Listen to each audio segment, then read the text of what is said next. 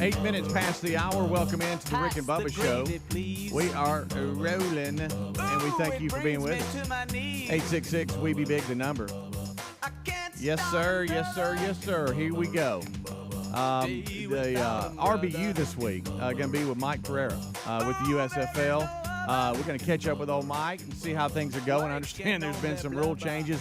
Jump into Mike's life and how he got into the positions he's in now and the history that he's had with being a referee, the NFL and the Fox and that relationship, and then over into the USFL. A lot to catch up with on Mike, one of our new best friends.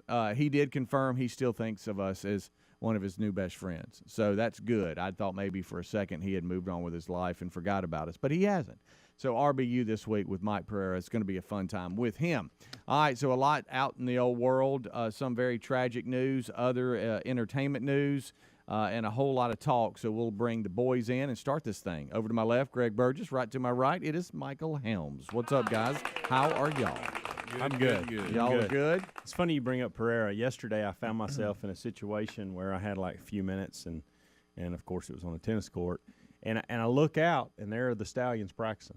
Oh, I was about to say, there's Mike Pereira. And I thought, who's that practicing football right now? And I just looked up and just got to watching them. You talking about the undefeated Birmingham Stallions? Stallions? That looks like the Birmingham Stallions. Yeah. So I couldn't resist. I had to go in and ask the guy that was working the shop. I said, hey, is that the Stallions? He's like, yep, they're here every morning practicing. I'm like, wow, okay, didn't know that. Did you say, hey, do they know I'm a tennis pro? Hey, I'll tell you, they were getting after it. They were getting after it. I bet and there was one coach who was not happy about something. Oh, really? And that was funny. So he had my attention, and I got to tell you, I'd like to play for him. Don't know who it was. Dang, you took off and ran a lap. So were you intrigued? I was. You sat there and watched for a while? I was. I got caught up in it for a minute. Forgot why you were there? I did. I completely forgot why I was there. I'm like, well, okay, I'm getting the behind-the-scenes action here. Yeah. Did you go over there and give him a speech and tell him that you are a certified tennis coach? Right. You could help them if anything. Don't think that would have impressed them at all. And I know you're upset, sir, but how's your backhand? Speaking of coaches, hey, Skip. Don't know who, and it wasn't Skip, but it was not sure who the coach was, but I got to tell you, he was laying into somebody, and I liked it a lot. I'd have played for that guy. Okay. He got my attention, for sure. Wow, he's on him. I saw that text to the staff. I laughed because you're like, I just look up and there they are. There they are. There they are. You never know in the Birmingham market. Birmingham is home to the USFL. All the teams are here up until when do they go to Omaha? Is it Omaha? Did I just make that up? Is that when where some of the championship No, games? they're going to Canton, Ohio, where the Hall of Fame is. You got them. They're not in the College World Series. I don't know why I got Omaha for some reason. You got this on your mind. You got the bracket over here. You got them in Omaha. I did. When I asked, I didn't say they were. I just didn't know. Well, I mean, it's known for football. So It is. I don't know why I thought of that. But I think maybe it's what you just said. You were looking at this bracket. Yeah. I was looking at it too. Yeah. So anyway, we'll talk to Mike Pereira. You talking about the road to Omaha? Yeah, right here in my hand. There it is. Regionals start this Friday for college baseball. Have y'all ever heard of Grand Canyon? Yes. Matter of fact, two of Tyler's roommates, when he played in Alaska for summer ball, two of his roommates played at Grand Canyon. Very good baseball program. I always like looking on here to see if there's any names that I don't recognize, and that was the name I did not recognize. Really? That's the one. Yeah. There it is. There it is. So, and then Coppin State. Never heard of Coppin. I've heard of Coppin State, but I know nothing about it. That's one of Greg's favorite. Didn't they make the basketball tournament one time? Probably. I think I remember hearing them. Yeah, but the field is set. Or somebody used to coach there I can't remember. How about Army's in it? They made the cut. Are they in the Hattiesburg Regional? They are. Okay. Oh, Speedy studied the He bracket. has studied the bracket. Well, when your kids are playing and all that, you kind of in it. He's got the USFL in Omaha, but you've got That's the teams I don't know. You got a number of regionals that are hosted in Birmingham markets. So I know a lot of folks will be coming into those markets to support their teams, but we'll give you updates. They start Friday. Number of games. Tennessee, of course, number 1 overall. Boy, they're good. Good night alive. They're good. Golly. All right, so that's happening. We've got a lot of different sporting events that we got to give you updates on. Some tragic news out of Tulsa. We had another shooter. Good night alive, man. Walks into looks like some type of, does it look like a campus or a hospital area there, and shoots 4, then turns the gun on himself, and they're not sure. It says here he stormed into a Tulsa hospital campus and tells passerby he's looking for Dr. Phillips. Okay. Kills 4 in a rampage before turning gun on himself. The unidentified gunman allegedly told multiple people to clear the medical center and that he was looking for a Dr. Phillips at the time of the shooting. They confirmed that he unfortunately killed 4 before turning the gun on himself, and they're investigating to see if he had set up some type of bomb threat or something, or planted a bomb at a residence before heading to the hospital campus. But anyway, they said no explosives were found in the house, but that was speculation at the time. And so terrible situation there in Tulsa. And that was breaking yesterday afternoon. Also, when I got home, I was able to catch, I'm talking about could not have timed it any better. The Johnny Depp Amber Heard verdict was in, and I was able to catch that live. Can I ask you about Johnny Depp didn't even come back from London. he said, I'm going to stay over here. You know, we see it in any celebrity trial for crimes or anything. These people that make signs and show up and they cheer and that don't surprise you, where are does you it? at in your life? If you take off work, I guess, to go stand outside to hold up a sign in support of Johnny, and you're going to cheer when you hear the verdict. I mean, that's your priority? Yeah. Come on. He was awarded $10 million in compensatory damages and another $5 million in punitive damages. They say the $5 million in punitive damages is the biggie there, because that's basically saying, Amber, you did all this. Now it's way below what he was asking. Yeah, asking $50 million. Yeah, but they said in the closing arguments that it wasn't about money, and Johnny Depp said it wasn't about money. It was about clearing his name and all this. So they were thinking that maybe he might be awarded $1 or something like that. Let me tell you something. He might as well be, because I doubt she's got that kind of cash laying around. She's not that famous, right? Or am I wrong? I don't really know. Well, no, I think she said they said the last thing that maybe she earned was about $2 to $3 million for Aquaman. I think she was awarded $2 million. So I guess it comes down to about $13 million. She won just one of the 3 countersuit claims and was awarded $2 million. Johnny Depp won all 3 of his, and so I guess he's thinking if this clears his name, because she basically called him an abuser in the article. She didn't call him by name. Yep. Because he's lost some of his. Well, he's no longer Jack Sparrow, right? Yeah. He said 6 years ago, my life, the life of my children, the lives of those closest to me, and also the lives of the people who, for many, many years, has supported me and believed in, were forever changed, and the jury has given me my life back. I'm truly humbled. We did stories years ago about his the money he's made and what he spent. Remember, it had nothing to do with her, right? Because remember, he was suing his accountants. That's what it was. Yeah. And they were going, hey, we tried to tell him he's spending too much money. He didn't listen to us. And then he said they stole from him or something. Yeah. I think he was supposed to, in the latest Pirates, he was supposed to get like $22 million. So this is a little bit back of that, but to your point, how in the world is she going to pay it? You know, I don't know. You know, I didn't realize. I'm just looking. I'm glad she's been in over 36 movies. Really? Yeah. And like she's been in Friday Night Lights as well. Like I don't know what character she played. I don't know who she is. Of course, she was part of the Justice League. I don't know what part she played in it. I don't know if these are big roles or. It looks like Depp's going to walk away with about $8.35 million. That's what they're estimating. We'll be right back. Rick and Bubba. You can count on CarShield helping you to save you from expensive car repairs with protection plans that cover more parts than ever before. You choose the mechanic to do the work, and CarShield administrators handle the rest. And every protection plan includes coast-to-coast roadside assistance, rental car options, and trip reimbursement at no extra cost. Get coverage today at carshield.com/Bubba or call 1-800-391-8888 to save 10% on your plan. That's carshield.com/Bubba. linkedin.com/Bubba. With spring in the air, it's time of renewal and growth personally and professionally. As your small business grows, LinkedIn Jobs is here to make it easier to find people you want to talk to faster and for free. Create a free job post in minutes on linkedin.com/Bubba to reach your network and beyond. Every week, nearly 40 million job seekers visit LinkedIn. Post your job for free at linkedin.com/Bubba. That's linkedin.com/Bubba. Or head to rickandbubba.com under the sponsors for a link. Terms and conditions apply. Mom, Dad's doing a crazy dance on the patio. Ooh, really bad dancing. Sweetie, are you okay? Vicious mosquitoes everywhere! Save yourselves! I'll call Cooks before you pull a muscle. You don't have to live with mosquitoes. Get proven protection from Cook's Pest Control. Call or go online for a free quote. Cook's Pest Control. Mom, Dad's doing a crazy dance on the patio. Ooh, really bad dancing. Sweetie, are you okay?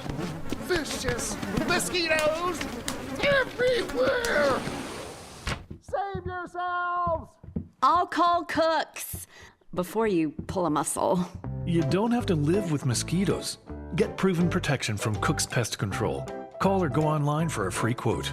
Cook's Pest Control. Prices have gone up on almost everything. That's why it's great to use GoodRx right now. With GoodRx, you can instantly compare prescription prices at local pharmacies and find discounts that can save you up to 80%. GoodRx is free, easy to use, and it works whether you do or do not have insurance. Find out more at goodrx.com/Bubba. That's goodrx.com/Bubba or rickandbubba.com under the sponsors. GoodRx is not insurance but can be used in place of insurance, Medicare, and Medicaid. In 2021, GoodRx users saved up to 81% on retail prescription prices. Terry was at her daughter's wedding for the weekend when she got a call from Simply Safe. Simply Safe had detected water in her basement just moments after the leak started. Protecting against floods is one of the reasons more than 4 million people trust their home protection to Simply Safe. With Simply Safe's 24/7 professional monitoring, you always have someone looking out for you. Go to simplysafebubba.com and claim a free indoor security camera, plus get $20 off with interactive monitoring. simplysafebubba.com or visit rickandbubba.com. This summer, enjoy more time in the sunshine and less time in the checkout line with HelloFresh.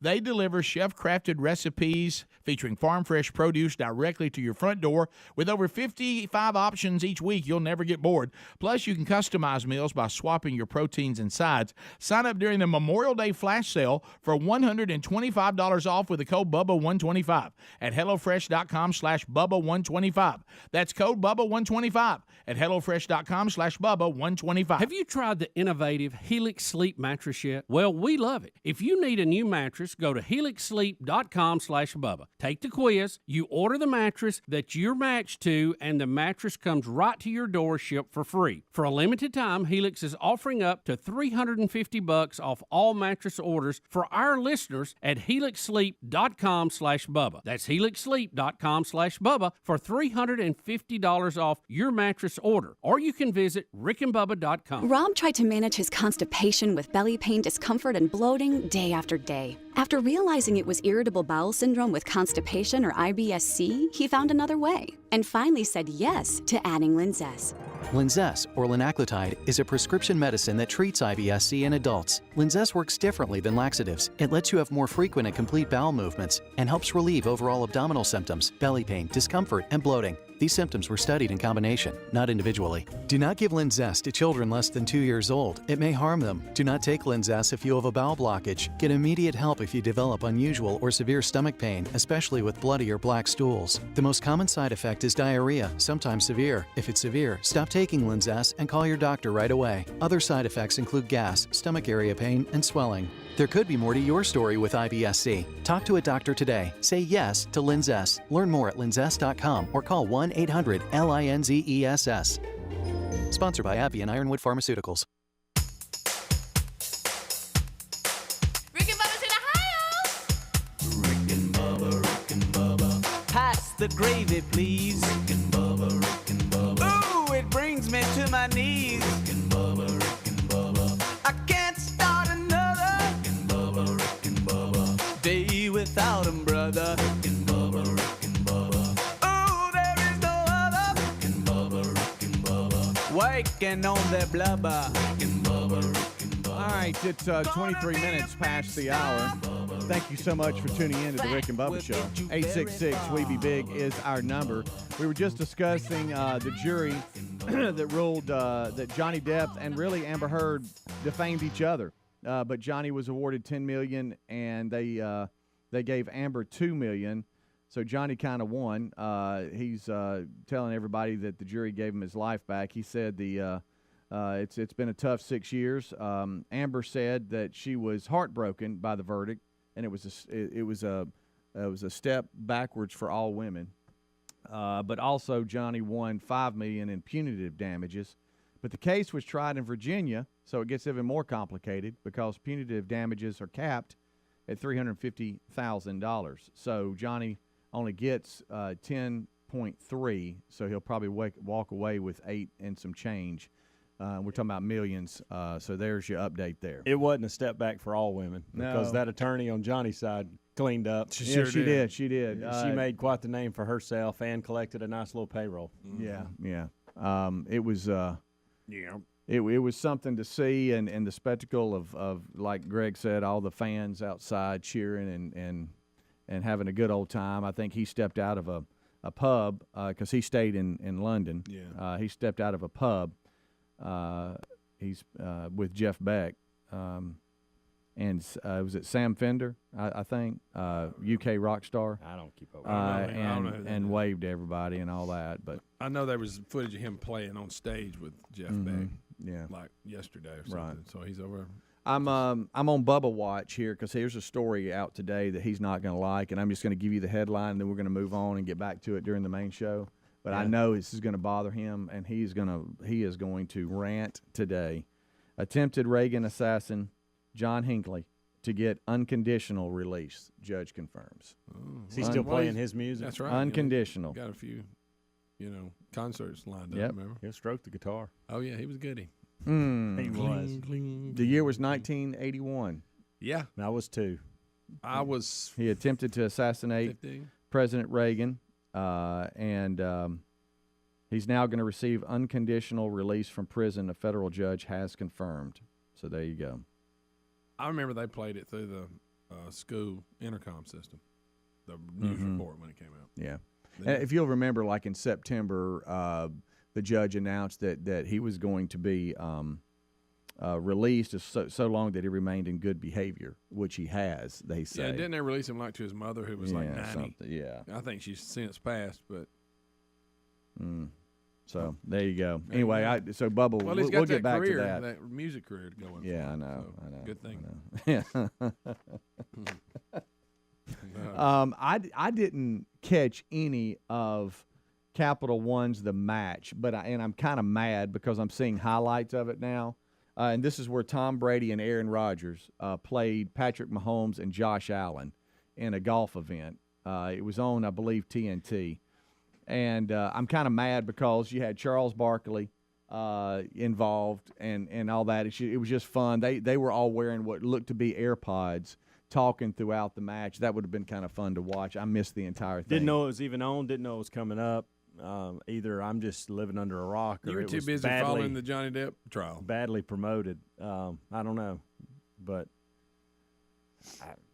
I probably would have watched a few minutes of it just for the commentary of Charles Barkley alone. Oh yeah. Anytime you get kind of behind the scenes and you get guys like that playing each other, that's just kind of. And fun. You said it was over in like 13 holes. 12, I believe. Yeah. Aaron Rodgers, he sunk a putt and they won.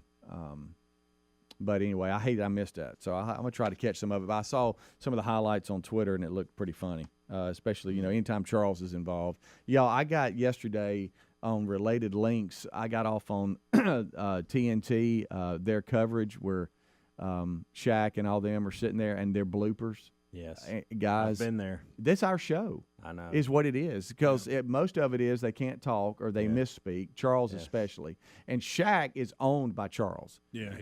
He thinks Charles, anytime Charles messes up or gets put in a handle, he gets to laughing so hard. And then Kenny is anyway, the whole thing is just hilarious. I think I spent 15 minutes on bloopers. I've done that good before stuff. with that particular show, and there is one that owns me. where they put something on the teleprompter for Charles to read, and he calls himself a DA. And he's like, "We'll be back. This is Charles Barkley, and I am a DA." And he doesn't catch it. He just reads it, and everybody's in there just cackling. I love how good. I love how he sits there for a second, and then everybody starts laughing. And then he smiles like, "Okay, you got me." And then when he had to apologize to all the ladies. The Houston thing. Was it Houston or San Antonio? San Antonio. Yes. And he said, I want to apologize to all y'all. Sure. Because he tried some food there and really liked it. But anyway, I got off on that yesterday. I did. And I'm just telling you, it's hilarious. When he gets on the social media folks, too, that's pretty funny. Yeah, that's good stuff. Love Charles. Yep. But anyway, Aaron Rodgers, Tom Brady. Just seeing them having fun and just playing golf was kind of cool. On Twitter, they got a lot of highlights and stuff like that. It was on TNT. But together, the 4 NFL stars have a combined 9 Super Bowl titles and nearly 90 appearances in the playoffs. That's a lot. That's a lot, y'all. A lot of wins. That is a lot. That's a lot. That's a lot. All right, we'll take a break. We'll come back. We got a lot to talk about today. A lot of stories out there. Rick is here. Bubba's here. Getting ready to go. The main show starts in about 30 minutes from now. 30. RBU today will be recorded and published Saturday morning on audio podcast formats, as well as Blaze TV, Pluto TV, YouTube, Facebook. It'll be with the USFL's Mike Pereira. So tune in for that. It's going to be a fun time with him. We'll be right back. Rick and Bubba, Rick and Bubba.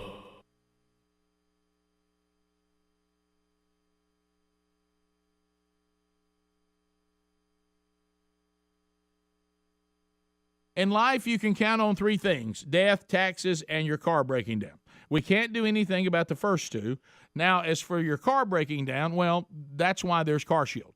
CarShield offers protection plans for around $100 a month that cover more parts than ever before. Whether your car has 5,000 or 150,000 miles, when you need a repair, you don't have to deal with the paperwork or the headaches. All you got to do is choose the mechanic to do the work, and CarShield administrators handle the rest. You can also count on CarShield to help take care of you when your car breaks down and you're stuck maybe on the side of the road. Every protection plan includes coast-to-coast roadside assistance, rental car options, and trip reimbursement at no extra cost. Get coverage today. Lock in your price, and it'll never go up at carshield.com/Bubba or call 1-800-391-8888. You'll save 10% on your plan. That's carshield.com/Bubba. Rob tried to manage his constipation with belly pain, discomfort, and bloating day after day. After realizing it was irritable bowel syndrome with constipation or IBS-C, he found another way and finally said yes to adding Linzess. Linzess, or linaclotide, is a prescription medicine that treats IBS-C in adults. Linzess works differently than laxatives. It lets you have more frequent and complete bowel movements and helps relieve overall abdominal symptoms, belly pain, discomfort, and bloating. These symptoms were studied in combination, not individually. Do not give Linzess to children less than 2 years old. It may harm them. Do not take Linzess if you have a bowel blockage. Get immediate help if you develop unusual or severe stomach pain, especially with bloody or black stools. The most common side effect is diarrhea, sometimes severe. If it's severe, stop taking Linzess and call your doctor right away. Other side effects include gas, stomach area pain, and swelling. There could be more to your story with IBS-C. Talk to a doctor today. Say yes to Linzess. Learn more at linzess.com or call 1-800-LINZESS. Sponsored by AbbVie and Ironwood Pharmaceuticals. With spring in the air, it's time of renewal and growth personally and professionally. As your small business grows, LinkedIn Jobs is here to make it easier to find people you want to talk to faster and for free. Create a free job post in minutes on linkedin.com/Bubba to reach your network and beyond. Every week, nearly 40 million job seekers visit LinkedIn. Post your job for free at linkedin.com/Bubba. That's linkedin.com/Bubba. Or head to rickandbubba.com under the sponsors for a link. Terms and conditions apply. Oh, look, honey, the ants are back. Wow. We leave one itsy-bitsy speck of food out, and they appear out of nowhere. Yeah, it's pretty hard to believe we used to try to get rid of these guys. Now they're just part of the family. To be honest, I liked our family the way it was before they came. I guess it's time to call Cooks. You don't have to live with pests. Get proven protection from Cook's Pest Control. Call or go online for a free quote. Cook's Pest Control. Have you tried Helix mattress yet? Everybody's unique, and Helix knows that. So they have several different mattress models to choose from. They have soft, medium, firm mattresses. They've got mattresses great for cooling you down if you sleep hot, and mattresses great for spinal alignment to prevent morning aches and pains. They even have a Helix mattress for the plus-size sleepers. The Helix mattress is a major upgrade, and we love them. Plus, they come in a box that comes right to your front door, and you can try it in your home for 100 nights risk-free. They even have a 10-year warranty, and Helix was awarded the #1 best overall mattress pick of 2021 by GQ and Wired Magazine. Go to helixsleep.com/Bubba. Take the quiz, order the mattress that's matched to you, and the mattress comes right to your door, shipped for free. For a limited time, Helix is offering up to $350 off all mattress orders at helixsleep.com/Bubba. helixsleep.com/Bubba. Visit rickandbubba.com under the sponsor. Are you ready to win an out-of-this-world family road trip? Our friends at Visit North Alabama have created another amazing chance for you and your family to have an out-of-this-world experience at the U.S. Space and Rocket Center in Huntsville, Alabama. Folks, this is the perfect weekend for the adventurous family. Parents and children ages 7 and up will launch into a mission to space or into an aerial combat scenario in authentic training simulators. Your family will even get to dress the part in your own aviation flight suits. Here's what's included. The winner's lodging and meals are all included, and you'll also get $1,500 spending money for you to use toward your out-of-this-world family road trip package. Someone's going to win. Maybe it'll be you. The winner will be announced on July the 1st. Sign up today and get entered to win at alabamaroadtrips.com. That's alabamaroadtrips.com. Or go to rickandbubba.com for a link under the contest tab or the sponsors. Rick and Bubba's in Ohio. Rick and Bubba. Pass the gravy, please. Rick and Bubba. Ooh, it brings me to my knees. Rick and Bubba. I can't start another. All right, 25 minutes till top of the hour. Busy show today. Thanks so much for tuning in. Rick and Bubba join us in 30 minutes from now. All right, we're going to go to Greg and see if he can do this. All right. Will you explain the Jubilee and what's going on with Queen Elizabeth? And go. She's been on the throne. The Platinum Jubilee. For 70 years. All right, correct. They're celebrating 70 years on the throne, but is it her birthday too, or is it just? Well, you throwing her birthday in, It's said because one of the headlines says something about her birthday. Okay. But they're celebrating her 70 years on the throne. Correct. And obviously nobody's ever. I had it that on. Long. That's the first platinum they've ever celebrated, right? Yeah. Didn't you say that? Because obviously there was never anybody else sat there that long. Right. When I say sit there, you know what I mean. I had it on in my office, and on Fox News, and Piers Morgan was, I guess, doing some commentary for them in regards to it and kind of watching the silliness of everything that is the Royals. And a lot of the talk was on Harry and Meghan and them dropping their duties, but evidently I think they may be there. They're not able to be on the balcony with the rest of the Royals because that they whole lost their situation's just and I could be getting half of this wrong, but because I was just listening. Well, it's very confusing. But the way Piers was describing it is because they got out, they are able to be there and enjoy it and be around family later, but they can't be a part of the Jubilee celebration, the parade, and all that, which was strange because they said, we're wondering how the exchange will go and what will that look like and when will that happen throughout the day and whatever. I think the whole thing's a joke, but I'm an idiot American who loves Jesus, so Well, I saw where they had some type of protester run out, and they're dragging him off. Oh, really? Yeah. You always got that guy show up. I think this is one of the first times, too, they've actually been able to do something outside, so everybody's excited about it. Their quarantine stuff is over. 70 years is a long time. Yeah. To be It is a long time. So it's a 4-day celebration. And I do see something about her birthday in here, Greg, so I don't think that you're crazy. I saw it in the headline, but I know the 70 years that she's been the queen. Queen's birthday parade at Horse Guards in London is the first official Jubilee event of Bank Holiday weekend. And I know we have the royal experts out there because we've heard from you. When we start trying to talk about the royal family, y'all start to cringe because we don't really truly know. It's hard to keep up and or so, care. Right, you're right. I just can't find it in me to care. Well, I just that's can't. another thing. I don't know why. Maybe you two may be able to help me out on this. I'm not anti, but I'm not for. I'm just I just don't really okay, care. Whatever. It's like I think it's pretty silly the way they act and that this is still going on in 2022. Yeah. And so to have that mindset, but also then be frustrated with Harry and Meghan who got out of that situation seems a little inconsistent to me. Right. So I'm trying to figure out what should I be mad at Harry and Meghan? But like should I celebrate them? Right. Aren't they still drawing Well, money I don't from know. it or something? I don't know. But why would that be a reason for me to get mad at them? I'm not mad at them either. I mean, I don't really care what they think when we get. I've just heard us talk about it, and for some reason, the show as a whole, I think, get frustrated with Harry and Meghan, and I'm like, well, we get frustrated with the royal family too. So which side are we on here? Right. Or are we even on a side and don't care about either one of them?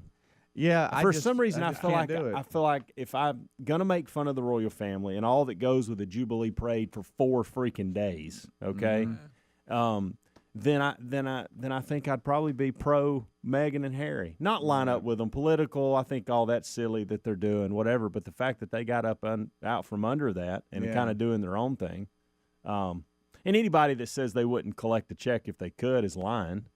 Yeah, but if you want to cut yourself from the whole royal family and cut yourself off. Yeah. Right. Again, I honestly, either way, I don't care. But let's say I cut myself off from the royal family and a check shows up in the mail. You just going to give that back? No. if you really want to be principled, I guess you Well, do. no, you're not going to do that, Greg. Well, I can't put myself in that situation. I'm so far from that. I don't know if you've seen the mall where, I mean, thousands of royal fans from all over the world traveled there. Look at them big fuzzy fuzzy hats. hats. Them big fuzzy puffy hats. Never understood that. I wish you had a big old fuzzy hat. Yeah. I mean, just huge. That's a big old puffy hat. Yes. Gosh, I wish we had one big enough for Big Boy, and he just had one on over there. Oh wow! Of course, after that tweet that our Marines here in the United States put out yesterday, was that real? We might as well put on fuzzy hats. Was that real? I think it was. It's in the it's in the stuff today for the show. Rick sent it out yesterday. It's sad. Basically celebrating June as Pride Month. Our Marines. I mean, the military don't need to be caught up in anything. Well, no, like that. Greg. I'm not saying they got to be anti or pro. Just don't acknowledge it. There's no reason for the United States Marines to comment on that at all. Yeah, that's my point. Yeah, pro or con, whatever. That really got under me yesterday. Yeah, I know. I didn't like it. But I'm excited about the 70 years. I don't even want to play the anthem this morning. Well, it's not. That's not why we're playing it. Well, I know, but for me, that's we're gonna boycott. Well, send it. It's gonna go to junk, or I'm gonna delete it. Y'all wasn't unhappy with that yesterday? Well, we just said we weren't. It was unnecessary. All of it. And then What's wrong with you, Greg? I don't know. Yeah. You really rubbing like it. Can I just tell you this? If you do that, it's gonna make it worse. Yeah. Guys, I'm sorry, but I'm back on this protest. A royal security alert in London. Police tackle 4 men to the floor after they break through barriers at the mall moments before Queen Elizabeth's Jubilee celebration. They're amongst all the red coats. And look, yes, all the red coats and puffy hats, they start trying to tear through them. Are they shirtless? They're not. No, they're not. But let me tell you something. They're acting like a shirtless person. They getting drug off, and I mean hard. Yeah. I don't know if you can drag somebody hard, but they are. You can tell. You can drag somebody hard. I've seen horses drag people pretty hard. Right. Very hard. So you can be done. You got to be strong and tough. Yes. It's like quick, fast. Would y'all? I don't know how they can fight with them big hats on. Let me ask you, because I don't know. Have y'all ever been out of the continental United States? Yeah. Have y'all ever? Where did you go? Peru. Peru. No, I haven't. Okay, I have Cusco not. to be exact. I have not. If there's one place, would y'all like to go? I mean, I know I would love to go to Israel. We've already talked about that, but like in the UK, where would y'all like to go? I'd go to Ireland. Okay. I wouldn't mind going to England, London. Yeah. I think I'd probably want to go England. I'd probably want to see that side of the world. I see where there's a lot of JC's 20 and that some of his friends that he went to high school with that are now they're about to be juniors in college. They're taking these summer European tour deals where they say they're educational. European studying abroad, they say. Yeah. But for the whole summer, I thought, that'd be kind of neat. Yeah. I'd like to go to Paris. I'd like to give Italy a run. You would? Yeah. Yeah, I hear it's pretty nice. But none of that's ever going to happen. So probably not. Yeah. No, I'm just thinking back in the day, being that age, heading on over. Love to go to Ireland. They would love that. Ireland. Amanda and I have got an 8-year plan going. Well, you and your plans. Well, you got to plan. It started off as a 10-year plan. We're down to 8. And so once we get to that, sky's the limit. We'll see. Now, you had a 5-year plan to learn Spanish, but that was out. Well, that's different. Yeah, that's not. That was Yeah. We threw that one out. Well, I didn't need it. Got a translator out. Before he saw Technology. that. I mean, Technology saved me 5 years. Speedy. You discovered that and went, what the heck am I I'm an doing? efficient guy. I like to be efficient. No reason for me to I can just type this in and my phone speaks back. Absolutely, 100%. And turns out they prefer that. Believe me, I've had painters come into my house where we've stood there and used the app right there together. Right, but I can't. Yeah, that's funny. We'll be right back. Rick and Bubba, Rick and Bubba.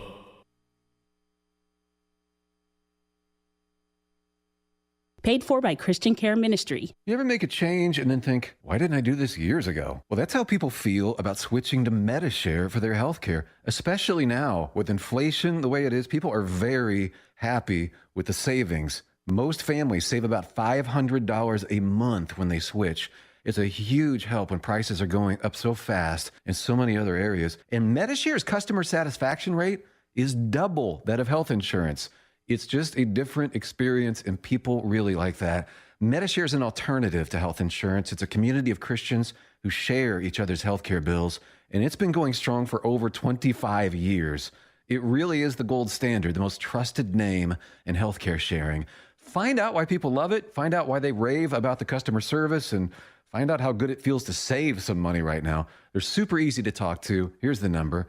855-51-BIBLE. That's 855-51-BIBLE. 855-51-BIBLE. There are so many words to describe Panera's new Chef's Chicken sandwiches. The chicken, juicy, succulent, seared. The brioche roll, buttery and toasty. The Parmesan crisps, crunchy, tangy. The secret aioli, creamy and rich. All those words, but when you have a bite, you might just be left speechless. Panera's new Chef's Chicken sandwiches. Enjoy $1 delivery fee when you order on our app. Restrictions apply. For details, visit panerabread.com/delivery info. It's the perfect season for a powerful business upgrade with Dell Technologies Summer Sale Event. Save up to 45% on secure PCs built for business with Windows 10 Pro. You'll also find great savings on Dell servers, monitors, docks, and other accessories to help boost productivity, plus enjoy free shipping on everything. Take the lead with Windows 10 Pro devices. Call 877-ASK-DELL for a Dell Technologies advisor who can help you find the right tech. That's 877-ASK-DELL for business specials during Dell's Summer Sale Event. This Father's Day, visit Boot Barn for quality gifts and personalized services. Gifts range from American-made and handcrafted cowboy boots to durable suede jackets, iconic Western shirts, and heavy-duty jeans. We provide same-day gift delivery with gift wrapping and a card included. And when you visit us in store, our team of experts can help guide you as you shop. Boot Barn for Father's Day. Unwrap the West. You know when you see a great deal on the phone and then you find out it's not for you? Not at Verizon. They just gave us all a new iPhone 13. So we both got the same great deal. Yep. Get iPhone 13 on us with select trade-in and 5G unlimited plans for every customer, current, new, everyone, to show the love. Only from Verizon. $799.99, 128 gigabytes only, device payment purchase with new or upgrade smartphone line required. Less up to $800 trade-in/promo credit applied over 36 months. 0% APR. Trade-in conditions apply.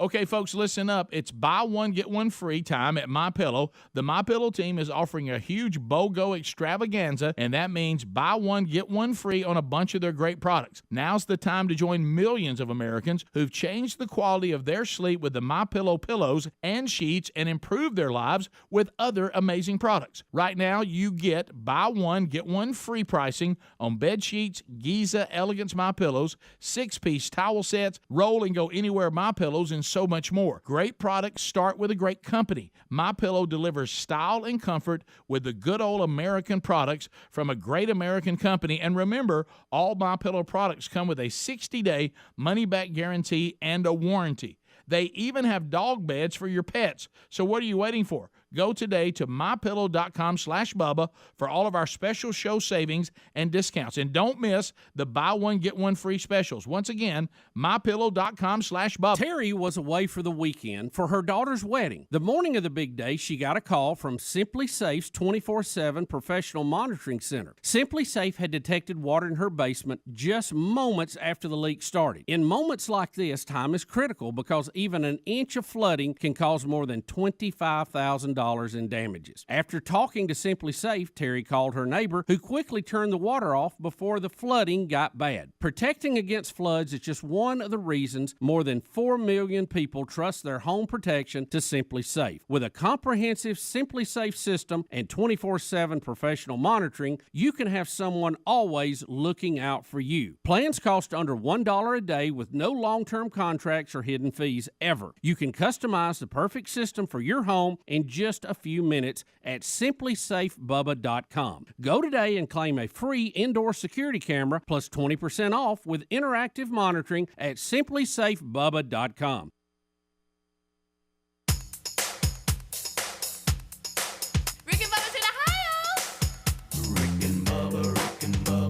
Pass the gravy, please. Rick and Bubba, Rick and Bubba. Ooh, it brings me to my knees. Rick and Bubba, Rick and Bubba. I can't stop. We got 11 minutes till top of the hour. Thank you so much for tuning in to the kickoff hour here on the Rick and Bubba Show. This portion of the show brought to you by carshield.com/Bubba. Look. Raise your hand if you like car trouble. Helmsy, I know yours was resolved. You had this weird battery issue, but it gave you handles, right? When something goes wrong, you can count on, expensive repairs. That's coming your way. You save some money. You think, okay, we got a little savings going, and all of a sudden, boom, car trouble. They offer at carshield.com/Bubba protective plans for around just $100 a month that cover more parts than ever before, whether your car has 5,000 or 150,000 miles. When you need repair, you don't have to deal with the paperwork or the headaches. All you have to do is choose the mechanic to do the work, and CarShield administrators handle the rest. You can also count on them to help take care of you when your car breaks down and you're stuck on the side of the road. Every protection plan includes coast-to-coast roadside assistance, rental car options, and trip reimbursements at no extra cost. So get covered today, folks, and lock in your price because as a listener and viewer of this show, it will never go up. That means as long as you own your car, no matter how old it is, you're protected from the rising cost of parts and repairs for your vehicle. Get locked in today. Get covered today. It's easy. Go to carshield.com/Bubba for your free quote, carshield.com/Bubba, or you can save 10% by either going to that link I just gave or call 1-800-391-8888. You can always go to rickandbubba.com, click on the sponsors button. All right, we're coming on back. Quick update. I know the guys will probably want to jump into it too. This whole Jimbo Fisher-Nick Saban feud. We heard from Coach Saban day before yesterday, on the show. And we knew that yesterday Jimbo was up as they're down in Destin, the SEC coaches. And he said that his public feud with Coach Saban is over. Yep. He said we talked about it, what he accused us of. He said, and we said it's over with. We're moving on, and we want to work on fix the problems that they have in college football, which are a lot more pressing needs than our arguments. So they said we're done. They obviously talked about it and then said, "No, that don't mean he didn't mean everything he said." Maybe it has. Maybe it happened yesterday, and we just don't know. But again, I go back to this. Now, Jimbo, you said that y'all were done. Completely done. Done with it. Is that still your opinion on the matter, or are you guys going to patch things up and be friends? Yeah, that you were. Yeah.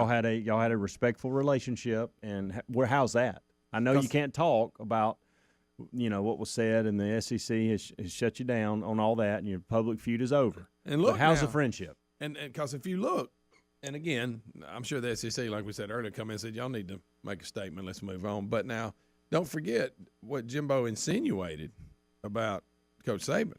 That's a big deal. He talks about what Coach Saban said, but his reaction when you pretty much say he's a cheater and nobody knows about it. Well, let's talk about it. So Saban. So basically, Saban was he mentioned Texas A&M. He said, and that was the mistake. I shouldn't have called somebody out like that. I shouldn't have individually said Texas A&M. But to your point, Coach Fisher's response was very personal. Yes. Said that Very Saban was a narcissist, that, he was a little G God of coaches. And when he coached for Coach Bowden, some people you learn things what to do, and then some you learn what not to do, which is true. And hey, those that coach with him, they know. And stuff. He insinuated a lot. When he doesn't get his way and win, this is what he does. He got pretty personal. Oh, 100%. And I'm like, whoa, hey now. But Helmsy, that would be a great. He said it's tough to come back from that. They'll be cordial, but I don't believe they're going to be hanging out. I'll tell you that. That'd be tough to get past. Yeah, I know. He said Fisher went on to say that there's just a lot lacking when it comes to NIL laws because they create difficult situations. And he said the answer is, unfortunately, there is no answer. He even went back to when they were together. Fisher and Saban were together at LSU and said, we were good, had a great relationship, had a lot of success, did well, no issues, and then now you got this. So I don't know how you patch that up. I think you probably grin. Time is what patches that up. Yeah. You kind of grin, try to be professional, knowing that the SEC office came down on both of you pretty hard, said, hey, y'all clean this up. And then I guess you just move on. When you play each other, go to the 50-yard line, shake hands, fake smile, and go to war. There it is. On the field. But you also go, I'll make a mental note of that. Yeah, of course. Of course. And there's a good chance, looking at their schedules yesterday after we listened to Saban, I think they got 5 games before they meet one another. And they've got some tough matchups, but there's a very good chance that both those teams go in undefeated for that matchup. Yeah. So should be fun. Yeah, very. Yeah, have you noticed, though, and I know that there's no assistants that want to get in this. I think Kirby Smart had mentioned something about it, but have you noticed that nobody really jumped behind Fisher in his accusations to Saban? They've asked Napier and all them who's coached with him, and none of them wanted. None of them are like, oh yeah, what he said. I mean, nobody's really doing that. I know that they don't want to get in it, so they're probably just going to say no comment and move on. That, and if they get fired, they need a job to recover. Yeah, to rehab. There's that too. Yeah. Don't burn a bridge. But if a lot of what Fisher was saying was real and true, whatever, you would think somebody that might just be done with coaching would come back and go, yeah. I'll tell you what, and you're just not hearing that. Like we covered it yesterday, but like I said, when you're really mad and you start talking, he might should have took a little time before he made his statement. Yeah. When you're so mad your voice was shaking, his voice was shaking. And he had time. He was told that in the previous night because this happened at night. And the word started getting out, and he knew it at that point. Right. And if he didn't, he certainly knew it when he woke up. So he had hours to process this. He was mad. So he what happened, Greg, is he processed it. He was real. Yeah. That was the real Jimbo Fisher because he had time to process all of that. That wasn't a spine reaction. That was him going, okay, I've had plenty of time to think about this. I've actually talked to other people about this, and this is what I'm going to do in this press conference. Yeah. So he's mad. Oh. But they've moved on. So they've moved on. He said it's over. Speaking of moving on, I think I'm just going to have to wait until Top Gun comes out on TV because I just can't find any chance to watch it, and I'm trying to push schedules around and be selfish with family and all this to watch the movie because I'm afraid I'm gonna know it all before. But I think I'm just gonna. I think what I'm gonna have to do is just tell the guys, y'all talk about it freely, just do whatever you want to. Then by the time I get a chance to watch it, it'll be one of these afternoons when it hits Amazon or wherever it hits, and I'll go, "Oh my goodness, I hadn't seen that yet." and by that time, enough time will go by that I forgot what everybody else said. Yeah. And I also, though, I get you're not going to have the experience of the sound. You're right. And I'm the same way. I'm probably not going to end up going to the movie. I mean, when am I going to the movie? There is a slim chance that I could go tonight if the rain cooperated.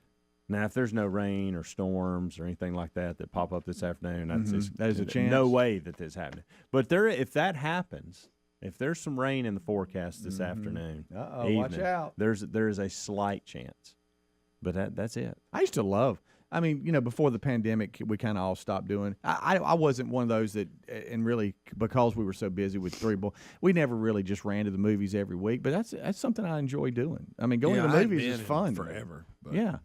I mean, just going and seeing it. But now it's just there's so many other options. In your lifetime, have you seen more or less than 50 movies in the movie theaters? More. See, I haven't. I'm not a big movie guy. You said in your life. In my life. I would I would think more. Yeah. I think I'm not. I want to say I want to say Grease alone. My sister drugged me to Grease probably 10 times. Really? Yeah. Because I mean, that's weird. She was in charge of taking care of me. She's yeah. I'll tell you where we're going. We're going to Grease. Loved her some Grease. I could quote every line. Look, I get she it. loved her some Grease. You kidding? I don't even like musicals, and I kind of like. I ate a quarter of that up just going to that. That's funny. Did you like Grease? Well, I was just. Did you think you were John Travolta? Redheaded and freckled and just hanging out. You had no choice. No, it could have been worse. It's not a bad movie. She could drive. She's a couple years ahead of me. It could have been a worse movie. So that you didn't do too bad. And now that I look back on it, I understand what my parents were doing.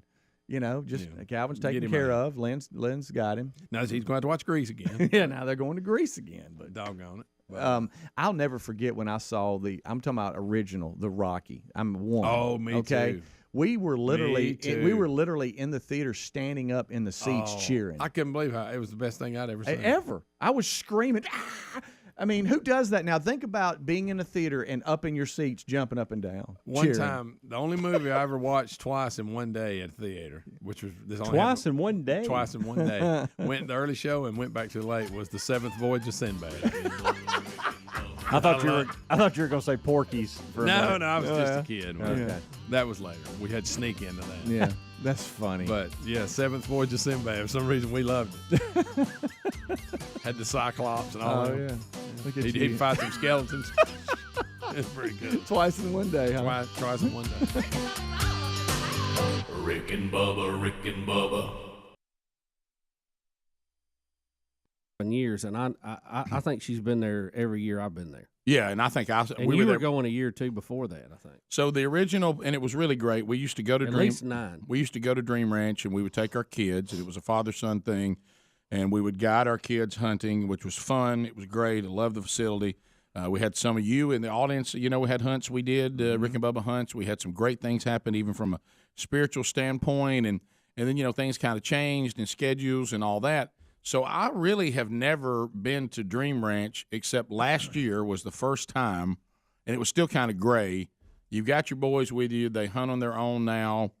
If you want to go out, this is how many deer, are available to your family. And so you decide how you want to disperse these tags. Mm-hmm. And I'm kind of like, okay, boys, so it's just whoever gets them on the ground first, that's who gets them. So Dad's in now. And then we didn't see anything last year. We had the drought. It was kind of rough, and we never saw any shooters or anything like that. So when I hear that Bubba and I have a chance, now I realize it's just a short window and it's an afternoon, and the odds are not strong when you're just going to hunt an afternoon.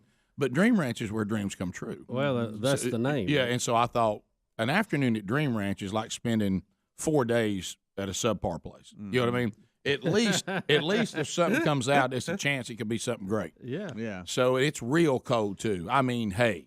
So we Bubba and I go, and we couldn't be more excited, and we had a great time together, and it was good for us to spend some time together. You think we work together. We do spend a lot of working time together, but we don't spend a lot of leisure time together just because of all of our other commitments and family and all that. But it's hard to talk about Speedy and Greg with them sitting here. It really is. So we really ran you guys through the ringer on the way. Thanks, guys. And we just had a blast. It was a lot of fun, and we get there and we get out, and we're loving the great outdoors, and it's just a wonder. Look, even the worst hunting day I've ever had was still a pretty good day. Yeah. And so we went. We were dressed appropriately. So I got cold, but I didn't get miserable because I was dressed appropriately. Rick, I had so many clothes on, I was miserable, but I didn't get cold. Right. I mean, I was dressed. I could have fallen into the great, down the side of a mountain with a Yeti on it, and I'd have been fine. I've never thought about what Bubba made me aware of yesterday. Bubba I don't know what size shoe he's supposed to wear, but because of all of his clothing, he's actually gone to a larger size boot to be able to stick all of his clothing, right, and still have room in there. And then he's got so many socks on. What do you? You're at least 2 sizes up or something. I mean, well, I wear. Here's the thing. I normally don't wear rubber boots, but at Dream Ranch, because it's lower and it's kind of near a river, it's a little more muddy there. Yeah. So that's the one place that I wear rubber boots. So I'm not really used to wearing rubber boots and the sizes and all that, but I have I wear probably 11 and a half in tennis shoes. So I have like a 12 and a half rubber boot. But getting over, even without my stuff tucked in, my breeches and pants and all that, I have a hard time, and I know you do too. My calf is bigger size-wise than my foot. Yeah, as a matter of fact, on my rubber boots, it has that where you can tighten them. Mine's always hanging loose because my calves are so big. Well, I mean, there's no way I can't tighten them up. I'm lucky to get my calf in that boot. And I have to get up on a bed and jump into the boots to get my feet in them, and then try to get them off is a whole nother thing. Yeah. At one point, I had to ask the great Josh Benner to help me pull the zipper up in the back. You know? Yeah. You know, I never can remember. Is his last name Brenner or Benner? Benner. It's Benner. Okay. I always get that confused. Yeah. Even when I know his parents, and I get the same thing confused with them. Josh was a guide for me a year ago, 2 years ago, and great guy. We have some family connections back this way, and he played at the great Madison Academy, Rick. I know. And so Bubba has actually killed a really good deer at Dream Ranch. I never have. So I was stoked in the snow. It was the greatest hunting day I have ever had. I was stoked. I was like, man, I got a chance. This is it. The weather's good. And you know what I've noticed too? We throw a lot of things around that I've noticed that aren't true to make ourselves feel better. Hey, they gonna move today because it's freezing cold. Yeah. Hey, they gonna move today. They don't always. And plus, but if you think about it, we're 2 guys, and they've dropped us into 1,200 acres. Well, they might move, but what's the odds they're going to move where you are? Right. Yeah. You know what I mean? I mean, it's not like. I did have an experience yesterday I'd never had before out in the great outdoors. I had a cramp in my calf. Greg? In a boot that was on so tight I had very little blood flow. no. And it was weird. It was weird because usually a cramp pain, let's say it's on a scale of 1 to 10, it's about 11. Yeah. You know, you got to have help. Yeah. Well, this one was about a 6 or 7. Yeah. Oh, boy. And it felt like it was running up and down my leg. And I thought, do I try to get my boot down and let it out? Yeah. I couldn't. Get this. It's been calm. Nothing's out.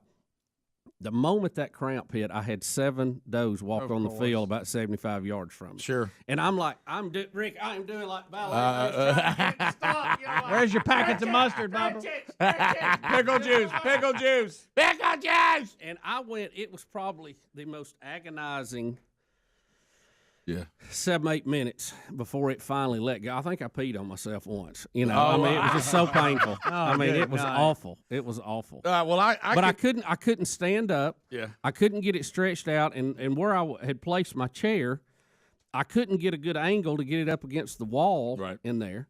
And I thought, well, eventually it has to let go. But, Rick, I was doing ballet. I climbed all over that chair backwards, up the wall, down. I was like, oh, please just quit somehow. Gosh, I didn't know that was going on.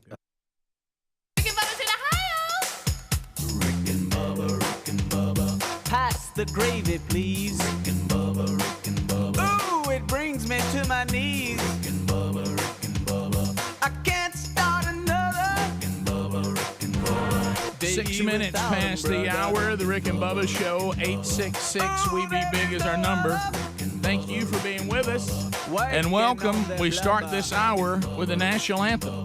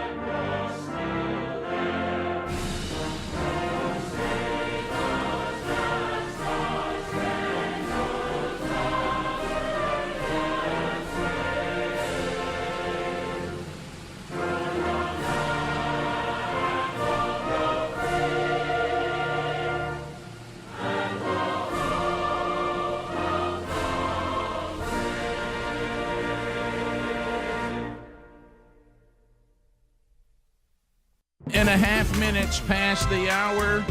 The Rick and Bubba Show. Thank you for being with us.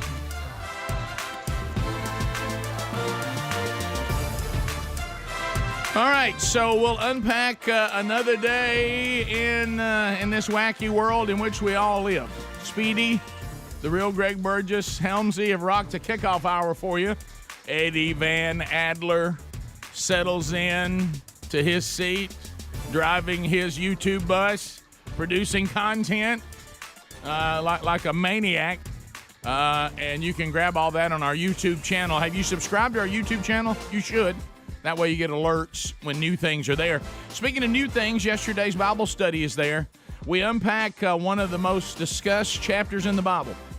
Genesis 22, Abraham's faith tested with his son Isaac. So it is it's a heart-wrenching walk through world history, and you can catch that today in the archives. There's one on our YouTube channel, and there's one on our podcast channel for your consumption if you so desire. All right, so things to unpack. If you got your Little League football team and you want to maybe be with the VIP privileges for the USFL action in Birmingham, our home city, this weekend, be sure and get that in. Another team will be announced tomorrow. Rick and Bubba University, the podcast, speaking again of content, will be out this weekend. Mike Pereira with the USFL will be our guest. And, we kind of connected with Mike. That should be a lot of fun. We look forward to that.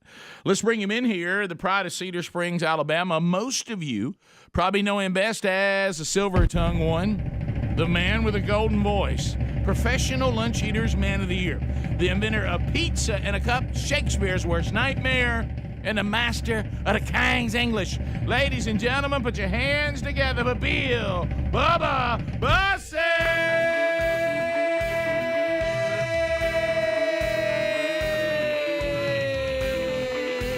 Howdy, Bubba. How about it, Rick Burgess? Friends, neighbors, associates everywhere, welcome in to the little party we call Rick and Bubba. Yep, we got a seat for him, Bubba.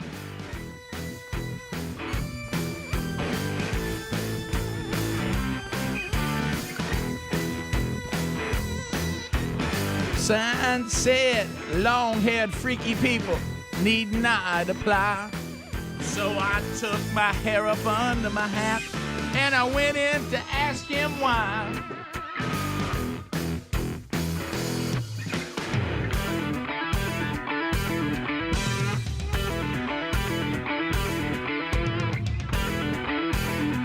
Oh, sign, sign, everywhere a sign.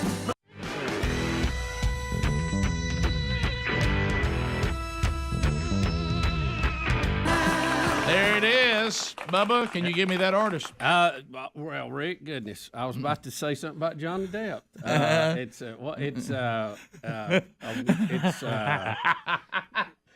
Adler's hint is not that great, by the way. It's either something to do with a bird or an earthquake. Give him that, then that.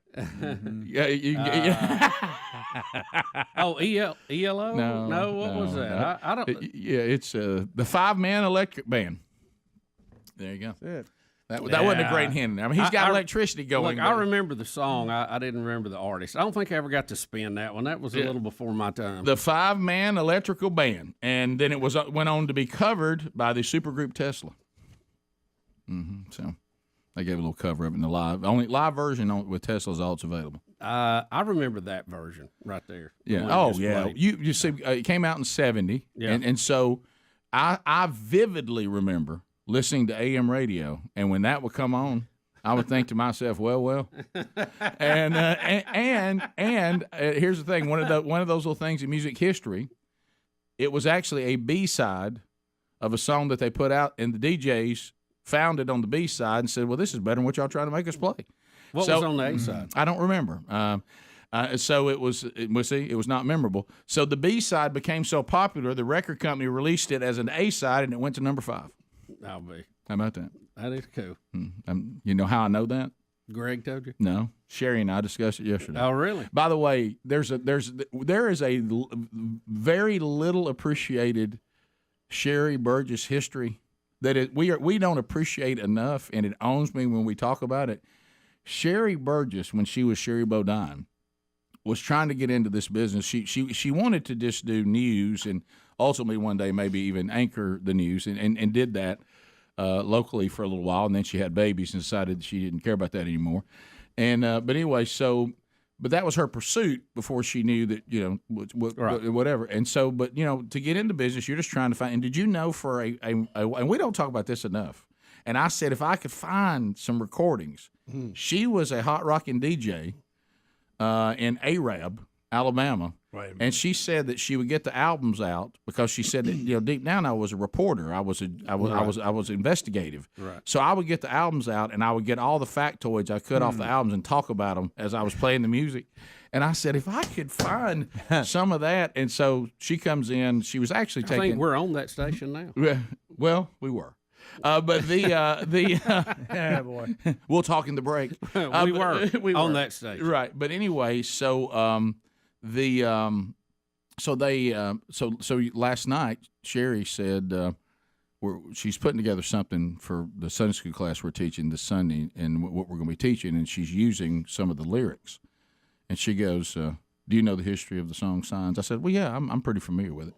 And so then we walked through that, and we were talking about the fact that I did not know it was a B-side. That, I didn't either. Yeah, there's been a lot of those. See, Beth was a B-side by kids. Yeah, well, a lot of that was. I remember the songs later on, but it was really a little bit pre me being into music. Yeah. So. Yeah. Well, and then she made the mistake of bringing this song. I didn't up. get it in my record club deal. Is what I'm trying to say. Mm-hmm. Yeah. Well, then I had to say to her, "Well, you know who did a cover of it?" And she goes, "No." And I said, "Well, that was much later, but that was Supergroup Tesla." And then that led into Marconi and Tesla. Oh yeah. Then we got talking about Spark Gap. Yep. So next y'all are going to argue who came up with calculus. I know it, but did you ever think that I would come in and play this song and say that Sherry and I were discussing it? No, I didn't. Right. That one caught me a little off guard today. And we don't give enough the fact that Sherry. There was a brief moment when Sherry was a DJ. Yeah. Brief. Surely. And apparently she would give you a tremendous amount of history on every song. Surely there is an air check out there somewhere. Maybe an intro like Mr. Allen. I mean, can you imagine? You don't realize how many of those kind of things I have too, but because of the abuse of that one, I have set on it. You don't care about the audience. Anything for the show, Bubba. Bring them in. All right, we'll come back. Bubba had me doing a UFO report on your phones one time. I know we do. Let it get away. I'll tell you, just the two of us together when you go to the Rainbow People. Oh, yeah. I do have that. Yeah. All right, we'll be back. Bubba, you mentioned the verdicts are in. Rick and Bubba, Rick and Bubba. And so anyway, but I was afraid if I let my boot down, it might go full bore, and I just have to start banging around in the shooting house. And I didn't want to do that. Have you ever been so certain you were going to see the biggest deer you ever saw in your whole life, and you were going to kill the biggest deer you ever killed, that as the darkness is coming in and lights get away, you just start straining? I mean, I've never strained so hard to try to find a deer. Oh, yeah. I mean, I was straining my eyes. I thought my eyes were going to explode. I thought my eyes were going to burst. Here it comes. So I saw, 4, really, really young bucks, not shooters at all, not even close. And then I saw, some does. That's really all I saw. And then Bubba. Well, I had a shooter come out. He made his way across the field, but he did not give me what I call a good shooting angle. Rick, he had his butt right toward me the whole time. Yeah. And I thought you would just go for the Texas one-holer. I certainly thought about that, but I'll tell you what, it's y'all's fault. It's y'all's fault because I thought if I shoot that deer in the butt and it's a mess, trying to get that thing back in, I will never hear the end of it. Greg will be on me. I'll hear so much butt jokes that I can't. And I thought, when you're hunting, you try to get a good, clean kill on the deer, and you have to do that through the front and the vital organs, and don't gross anybody out. But I mean, that's just what you're trying to do. So, I thought, gosh, and I tried getting him to stop. I tried to get him to turn. I was meh. And he was he had his tail right at me walking away. So I tried to angle in a shot that I thought I could graze the hip and get in to the main part. What are you thinking? And the margin of error on that is so small. And I thought, I'm just going to have to do something because he's not going to turn. I could have waited and probably should have. But I fired a shot, and it looks like it was a miss because it was just too tight of a window to try to sneak it in. And I missed. And it just so happened that I had a scope set up that I could video. So I have my own damning evidence that I brought to we broke it show. down, too. We broke it down a lot, too. We really, really spent time on it, breaking it down because the And scope I'm still he had learning videotape what he had. Right. And I'm still learning the technology, and I've got to get a little more proficient with it. But, you hate to miss. Especially there. Hate I mean, looking at that miss. video, all you had was a Texas one hole. That's the only shot that was there. Well, I tried. You saw it, and I was going back through my mind. When you lay down at night, you start replaying. What was I? And I remember thinking, and I looked at the video this morning. I showed you guys. I thought it was going to be one of those where you throw a baseball down a chimney, but I thought I could do it, and I couldn't. I missed. Yeah. Then there's that old terrible feeling of missing. Oh yeah, It's just I horrible. hate to miss it. When everybody comes and the price of shells now is about $5. What I love is how nobody wants to believe it. Everybody's certain that you're mistaken and they're going to find the deer. And finally, you just have to say, guys, let me tell you something. I did not hit that deer. If you look back at my very first text, I think I said, "Hey guys, I missed." Well, see, I didn't believe that. I thought because I know, and because of Greg's experience, you remember the time he thought he missed, and him and Speedy almost got in a fight, right? And we went and we found the buck he shot. That's because he didn't want to look, and I'm like, no, let's at least go look, and then there it was laying. Right. Yeah. I mean, he wanted to leave. You almost got in a fight at the truck, way back out, walking out of the green field. Yeah, but see, when Bubba said he missed, I thought, well, what he means is I didn't knock it down right where it is. Yeah. Because to us, a lot of times, and plus now I can be a little more of a cowboy. I'll try some miraculous shot. Yeah. You know what I mean? Ricochet off a tree. But Bubba's pretty much taking shots that are like, okay, barring just a huge mistake. So I kept thinking he just thinks he missed it because it's not laying right there. Right. But then after I watched the video, I'm like, what kind of shot is this? Okay, now. Rick, good news. I think the Wheel of Meat is now ready and worthy to spin to be the Wheel of Champions when we give these tickets away. I'm all in. Do y'all like Wheel of Champions over Wheel of Winners? Because only one's going to win. Oh, yeah. Yeah. I mean, it's really a Wheel of Qualifiers, but so it should be Wheel of Champion then, because they all there's going to be a champion that's going to land in. Looks good. Very subtle, but it gets the job. I like that a lot. And what we've done, we've gone back and put numbers with each spot that the wheel can stop. And we left the pictures up of what we had, but we put little numbers. Now we're 1 through 0, Rick, which will represent 1 through 10, and I'm just out of numbers at that point. But we'll finish it out actually and do all 16 for future drawings. Like when we have a drawing with the golden ticket seats here or something. All right, we're back. 21 minutes past the hour. Rick and Bubba Show. Thanks for being with us. Here's the updates. Verdict is in.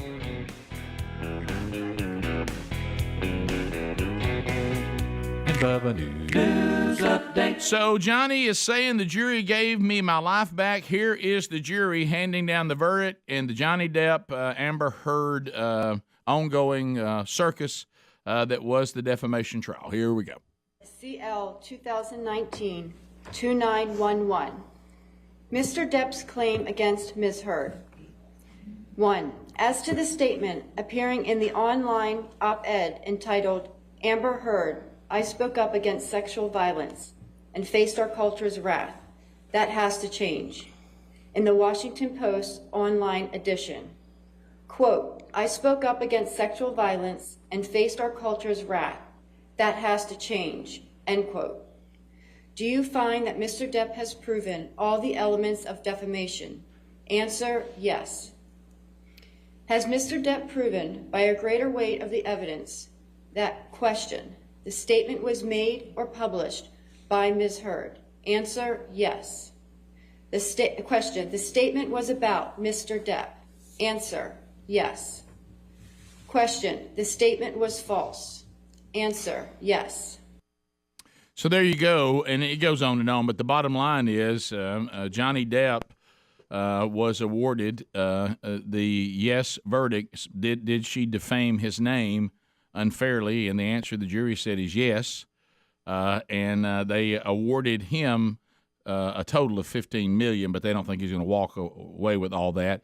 But also there was one part in here where Amber Heard got $2 million over something that he did that they said that he did do, and they agreed that he should have to pay something on that too. Yeah, she got $2 million. So if you look at the gross numbers in this, and you can get lost in the minutia of all the numbers and whether it's compensatory or punitive damages and all this kind of stuff, he got $15 million, she got $2 million.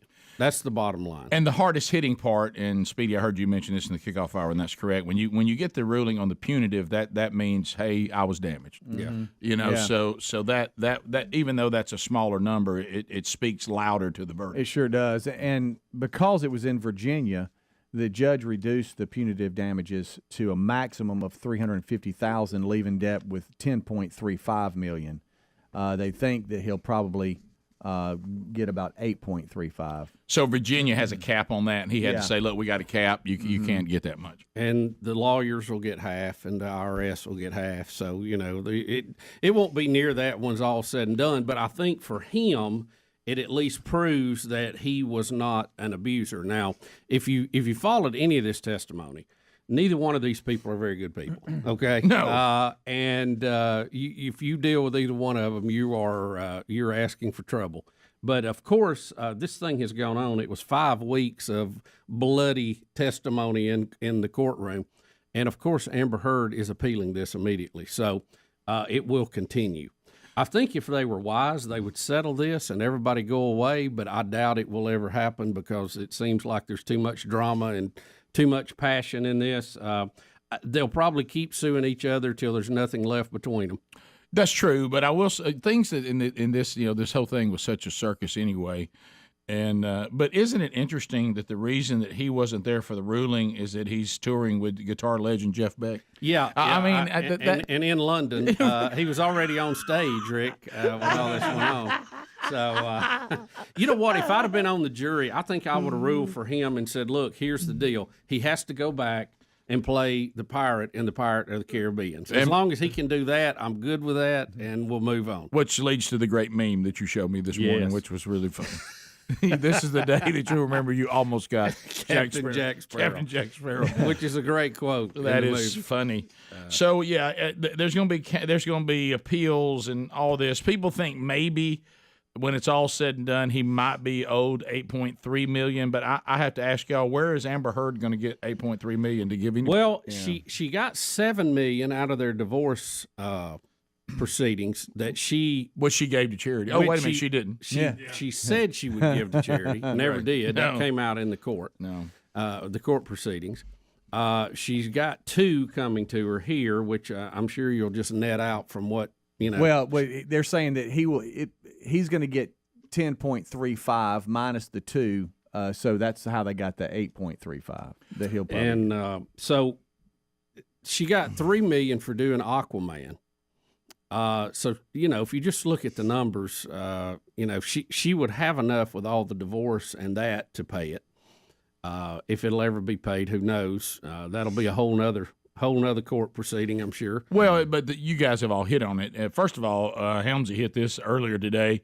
I did not know she'd been in 36 movies. I'd never heard of Amber Heard until this trial. Yeah. I had no idea who she was. I'd heard her name a few times. I really wasn't familiar with her work, but but that doesn't mean much. I mean, you could be in a ton of stuff and be like a really happening thing, and I don't know who you are. You know, but the now she says this is a great setback, you know, for women and all this kind of stuff. But you know, the bottom line, they had a lot of court time. And she just could not prove that she was abused. That was the bottom line. Yeah, I tilted my head at one headline I saw today in passing, and maybe the headline was misleading, that she's trying anything, I think, to get sympathy. This is really a blow for black women. What? No, I didn't follow that. What kind of narrative is that? I mean, but Rick, are you sure?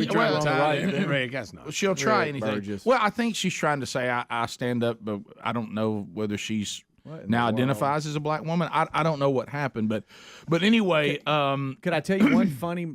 It was I thought it was funny moment that the judge, Rick, when she was given the paper for what the jury has decided, they didn't fill out any of the like lines where it said who was awarded what, and so she had to send them back in to the chambers and say, y'all got to put some amount here. Everybody thought it would be like $1 or something, because Depp's side in the closing argument said this isn't about money, it's about clearing his name, and so they didn't think that he'd be awarded really much of anything.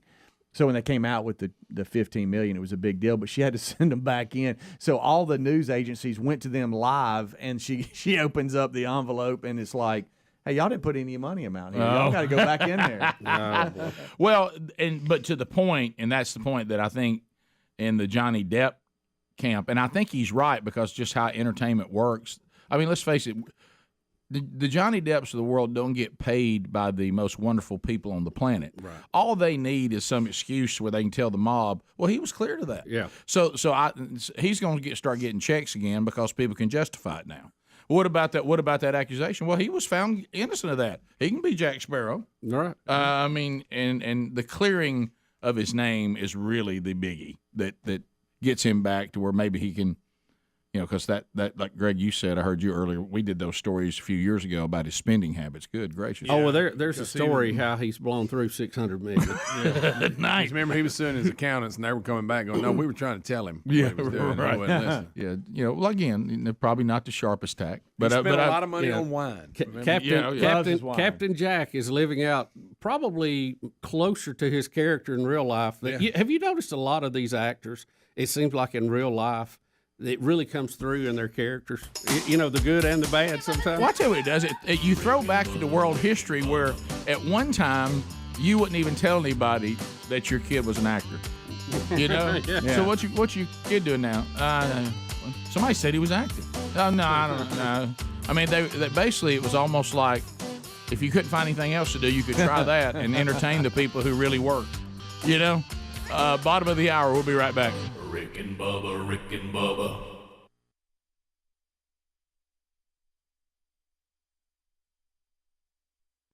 Yeah. And today, if it lands on a spot that doesn't have a number, we spin again. We spin again. Yeah. I got you. Okay. That's what. Yeah. All right. Done. Looks good. So that'll be happening in the last live hour today. So 2 more qualifiers to come. Rick, I was looking, and I'd had several people email me and ask me if I had seen with the national championship coming up, and that'll be a big sports story this weekend building up to that. Alabama's well-known strength coach, Scott Cochran, have you seen him firing the players up this week? Yep. I've seen him in the past. I've not seen him this week. Okay, Rick, he, in a video, took the 2017 runner-up trophy and smashed it and basically said that's not what we play for. I got to tell you, I dig that. I have not heard the audio. Has anybody? He took a sledgehammer. Yeah, we watched it this morning. We watched it in the kickoff hour, and Greg and really Helms even brought up the fact that the players seemed to kind of just they run out there to stomp it, and they just really they didn't really know what to do. Right, they were kind of caught off guard. Almost like they were. Now I've seen the strength coach do his thing. I mean, there may be some concern. I mean, he can scare you. I mean, he's a little out there. I've always wondered if do it again, Speed. You do a good. I told you on my first. He brings a trophy in the locker room. I love when he's the get back coach and he's holding up a fork. Yeah. A lot of slams it on the ground very hard. It was a lot of passion. Yeah. Now I could do without the yeah thing that they play. Yes, I could do without that. I got to tell y'all, it seems to be working. It does. I mean, I know they're he gets a lot out of them. I know they're 5 stars too, but that doesn't hurt. But look, still got to work out. It is a mindset though that you don't play for second place. I mean, a lot of people go, "Hey, great, we finished second." No. You're playing for first. They're serious about it. They've made a commitment to it. They spend a lot of money on it. Yeah. And they get a lot of money out of it, and they're serious about it. Of course, that was a fake trophy. I do wonder if it was the real one. I don't think it's the real I one. don't think you could probably get in a trophy case, but the point was made. Boy, I'd love to be able to. I mean, if you destroyed the real one, that's really something. What if you had a replica made? How do you get permission? And you were looking at it. You probably don't. Yeah. You were looking at it and comparing it, and you got them confused, and you got the real one. Mm-hmm.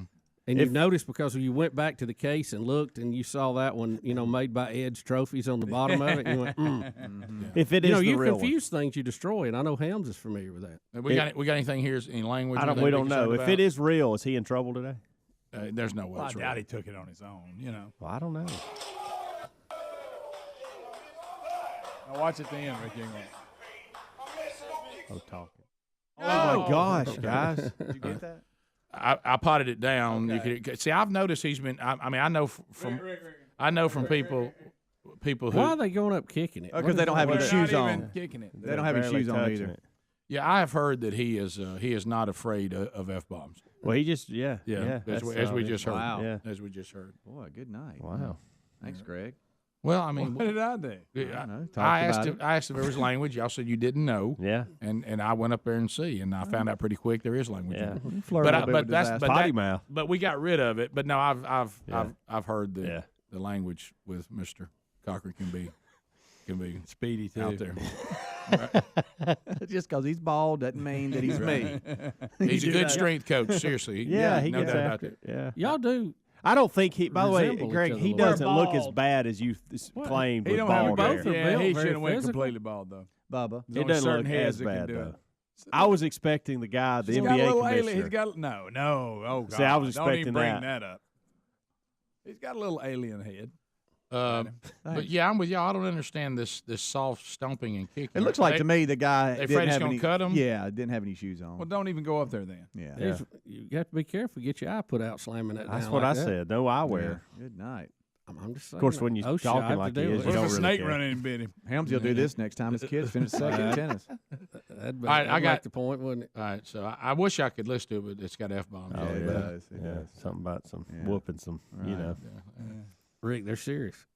They are, Yeah. and I appreciate that. It's not my thing as a player, but I certainly love that attitude. it. I certainly love that attitude. I wasn't a big robber. It just looks like me in the kitchen with a loaf of bread. Yeah, it really does. Same mouth and everything. Yeah. I'm same thing. I'm not a big. Just for me, and everybody's got different personalities. People love that. I'm not a big. That doesn't really motivate me. It really doesn't. I'm not a big, and I don't like a lot of screaming and all that, and all that. Ramming my head into lockers and spinning towels, and that's just not really my thing. But I mean, there's certainly, if that's your thing, that's certainly wrong with it.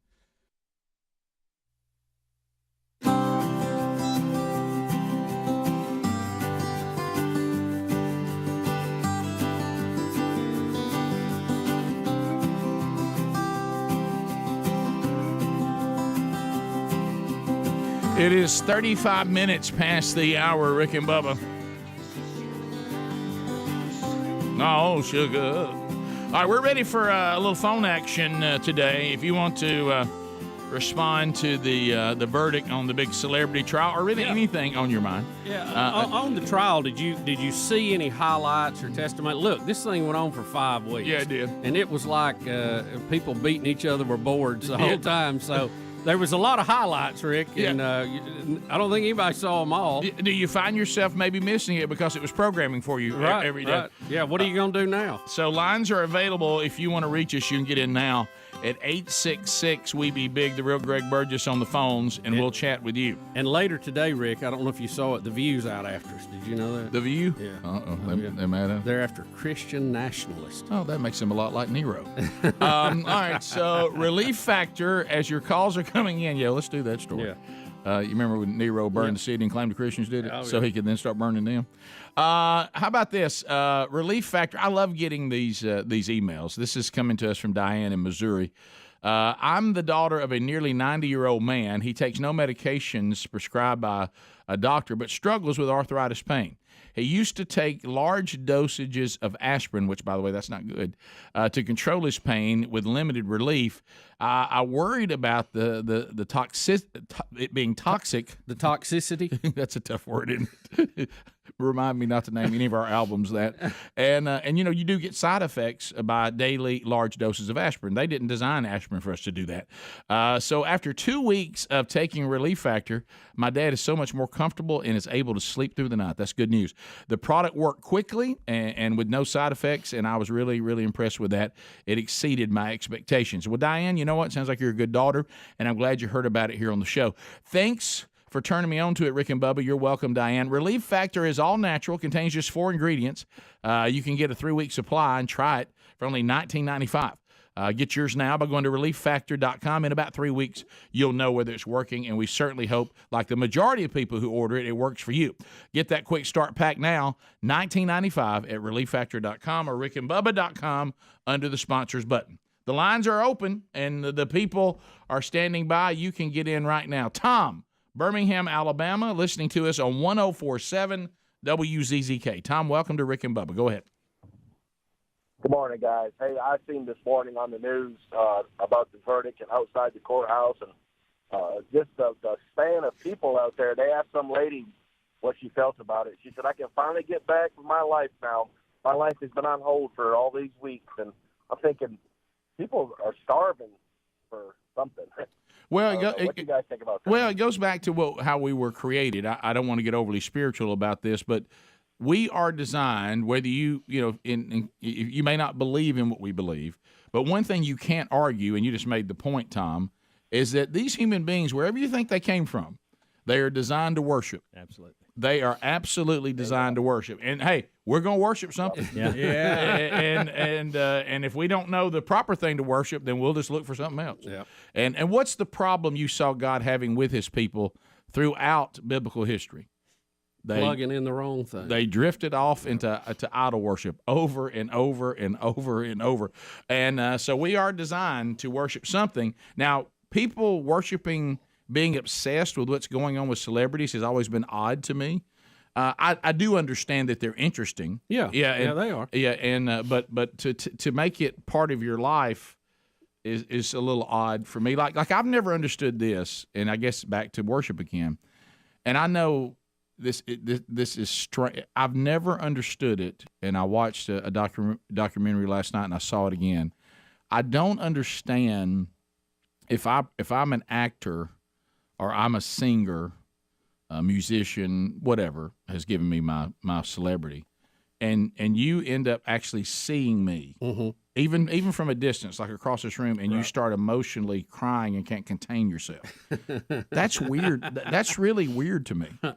It's okay to say, "Man, I like what you do," and man, I think, and I know it means a lot to us. I mean, it means a lot to me when people come and say, "Look, I was going through a difficult time, and the show helped me through it."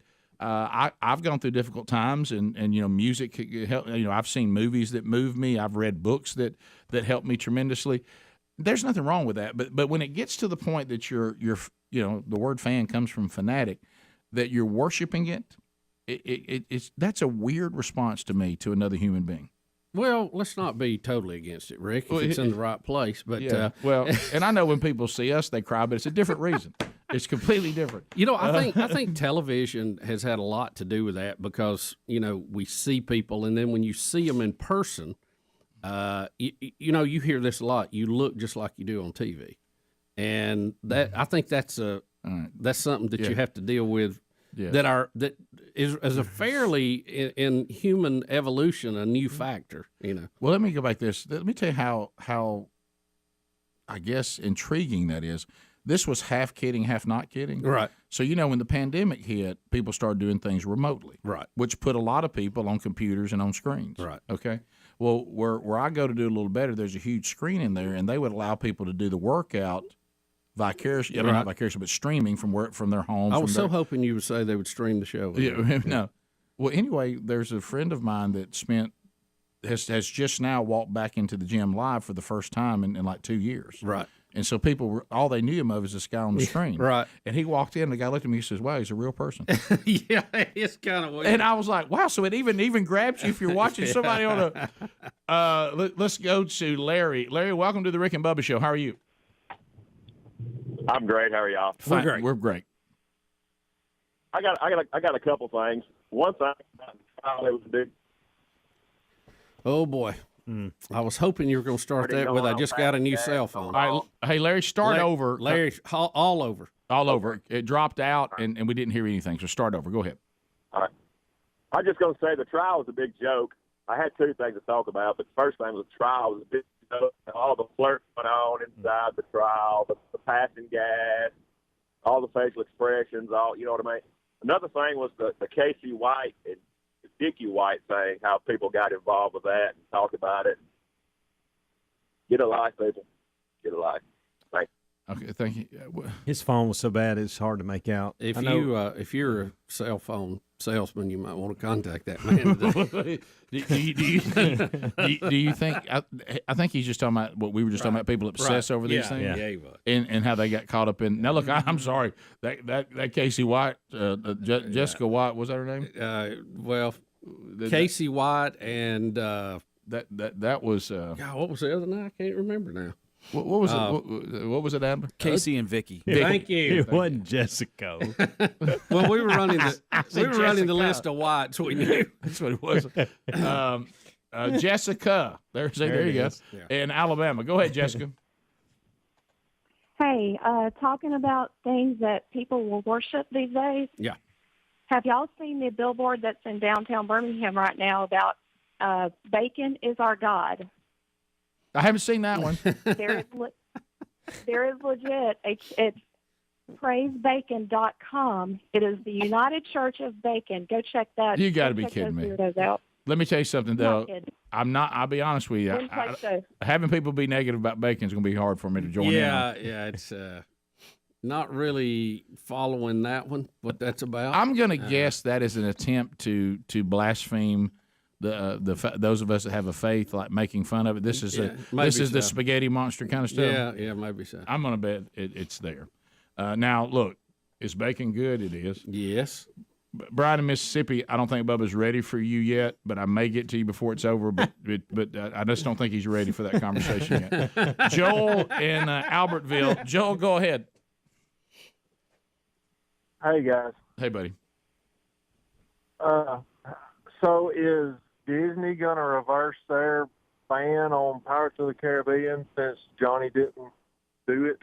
I think they should. I mean, Disney seems to be ready to embrace all sorts of things these days. I don't think the rehiring of Johnny Depp, if he was found innocent, would be a stretch. Why should they deny him the movies if he was not guilty of what he was accused of? Right? I think normally you would see that. Now, the new woke Disney that's in charge now, you may not. I don't know. Of course, if he was let go under false pretense, then he might have a case there too. So, that might be a settlement situation where they would let him back. I don't know. Guys, I had seen those, the Church of Bacon, UnitedChurchOfBacon.org stuff. I had seen those billboards before, and I thought it was just like a bad attempt on the behalf of like the pork meat, but it's actually a lot more vindictive than that. It looks like they are a real legal church full of skeptics and atheists that are protesting these special legal privileges that mainstream churches and religions have, and they're fighting for that same rights for bacon. So it's pretty messed up. Actually. That's what I was afraid of. I was afraid it was the old spaghetti monster that Richard Dawkins always used to throw out and make fun of people of faith. Obviously they're wrong, but they have picked a good thing to focus on. They really have. Denise? There's worse things. I mean, if they'd have been, vegetables, no one would have cared. Yeah, right. Now, you're not going to draw many people to that, out of the Jewish faith. But, Denise, welcome to Rick and Bubba. Go ahead. Hey, good morning. Hey. Just a quick question. I didn't follow the Johnny Depp trial and all that. I just find it very sad. But my question, I guess, is for Rick, because I believe you have two children that are, actors and in the show business industry, and just kind of how you feel about that, and them going into this field that just crazy people. I mean, they're just crazy. Yeah, it's difficult, and it's really hard. Yeah, harder and harder to find really any work that you would come back and say, "Hey, I feel really good about this." Right. It's a difficult road, and one that is a very, very. I would be extremely cautious. If your kids feel called to that because of the state of it. Now, there are now starting to become more and more opportunities, that are kind of counter to some of that, but still not to the level, of the draw to the bigger projects. So it is difficult, and it's definitely a test of your faith. It was our message yesterday, and in some cases, I think they've passed with flying colors, and in other cases, not so much. One thing that gives me hope is seeing the success of Maverick. And I know you think, what are you talking about? It was a pro-American, pro-military, movie that didn't have all the yuck in it, and look how good it's done. Right. And there is a market for that. Well, you know what the thing is, if Hollywood says that they're going to do what people want, we need to see more of those movies. But they don't really mean that. I know they don't. They just use it as an excuse. But you're right. If they said all we're here is to give people what they want and have the most successful projects, then there would be more projects like that because they are the ones that are the most successful. But they keep doing all this garbage because they want to do something else. They want indoctrination is what they want. Rick and Bubba.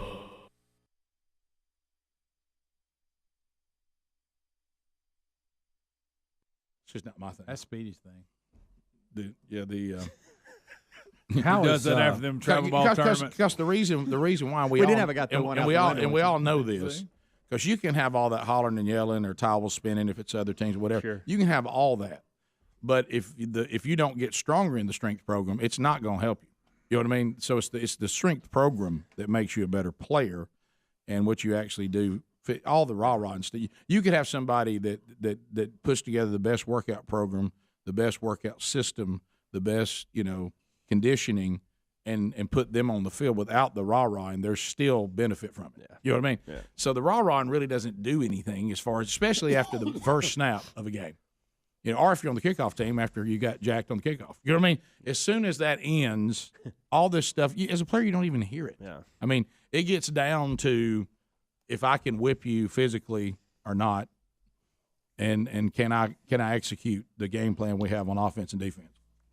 What is the line on the game right now? Is it Alabama by 4? Is that right? Let's see here. I don't know. I hadn't looked at it. Is in that article? Hold on. Let me find out. I'm looking at one here, but I don't know how old it is. I know it changes literally by the minute. Sure. Yep.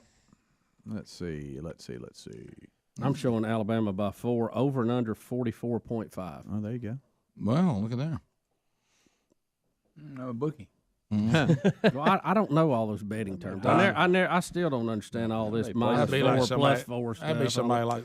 See, I understand Alabama favored by 4. I get that. I got 3.5, 45 over under. Yeah, it's changed just a little bit. Yeah. But it toss up. So when it changes one way, does that mean people are betting for the other side?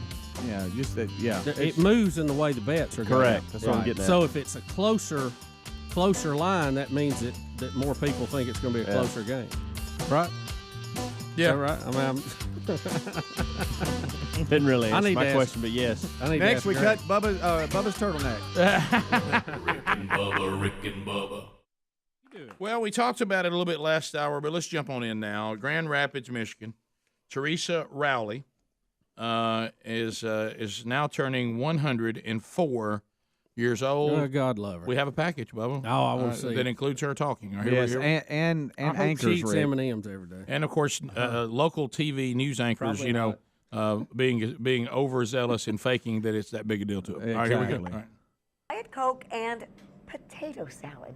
Not exactly the breakfast, lunch, or dinner of champions, unless your name happens to be Teresa Rowley. She's 104 years old, and she swears this combo has led to her long life. Clearly something's working. Teresa's birthday was yesterday, New Year's Day, but her friends at Sentinel Point Retirement Community in Grand Rapids celebrated with her today.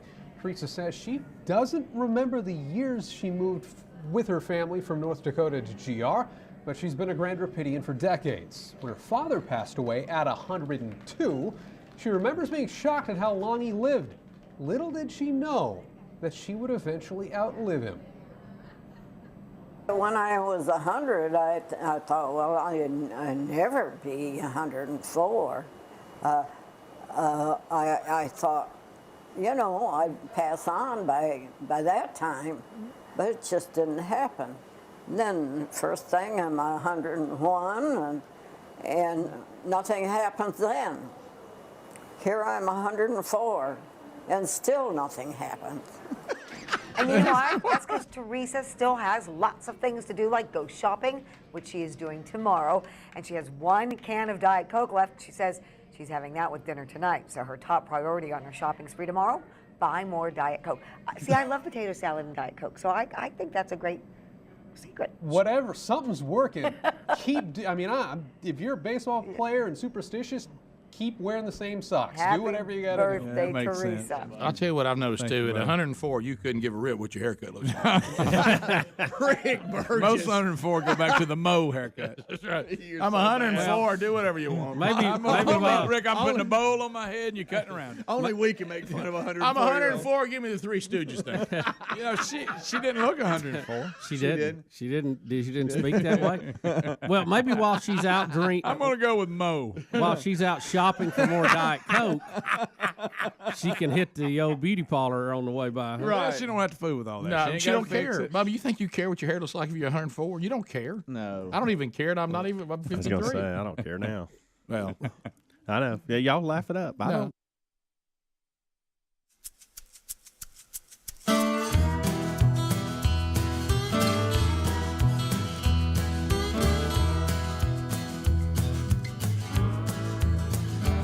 Seven minutes to the top of the hour, Rick and Bubba's show. I guess I'll go ahead and take the call from Brian in Mississippi.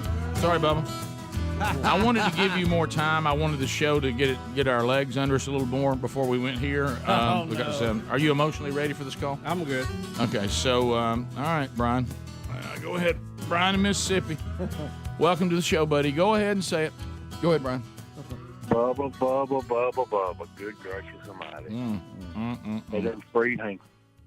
They done freed? Well, I wanted to be really upset about this until I started reading. This joke has been out since 2003. Yeah, He's been living in a community and just had to go to therapy and stuff. Yeah. Mm-hmm. Well, thanks, Brian. Well, the story is just that it's an unconditional release now. Yeah, John Hinckley Jr. will be out totally free as you, me, everybody else. On unconditional June the 15th, completely free after shooting and almost killing a U.S. president with a gun. By the way, did you hear what Adler came here and said the right thing? Adler says what he's basically being awarded for being a bad shot. Yeah. I mean, Adler, that's a great line because he wanted to kill Reagan. He just didn't pull off the shot. And he basically did kill James Brady. Yeah, right. It was just a slow process. Right. So how do you get out after that? I mean, I don't follow this at all. And Bubba, now it's like you said, he's got unconditional release now. Yeah, for all the people that are upset with these shootings that we're having, and you should be. I think this is just another case why these continue. I mean, if you shoot somebody trying to murder them, I don't think you see the light of day, especially a president. Are you kidding me? Again, you're out free again after shooting a president, almost killing him, and he almost did kill him. If he had just been a little better shot, Reagan would be dead. Mm-hmm. And I'm with all of you. I mean, you were intent on killing a sitting president. How do you ever end up with unconditional release? Yeah, I don't understand this at all. And I'm not saying you can't get your life together spiritually and be forgiven by God. Certainly you can, but be a force for good inside the big house. Have a great ministry. Yeah, but here on earth, I didn't know. I don't understand. See, to me, he should have been found guilty and paid the ultimate price a long time ago. Yeah, and you can't play home team on this. Picture if it was a president that you think a lot of, and you would be losing your mind. Rick, I don't want any president, ones that even I disagree with politically. I don't want any of them shot. No, we can't live in a world where people shoot at presidents. No. Listen to this quote. We can disagree with them. That's why we have elections. Yeah, right. And you can redress them. You can be upset about them. You can get online, say whatever you want to say. Listen to what the judge had to say. We have this. No, I'm reading it from the story. Okay. If he hadn't tried to kill a president, he would have been released unconditionally a long time ago. Listen to that line. If he hadn't tried to kill a president. Well, all you folks wanting gun control, this is where your problem is. Yep. This is another part of that comprehensive problem you got to fix. Yeah. Because they don't have fear of never seeing daylight again. No. And You take this. Okay, bud? You take this and sprinkle in a little bit of, which Speedy said that Clay Travis said yesterday, and I've heard others say that. Some of you are confusing us with you don't want citizens to have guns, but you want Ukrainian citizens to have them. Yeah. So we need to. Yeah. The same people calling for gun control and want everything gone. Right. They're for sending Ukrainians guns. Well, they're going to need more than guns. Yeah, By the way, Russia's been methodical and has been slow, but the bear is just laying on them heavy, isn't he? And yesterday, I think I heard they are about 80% in control of the last major city, so they've had a tough time, but they have apparently they have a nasty resolve to finish it out. Yeah, and Putin has basically said, look, I'm not stopping, so y'all just have to all get over it. And but I mean, if you're thinking, that's a totally different topic, and I hate to get on. Yeah, well, but the point is, our founding fathers. That's you're watching what this whole Second Amendment thing was about. Is it you need to be able to defend yourself against governments that just want to take over, countries that just want to take over, and as a matter of fact, I saw again, and it's closer to where we live. There was some sort of, and we saw this happen during the riots over the summer of 2020 and all this. If you'll just pay attention, go back and look, and Bubba hit on it, we talked about it. The predators love soft targets. There was actually an announcement that we're coming into suburbia. Remember that? Mm-hmm. Oh, yes. Do you know why they never came into suburbia and pulled that off? Because suburbia is armed. And they knew it, and they were told it, and they decided, that might be a tougher place to burn. Right. Yeah, it will be, because suburbia has guns, and that law-abiding citizens know how to use. And you know what the mob decided on that? Not a good matchup. Well, and you know what they thought? The predator said, "What? I might be able to take that thing down, but I could get injured real bad and die." Yeah, so I'll go somewhere else. Yeah, so I'm going to go where I can actually take people's things and break things and punch them, and they can't shoot back at me. And that's I wish things weren't that way, but it's just needed, and it's needed because people don't know how to act, and they're more dangerous than those that abuse guns. So good news. And that's a hard sell because you don't know what would have happened if people weren't armed because there's no way to show you. Right. Good news, John Hinckley could be your neighbor. Rick and Bubba, Rick and Bubba.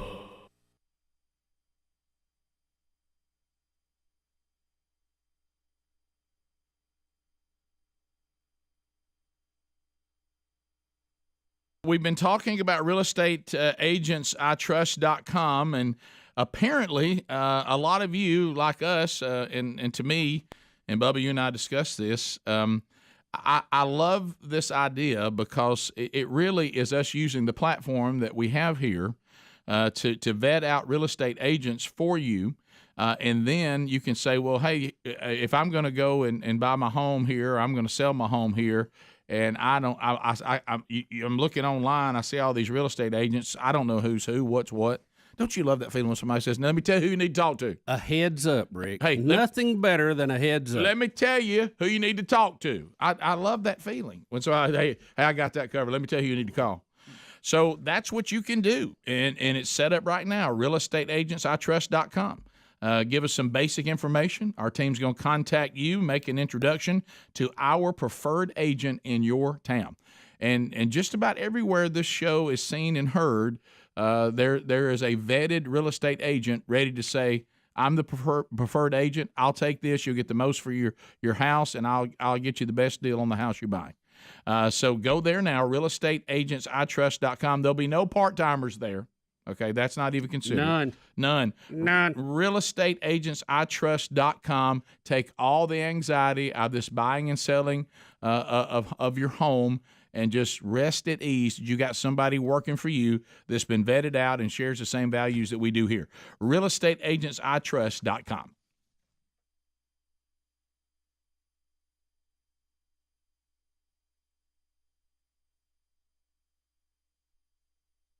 No, I'm just saying no.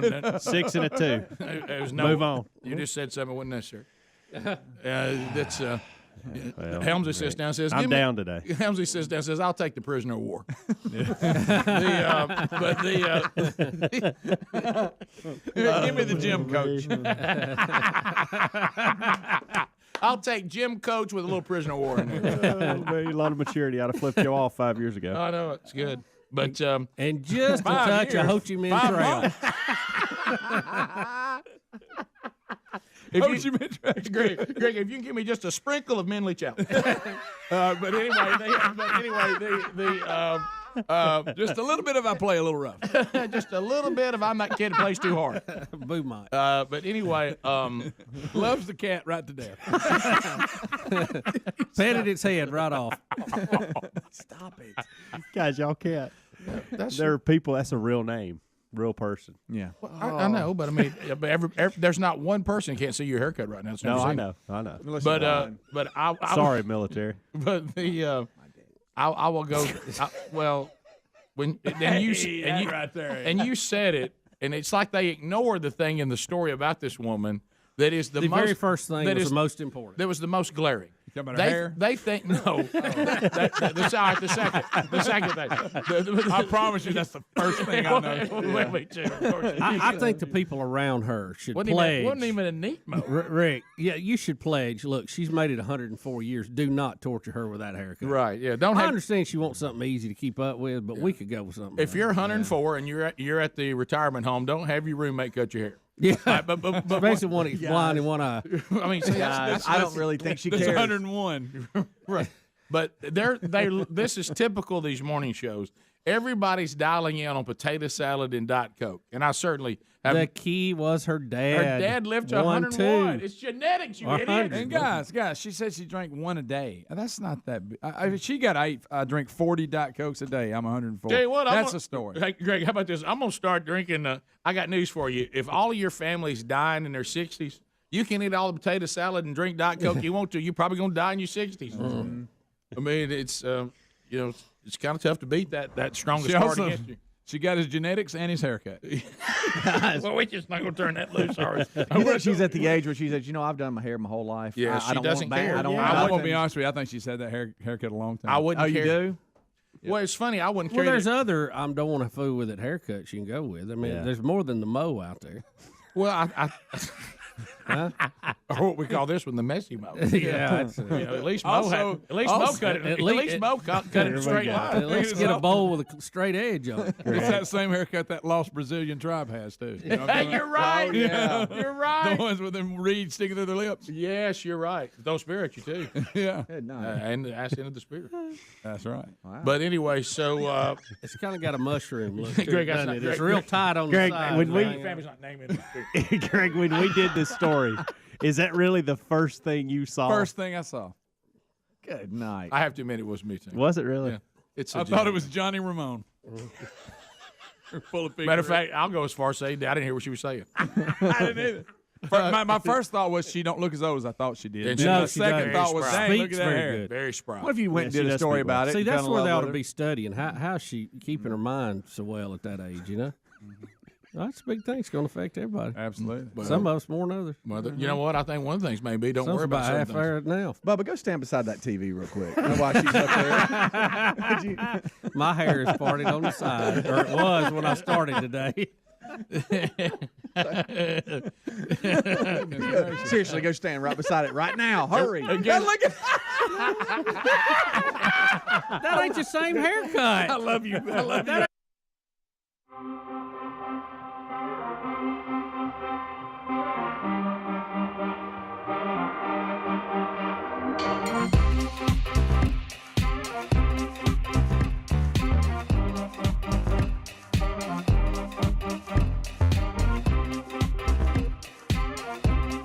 Thank you, Keith.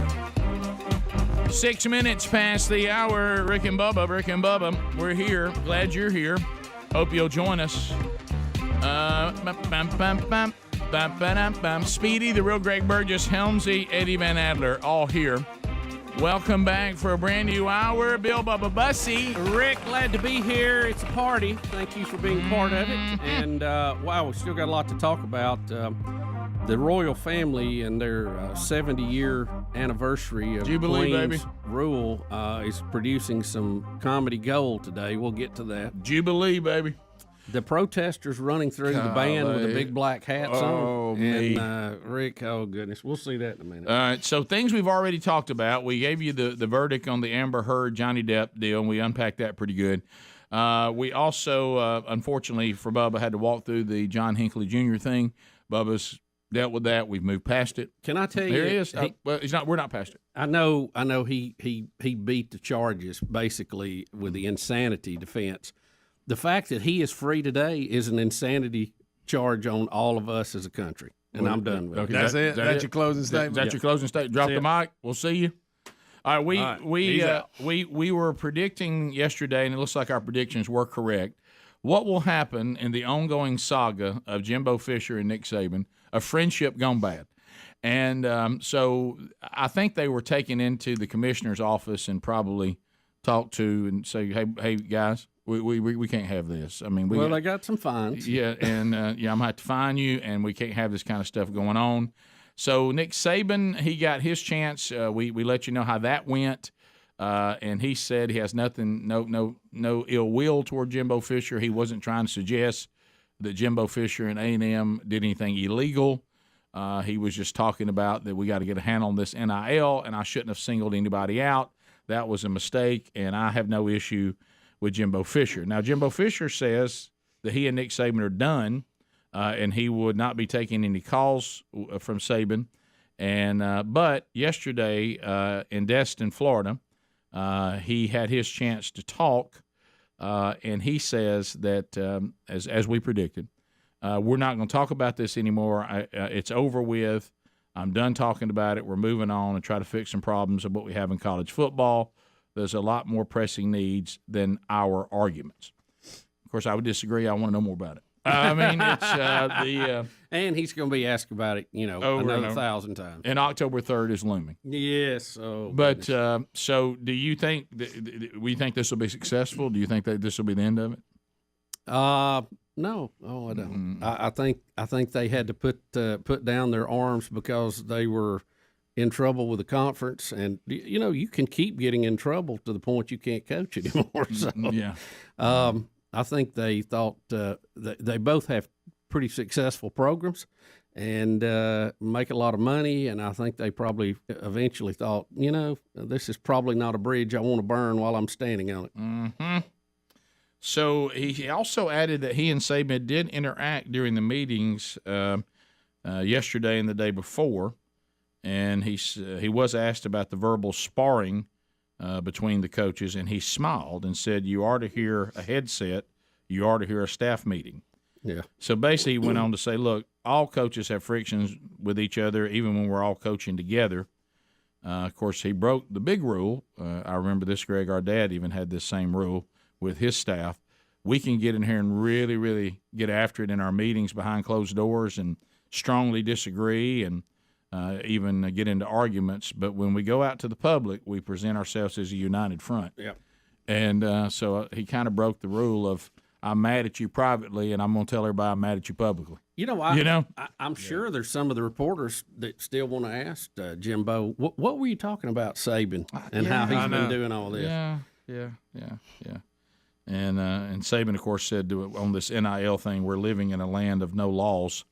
But again, you told everybody, Coach Fisher, you told everybody they should look into Saban and see how he gets things done. I mean, you said that. I mean, yeah. And I know we're going to act like you didn't say that. And that's where the Illuminati called them, Greg, right. and calmed them down. That's it. I guess they're higher than the conference, right? Yeah, they're higher than anybody. Okay. So do you go back now and say, well, I said that, but I was just mad? Yeah. It's hard to walk that back, Rick. Do you think the NCAA will look into any of that? Do you think there's some investigative reporter out there really getting after it, ready to? Or did Jimbo just say something that was mad and there's nothing to substantiate it with? I'm just mad. I think there's enough to substantiate it. I think the NCAA don't want that ant bed kicked over. Yeah. I think other coaches don't want that ant bed kicked over, and so they're just going to let it go. And publicly, we'll never know really what their relationship is about at this point. Yeah, until we see their exchange at midfield 6 games into the season. Mm-hmm. Yeah, and they're both now, if we can see it, what's happened now is they're both trying to act like that these outbursts didn't happen, yep. and that we're going to move on. And, that's the thing. We're moving on. And that's okay, but, I mean, when Jimbo got mad, he said a lot of really – Speedy brought that up in the kickoff hour and talked about – really called him some – narcissist, God. Yeah. Said several Accused things. him of cheating. Yeah, sure did. Some of the things that were said are kind of hard to move on from. That's right. Yeah. It was a little more than sparring. Yeah. Well, we were told they were done. That's right. Done. That's what I'm saying. That's what I want to know, the personal side of it. Well, and Still done, Jimbo? Yeah, and I think we've all, I don't know if any of you have ever had a relationship with someone that you didn't bear any ill will going forward, but you kind of came to the conclusion, I think, that we just really can't be friends anymore. Yeah. It's just too much damage. And it sounded like to me that Fisher had made sounds like now an emotional decision that he was going to go ahead and vomit out everything that was in his heart because he declared the friendship to be over. Right. Meaning, what I'm about to say now is going to damage it so bad. I have to be willing to know that my friendship with Nick Saban is now over, and so I'm going to say the things I've said. And now there's almost an attempt to compare this to a coaches meeting where you disagree about strategy or a player or something like that. And of course, it's not really the same thing. No, not at all. You accuse Coach Saban of being dirty and a narcissist and a cheater. And so that and Rick, it wasn't an off the spine deal. The reporter didn't bring this up to him in the press conference and him hear about it for the first time. Yeah. He had hours to think about this. He had hours to discuss this with other people, went to the press conference, and then said all those things. Yeah. Don't miss that. Well, and what that tells you is now what we're getting is the SEC finding everybody and say y'all better get this under control. Cold them, right? And we're not going to do pro wrestling, and we need to move on. And they're adhering to that because of their job and incredible contracts. Sure, and it's probably best not to. Somebody, if I were Saban, I would say, look, Jimbo, I'm sorry I upset you. I shouldn't have singled you out. You're really, really mad, but you and I do really well in college football financially. Yeah. And you need to just sue. And those conversations may have happened. I don't know. I wish we knew that private side. Well, there's certain things you just want to say, look, this is between us. Don't take family stuff out there. Right. Hey, who? We don't spill the beans. Hold on now. Every single coach in the SEC is like, whoa, now, wait. They don't need anybody around here kicking around. Right. And the ones who were loving it, who were not directly in it, you could just see Lane Kiffin lighting up. Oh, sure. When he said, "I'm speechless," he couldn't tweet soon enough. Well, and then of course you get to the college football fan that just wants to act like this stuff doesn't happen, and they want to think everything they see out there is all pure and nice. Exactly. And they just want to see good football teams play each other, and they really don't care how those teams get there. Yeah. Right. But to your point, in the coaching fraternity, it's almost like it's you don't really there's known friction between some of them where they don't really get along. Yeah. But you really don't hear other coaches trashing other coaches, especially those that are still currently coaching. I know you definitely don't with assistants because you never know who you're going to be with. But this one here just seemed extremely personal. Yeah. And he had that shaky voice, like, I'm so mad I'm right so now. mad. Yeah. It's I'm all just mad. coming out. Well, I remember, and they actually ended up being fine, but this was just in competition. But, Greg, you might remember this. So our dad's first year in the Gulf South Conference with Jacksonville State, the team was not very good and took some poundings.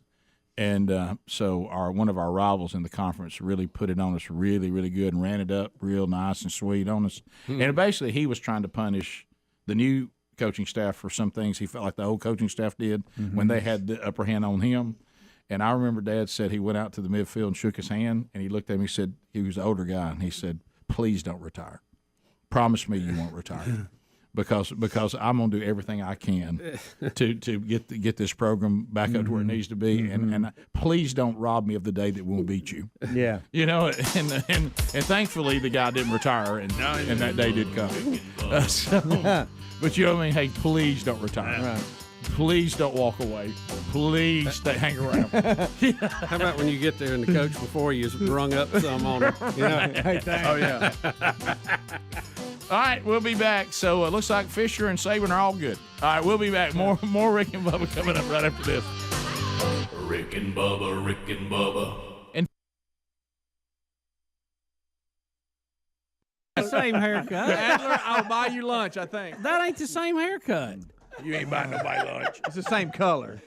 Well, same color, Who's yeah. buying lunch? Yeah. Yeah, well, that whole thing went down the hill when you screamed, "I'll buy lunch." Right. You took all credibility. Well, Well, it doesn't look like Bubba, but when he was saying something about it, it looks nothing like it, but there was something about it. I tell you, the thing I noticed is that a 140-year-old woman doesn't look as much older than 140. She's 140. How about look, the biggest current I have is she's 104 and she doesn't look that Put it much back older up, than Adam. Bubba. Now that's something to look at. Put it up, Adam. You know what I mean? Put it back Put your up. glasses back on, Bubba. That makes it. Oh, yeah, Put you your gotta have glasses your back glasses on. And I'll try to get the same way. Which one of these, Greg, is 104? Rick, she really doesn't have much older. She does. It's like she could be Bubba's sister. if she had a regular haircut, she'd look even younger. She would. What if she had missed a deer She has no yesterday? friends. I don't She know has whether no she's friends. aged well or Bubba's just aged poorly. I think it's 2. How many Diet Number Cokes 2. a day have you drank? None. Mellow yellow. Well, I get a Diet Coke too around lunch. It's working. Thank goodness. But I love. But you're happy. You See, know what I mean? When you get to this, and then you hang in there, so your look don't change for 40 years. Oh, I got it. I love that they actually think potato salad and Diet Coke must be the key. Yeah.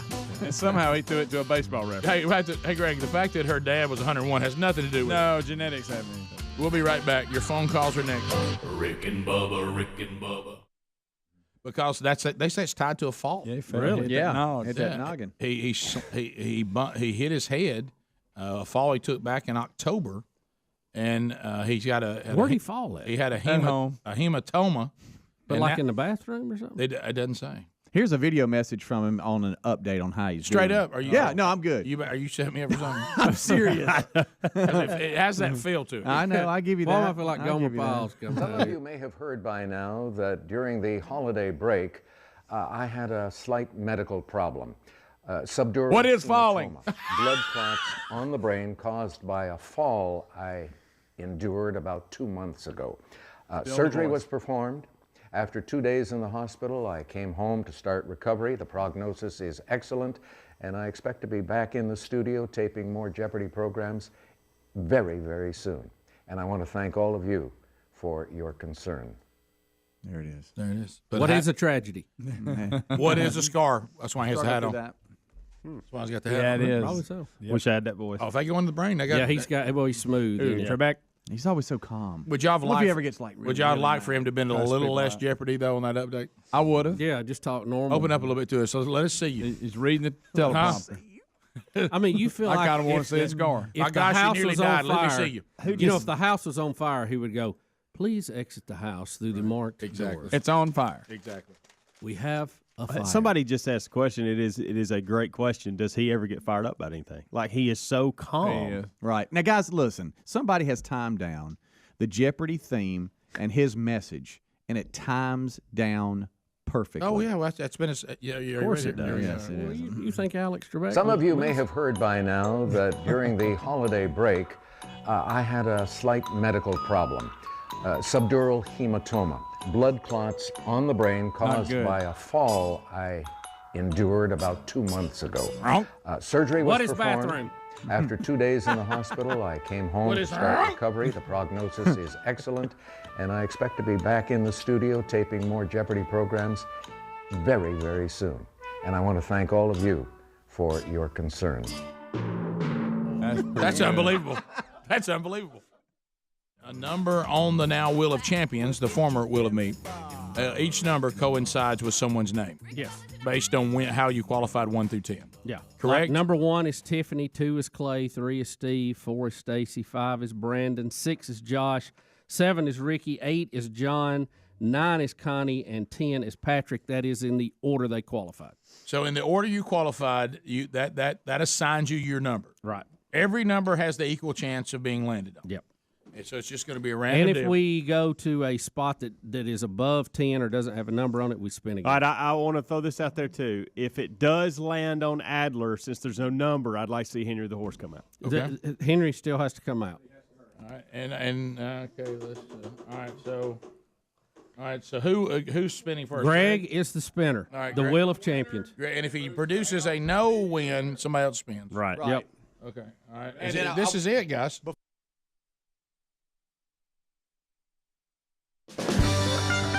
22 minutes now past the hour of the Rick and Bubba Show. 866-WE-BE-BIG is our number. If you want to reach us, all 10 lines are now available. All 10 lines available. Come on. Whatever you want to talk about, we got it ready to go. 866-WE-BE-BIG. At the end of 30 seconds, the buzzer will sound. Your time on the program will come to a close. We'll get a next caller on unless you get a timeout from Helmsy or Bubba. If you move now, you get your opportunity to comment, ask a question, bring information to the table, and go. Now, while you're calling at 866-WE-BE-BIG, make you aware a couple of things. Another Rick and Bubba University, the podcast, happening today. We'll talk to Mike Pereira. It will be out this weekend. Wednesday Bible study yesterday. Archive is available to you today. And also Shelbyville, Tennessee. I'm excited to represent the show and themanchurch.com coming up to your men's conference. Honored to be speaking there on June the 18th. That's the Saturday night before Father's Day. They're in beautiful Shelbyville, Tennessee. If you don't have your tickets to that yet, I know a lot of you do, but there's still tickets available. There's a dinner option if you want to have the dinner. They really need those to be done so they know how much food to have.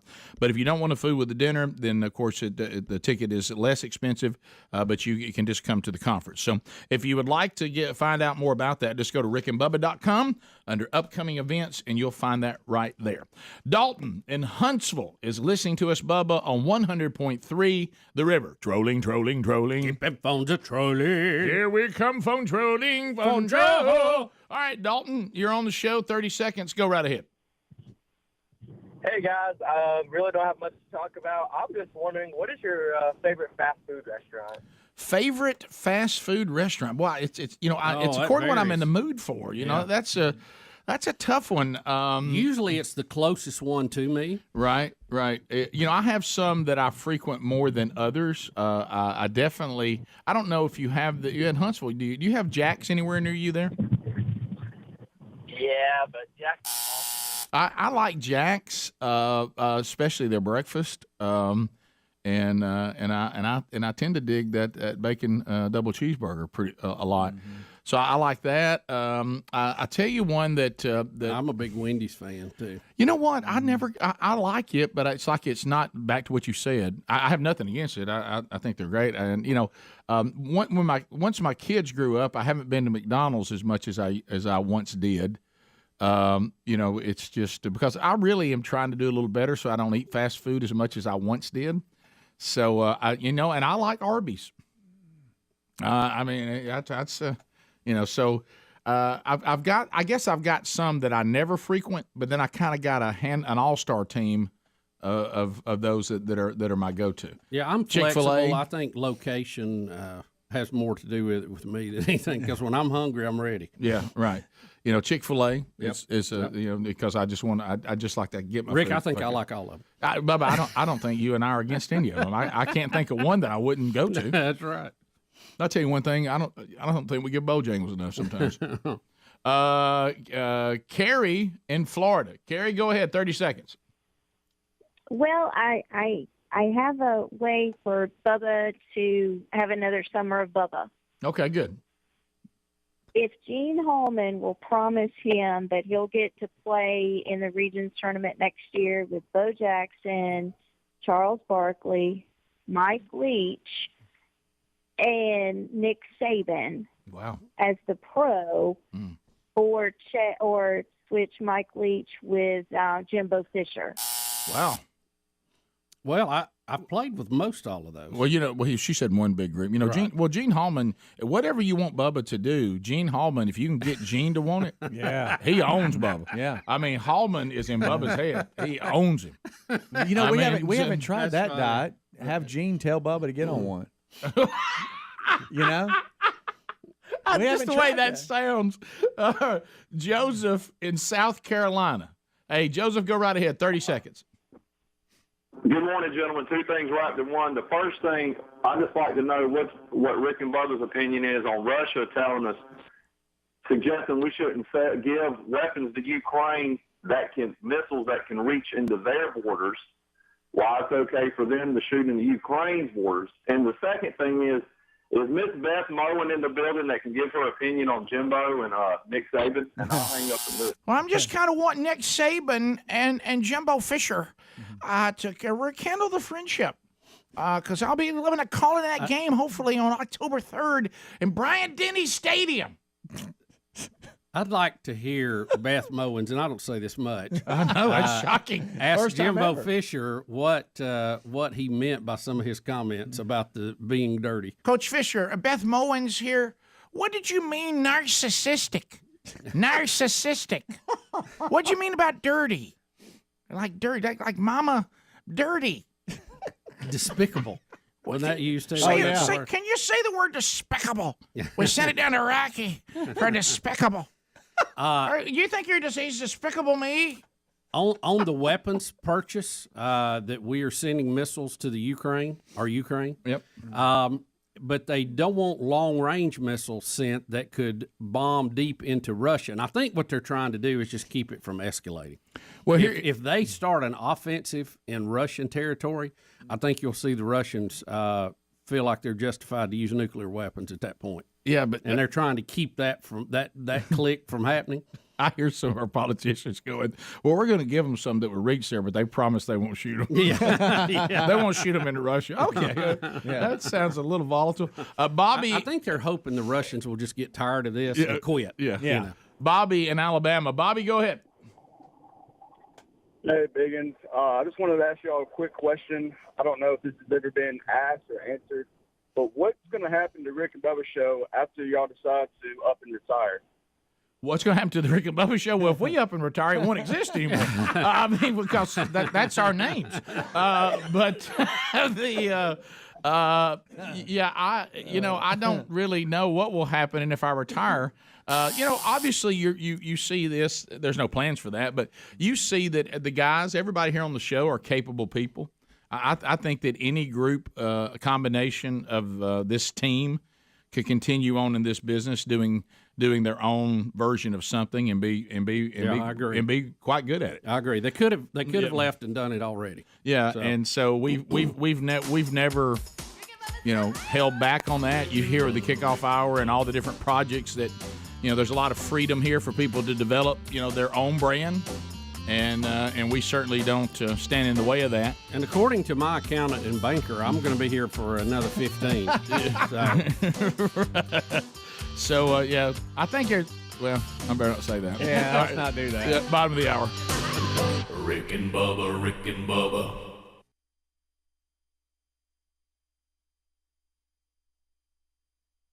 Before he starts, I want him to chant, "We have tickets." Yeah, we all have to. We have tickets. Everybody. We have tickets. Yeah. We have tickets. Sickle. We have tickets. But we're going to give them to you. And here it is. Here we go, guys. There's a spin. I'm nervous. There is a spin. Wow. I got a little chill. All right, let's see what I'm nervous and I'm not on the wheel. I can't imagine if I am, though. Here we go. It's going to land on a number, We're getting a winner. We're getting a winner. There it is. 7 is John Young. Number 7. I'm sorry. No. Ricky McCord is number 7. Ricky McCord is 7. John Young. Rick, and he's also on the 50-yard line.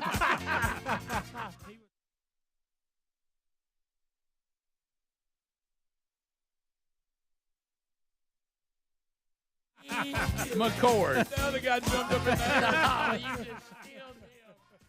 Sorry. Ricky McCord. It is Ricky McCord's win. Hazel Green, Alabama.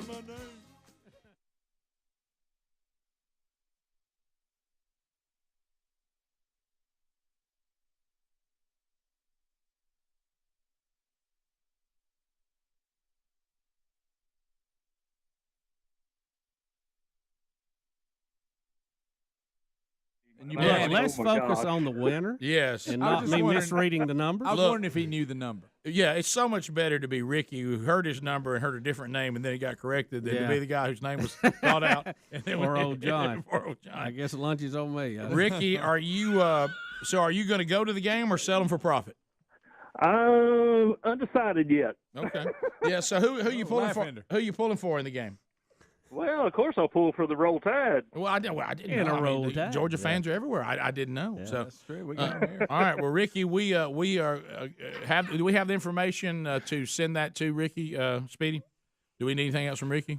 Yeah, I want to talk to him. All right, Ricky, I'm gonna put you hang on, on hold. We're gonna tell you how you're gonna get those tickets, and I hope you have a great time. Okay, Who's bud? that on that other one? Hey, let's talk to John. He's on. Wait, what is John, this? here's his number.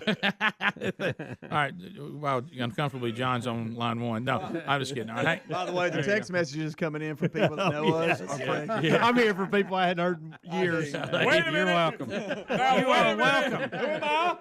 Good night. What is it? Just under glance there? down, Long. It's all I right. was about to tell you need some time off, but then I just thought, no, he's been gone for 2 weeks. He needs a little rest. Need more time off. What do you want, Rick? Wait a minute. Wait a minute, top left. What is it called? 860. Try that. You're going deep here. That ain't it. It says Spectre. Forget it. Now wait a minute. Well, I guess it wasn't under Spectre. Because that's who did it. Isn't it? I don't think so. That's that coach. That's that from, John. What's his name? I don't know. We put Sadly, it I in think there his for name is some John. reason for that. I don't know why it's called Spectre. I don't either, but that's what we. When we put it in there, that's. I don't know why we named it. First that of either. all, we didn't put it in there. Right, right. Normally, I ask what name you want it under. No, this was all kickoff hour stuff. I never asked for that. Spectre. Then why did we? It should have been in there. Wait a minute. Now wait a minute.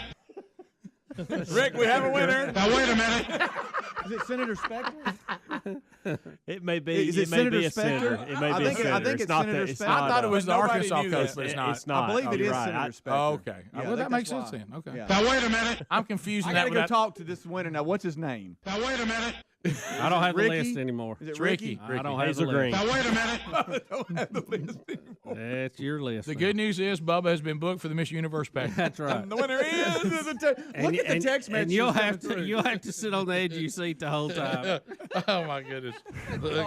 Now, wait a minute. Rick, the winner is Pete Van Wieren. What is it? Pete Van Wieren. Now wait a minute. Oh, that's good. Yeah, I'm with y'all. I get that quote confused, that Arkansas filling coaches stuff. It's not. What's the matter? John L. Smith. What Is he it John L. scream- Smith? Yeah, what's he scream? What's the matter or something? Yeah, y'all got your head. Smile. Smile. Smile. What in the world are y'all doing? We're about to be done. All right, so there we go. So we do have a winner. Wait a minute. And we congratulate Ricky McCord, Hazel Green, Alabama. Going to the game. Ricky so McCord. Ari's going to sell him. He's going to do one that hasn't decided yet. I'll go with the game, Ricky. Once in a lifetime. Give him the heater, opportunity. Ricky. Need to enjoy it. Give him the heater, Ricky. No, Bubba, it's Alabama. It ain't once in I a was going to lifetime. say, they'll be back next year. And For he's you to- probably for been you to twice have already. tickets, for you to have tickets. I mean, the SEC's won 9 out of the last 12 years. And the chance they're one of them's pretty high. Right. Only Alabama fans have to make the decision on whether to sell them or not, because it is not going to be once in a lifetime. Yeah. The Now, wait a minute. Now wait a minute. But the good news is, if he decides to sell them,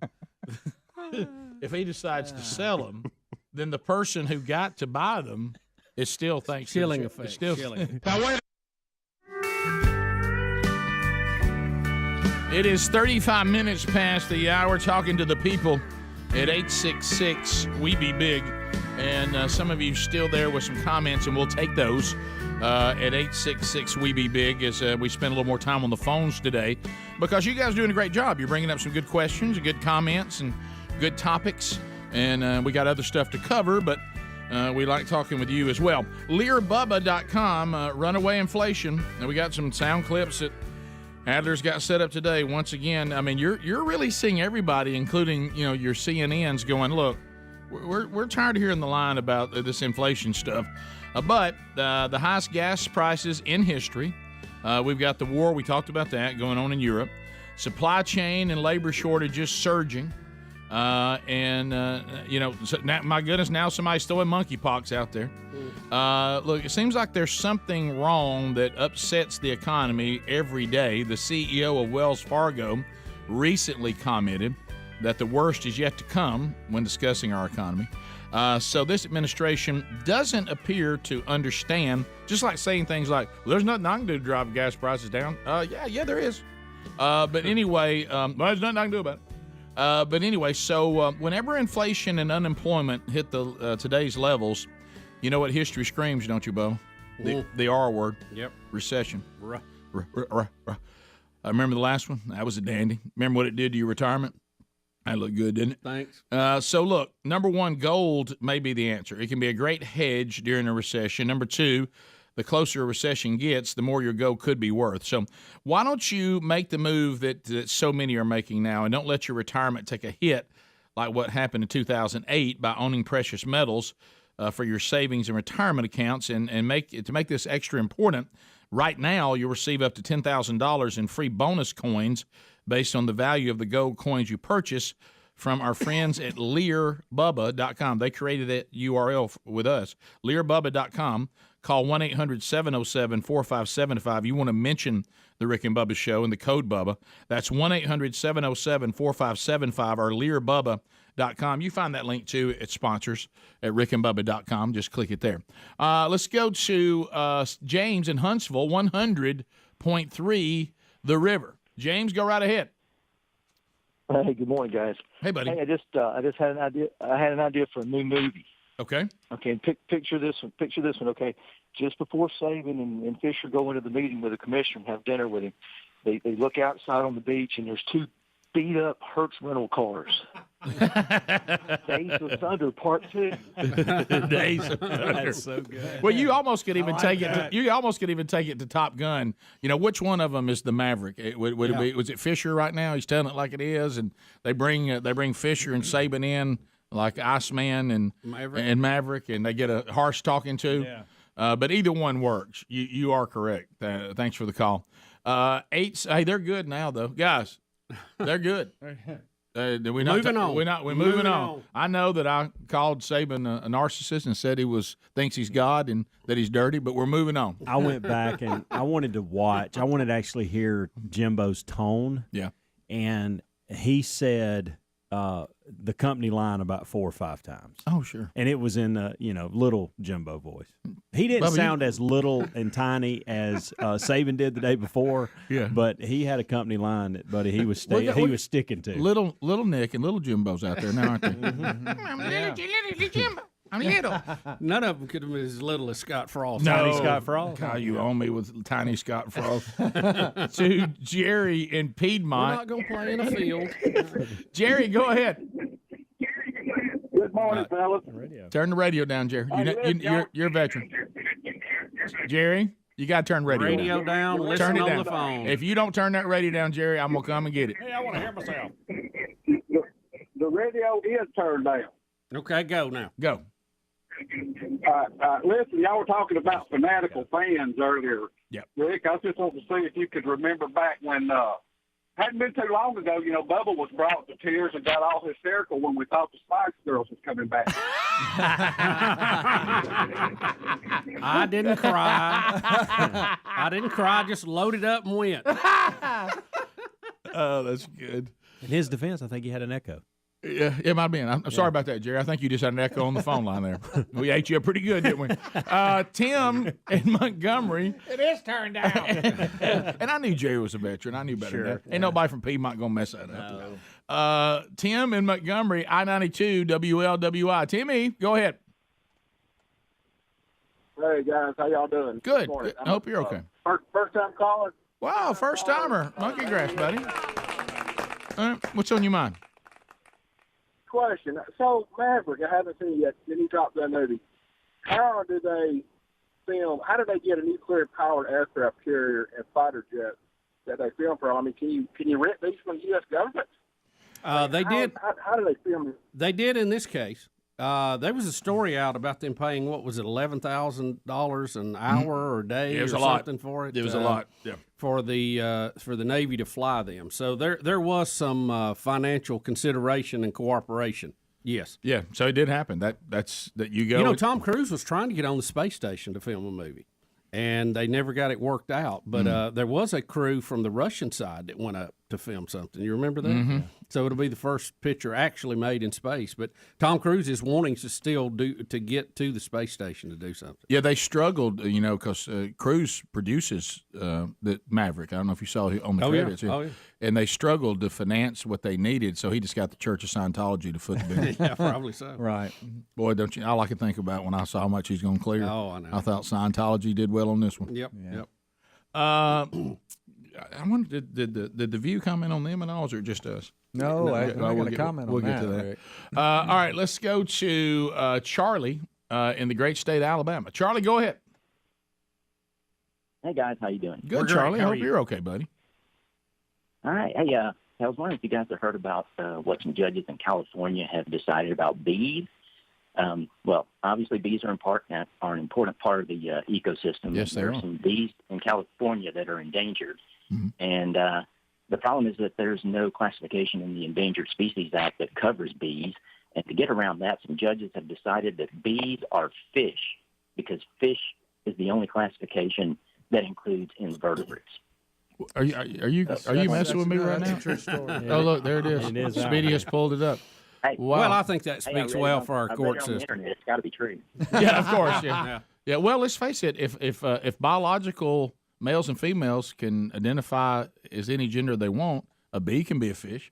Well, does the bee know that it wants to be a fish? It doesn't, because it doesn't have the ability to reason. But I mean, how about I think shouldn't you go back if there was really a problem there to the regulatory agency and say we need a bee classification instead of just making up some ridiculous ruling which makes your whole court system look like a joke? Yeah, I think so. Yeah. Can they swim, I wonder? They don't do well in No, water. I don't think they do. I've seen a few underwater. We're told to go underwater if bees attack. Right, yeah, you're Get right. to jump in the lake. I get them with a hose. They don't like it. No. James in Mississippi. James, go ahead. No gills. Hey, y'all, if y'all could only have one book of the Bible somewhere, or maybe two at the most, which ones would you pick? Well, if you look throughout history, that question's been asked from people that their resume much more impressive than ours, and just about 9 out of 10 go Romans. So John is good. Yeah, so definitely Romans, and of course that's not very unique. That's what most people have said in the past.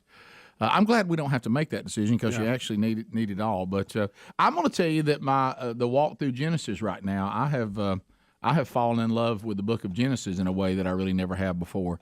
But Romans for sure, and John's good because it is here is Jesus. Yeah, it gives you the whole story And the whole concept too, the fact that everybody's been martyred but me, and everybody comes back and says, "Hey, you got any more stuff that maybe that we didn't been told yet?" And he's like, "All right, well here's some things." Yeah. And then here's and that can you imagine him writing all that? Especially I'd never thought about before until we did the study of it and walked through every word and reading some of the commentary of what it must have been like for Peter, for instance, they were very, very close. For John to have to write after Peter had already been martyred, the recount of Jesus telling Peter that one day he would be martyred. Yeah. And now John's writing that, knowing it has already happened, and his friend has been killed, what that must have been like to write that. Barney in Alabama, so fascinating book. It's all fascinating.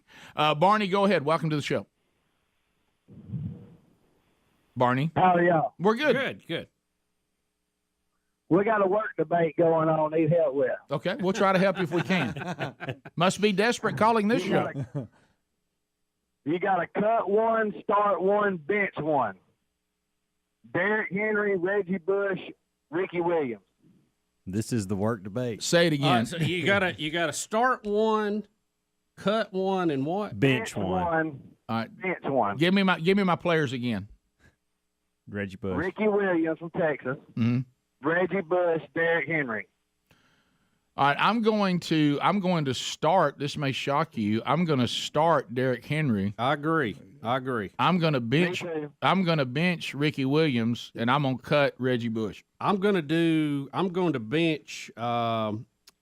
bench Reggie Bush, and I'm going to cut Ricky Williams. That's what I'm doing, Bubba. Yeah. And we're all in agreement starting Derrick Henry. Yeah. I don't know. Yeah. Do y'all remember? Y'all think about Weird Ricky. Do y'all remember when he romped and stomped? Yeah, but he's Weird Ricky. Yeah. And I thought we got him in their prime. Well, he was weird then. We just didn't know it. Yeah, but he could tote that mail, though. And I felt like Derrick Henry. Reggie Bush could turn a game around. That's he what I was going to say. Very exciting. Yeah. But when you come to play in, play out, getting your yards, Derrick Henry. I thought Derrick and Ricky were very similar, and Reggie Bush brings an element that's not there. That's a good thought for both of y'all. That really is. Boy, Derrick. I just don't trust Reggie. I want to know where those guys work. Yeah. That they're debating that. I kind of wish I was there. Yeah. Rick and Bubba.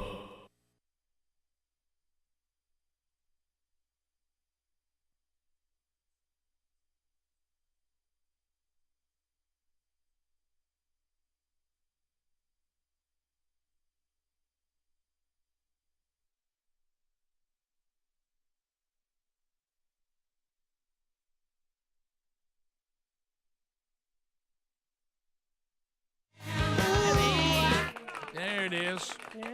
Them Black Crows from Atlanta, Georgia. Yeah, about it. Well, tonight, Georgia, Alabama, the NCAA College Football Championship tonight. I know that we are sending Ricky, what's his name? It's Isn't it Ricky Shooter McGee? Ricky McCord. Ricky McCord. Of McCord Communications. Headed over, Ricky McCord, I'm just kidding, over to Atlanta. He'll be going to the Mercedes-Benz Stadium. He'll get the fanfare experience. He'll get to watch the game tonight. And so I hope that he and whoever's going with him have a great time. You talking about Ricky McCord? Oh, we'll do Sports Czar predictions for the game tonight today. Been a while since we've done those. That'll be coming up. We'll look back over what was a busy weekend. We'll update stories from the weekend, and we'll take your phone calls on current, stories that are out there today. 866-WE-BE-BIG. If you want to get updated on what's going on in the world, you got to come here. That's right. Now we may miss something, but we'll talk about whatever we know. We'll chew it up anyway, one way or another. And we're not afraid to report on something on the fly. No. So all that will be going on the program today. It was. I heard the boys in the kickoff hour. I didn't see much of the Golden Globe Awards because, I really am more in Greg's camp. Speedy can't watch it. I actually take some weird intrigue in watching how little respect I have for these people. Exactly. I mean, it's like because nothing they do is sincere. I knew they were going to take it just to a limit. I knew that Oprah would get up and talk about relative truth, and everybody would think it was the greatest speech. She's going to be next president. Greg, think about this now. It shouldn't surprise us, but we want a woman who, from what I've gathered, the excerpts that have been sent to me, got up and gave her relative truth garbage that everybody should just have their own truth and make the world a better place. See, I came in. We're saying she's outstanding. We love her. Well, there's one story today. They said not one male mentioned the Me Too or Time's Up in their speeches. I guess they're afraid to mention it. Well, Bubba, don't forget because even though they could be in agreement, they could easily slip up and have the wrong context about something and be under the Oprah bus. Mm-hmm. Well, remember though, when you're dealing with the emotional left, wearing the pin was not enough. Oh yeah. Now you didn't say anything about it. Right. Well, I got the pin on. But then back to Greg's point in the kickoff hour, which he said David Chappelle of all people made as well. In the David Chappelle way. Right, I understand. But the truth he was saying. Oh, no, he was dead on. Someone's going, I'd like to come forward and really be a proponent for this and really put my name to it, but y'all going to go back through 40 years of my life and find something I did. I'm just going to keep my mouth shut. That's it. Yeah. And I may not have been like as evil as these guys, and I may be a completely different human being for maybe the last 25 years. Yeah, but it doesn't matter. But if you go back 40 years and find one time I said something inappropriate to a woman, gosh, I ain't going to say anything. So it's anytime you're dealing with emotion and it's never enough, and so I didn't watch much of it. I went by for just a minute just to see what was going on, and then I didn't. I knew what I was getting into. And something I can't take so much that bothers me about the Golden Globes. That's too small a room.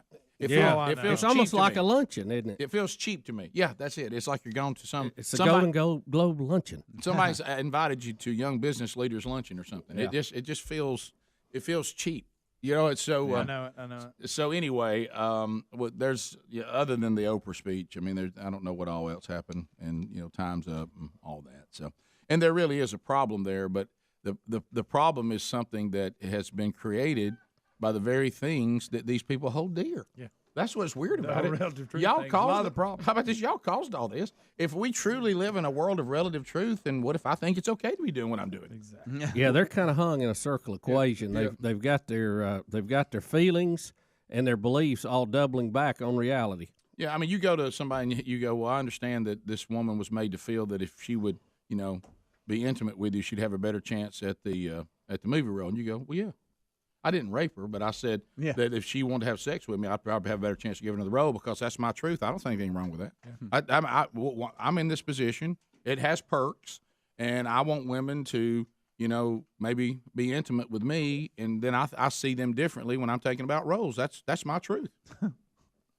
And look, and they get the role, Rick, and they get the role in the end. So who's hurt? And they get, they get the role, and their career takes off. What are y'all mad at me about?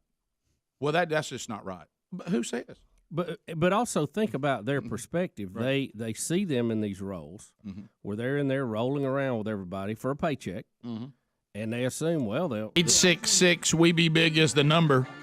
Thanks for being with us. And we'll get to more of your phone calls coming up next hour. So let's work on a couple of things here. Biden, we got some Biden clips today. Biden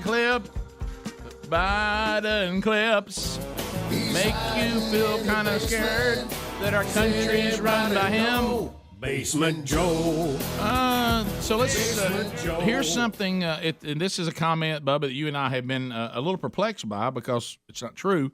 But here comes first the president. We've got a number of them from the president today, and then we'll hit a couple of reporters. But here is the leader of the free world telling us that gas and food prices are going to be here for a while, and there's really not a whole lot he can do about it. So here is the president in his own words. There's a lot going on right now, but the idea we're going to be able to, click a switch, bring down the cost of gasoline is not likely in the near term, nor is it with regard to food. So he says there's nothing he can do. Let's just take the one that really impacts us all. Both do, but gasoline is out of control. Bubba, I don't understand why he says there's nothing he can do when the Trump administration took action and the things they did drove the price down to $2 and some change. Well, let's just, let's play devil's advocate here, Rick. Yeah. What will drive the price down of any commodity? That is something that is bought and sold on the open worldwide market. More supply.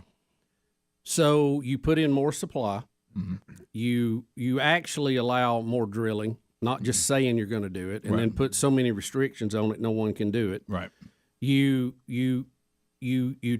help that out with some strategic reserve releases at certain times.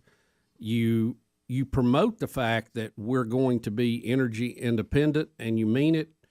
Whether you need it or not, you let a pipeline hire a bunch of workers and go to work on that, which are good, high-paying union jobs, a lot of it. Mm-hmm. And you just change the tone of the conversation, and that will, in itself, help to bring prices down because as you bring more supply into the market, the prices will go down. And again, a lot of what happens in our economy is not just number-based, but it's feeling-based, how we feel about things. Think about this. A recession is not a naturally occurring event. It's just when we do certain things and act certain ways. Yeah. And I think it's more of an attitude thing than anything that you act like we're serious about doing it, and you're not just going to give it lip service, and you'll see the supply come up and you'll see prices go down. Over on diesel, hasn't the government just put all kinds of fees on diesel that they could remove? Oh, yeah. Yeah, diesel is a lot cheaper to refine than gasoline. Right. It should be much cheaper than gasoline. And it's up because they consider it to be dirty, right? But it's always been higher because of the taxes on it. So couldn't they take those? They could. They could suspend that and bring it right on down. Okay, so there is something he can do. Yeah, there's a lot they can do. Well, good news. He's all over the formula, the baby formula crisis. Once again, this is that cognitive issue that he continues to have. He wants you to be excited that United Airlines has agreed to offer some cargo space to bring some in, but catch the number that he throws out. Today, we're announcing the United Airlines has agreed to offer cargo space for Kendall NutriCare for the delivery of 3.7 bottles of the formula here in the States. Well, that will take care of approximately 3.7 babies. For what, 2 feedings? I think he has to stop talking and just send out written statements of what he means. He just said that with good news, 3.7 bottles are coming. You know, if I'm up there, I know he doesn't mean that, and I'm an idiot. Okay, I'm dumb. Okay, but if I'm reading that, I catch myself. Well, this doesn't make sense. It can't be 3.7 bottles. Can I hear it again? I hate to hear it again. I just, if I could hear that again, I just. You know what I think I would do? Seriously, if I was, let's go ahead and roll it. Today, we're announcing the United Airlines has agreed to offer cargo space for Kendall NutriCare for the delivery of 3.7 bottles of the formula. Y'all, he tried to introduce his HHS secretary yesterday and forgot his name. This is what I think seriously the administration ought to do, because how our president, look, we can disagree with him, but how he's portrayed around the world is very important. Yeah, it is. Especially to people like Putin. Put a picture of him up there maybe a few years ago, looking good, sitting in the White House, and just put out a written statement. Yeah, I agree. It's time for written statements. Now he's going to say that no one anticipated the impact of the Abbott facility, to which a reporter, I give the reporter credit, saying, I think you were told about that. So here he is trying to say, I just didn't see this coming. Here we go. The question you always, on every single thing, why didn't you act sooner?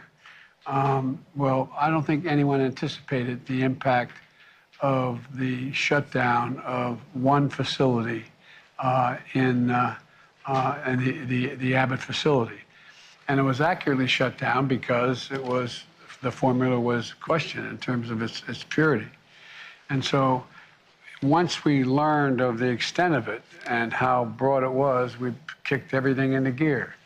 And I think we're on the way to be able to completely solve the problem. But They knew it immediately. Didn't the CEOs just tell you that they understood it would have a very big impact?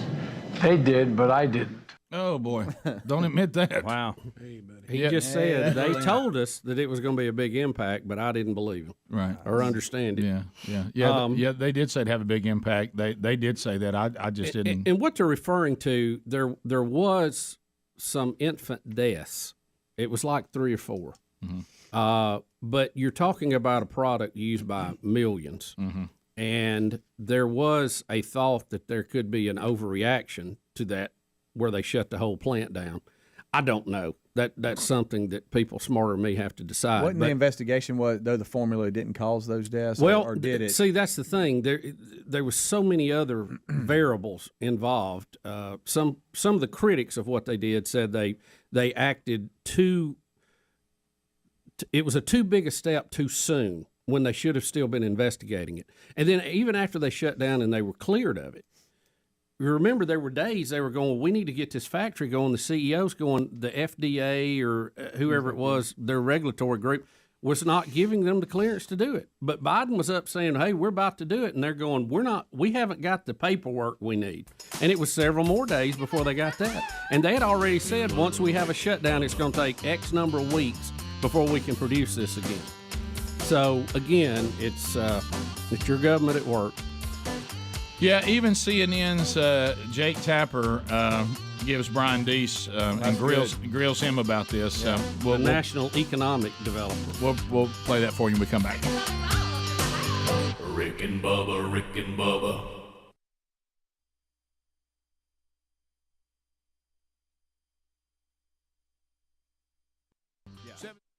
Bubba, the weekends are always fun because, especially you'll just get random texts from each other and stuff like that, and so I was getting into the weekend, and it was kind of a slow day on Friday, if I recall it, and I get a text which I was not expecting. This is normally a Saturday text, but that you had killed a deer. Yes, and I thought, well, good for Bubba. Because we'd struck out at Dream Ranch, and went down swinging, or as I should say in your case, went down firing. All right. And so and that story somewhat plays into this one a little bit. It does. This is where, in my very humble opinion, this is where sometimes I think technology and your love of technology, you really have violated one of life's truths. So if you've gotten away from what we know works, yeah, and has produced great results. Yeah, because you want to tinker with something. Yeah, and there's some of that. There's no doubt. I love shooting. I love the ballistics. Well, you had a great day Friday then. Aspects of all this. I love the figuring and the predicting of how these guns are going to fire. And I got my little dope list. Do you have a dope list, Rick? I don't even know what that is. Data on personal equipment. I was always told dope was bad. Yeah, I know. Well, there's so many things now. You got to know the little ins and outs. So you keep a little note page on every piece of equipment. The little little finer points about how you need to handle it and all that? No, I don't you know that. What? Does that surprise you? I don't have that. Yeah, no, not really. Not really. About as much as it surprises me that you did. Right. Yeah. Right. So anyway, we're gonna hunt. We're gonna hunt a little bit Friday afternoon and Saturday, and so we're out late Friday and getting ready to hunt a little bit. And I was sitting on the field. It is kind of funny. I saw a 6 point, and where I'm hunting, we have an 8 point or better outside the ears. Okay, that's our management situation there. And we'd like for it to be 2.5 years old, if you can tell. But we'll go by points. Yeah, right now. aging deer the way we hunt. If you're in Texas, you can age them pretty good because you see them side by side. Yeah, when you're seeing random deer here or there, it's very hard. It's very tough. So I have a 6 point that's out in the middle of the field, and he's got some does around him, pushing them a little bit, but they're mostly eating. And I see a big boy come creeping up around the field. He's probably high 200, 300 yards away from me, and he's not making himself presentable yet. But him and the 6 are staring each other down. Okay, they're in the, but still a pretty good ways off. Well, the 8 point decides to charge the 6. I mean, it's like a bull ring, Rick. He's going after it. That's what you want. Well, the 6 jukes him and then heads out back the other way, peeling off behind him. At what point the 8 makes a U-turn and is following him into the woods. Well, I'm thinking, he qualifies, and so I'm about to launch a shot. Now, he is on a full run at about 300 yards. Not the easiest shot. Probably I could pick a better shot to try to get him at. But I fired anyway with no luck. You've become... I'm Shooter McGee, man. I'll let it fly. You've become this. What is this new crazy shot? That thing you're taking these weird shots. So Rick, I'm kind of mad that I rushed the shot a little bit. Of course, if I'd have sit there and he'd run off the field and I never saw him again, I'd be mad too.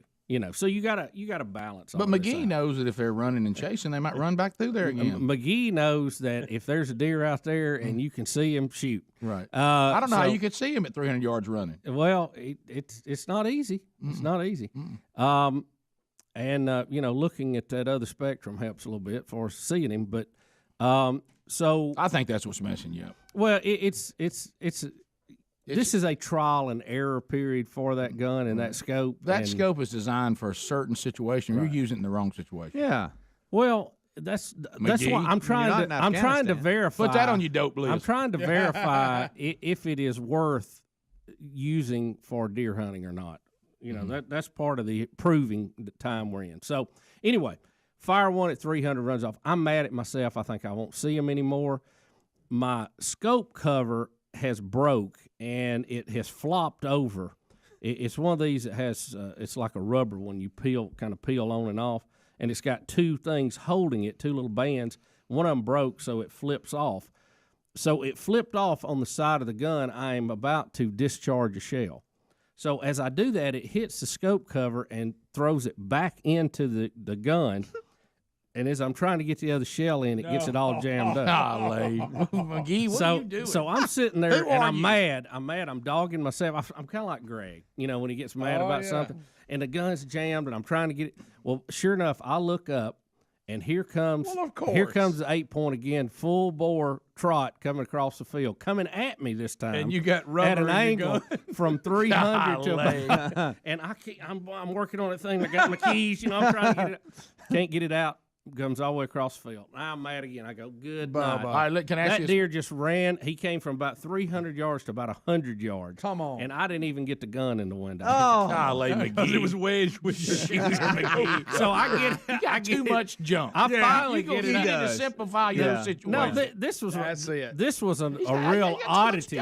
This was an odd thing that the scope thing. Now, you're not wearing the vest at this time, are you? No.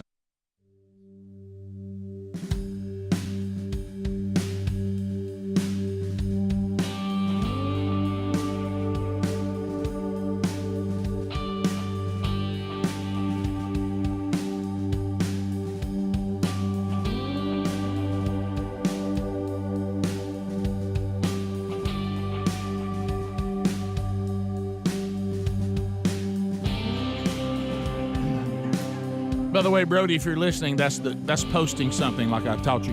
All right, so we start the hour from the No Name Studio.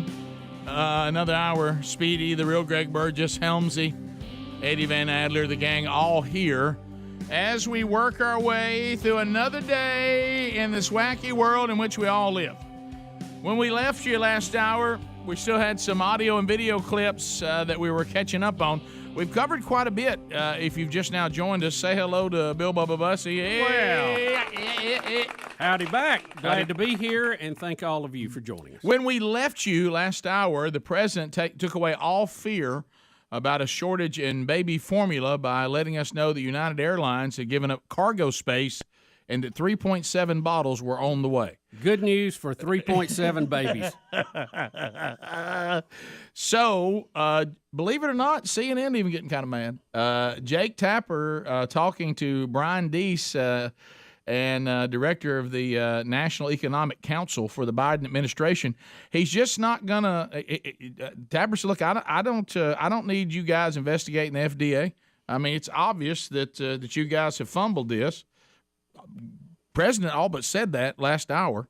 So here comes Jake Tapper, kind of pressing Brian Deese on making excuses about it, and here we go. Okay, so the whistleblower complained in the fall. The FDA waited till December to act, waited until February to shut the plant down. President Biden wasn't told about it until April.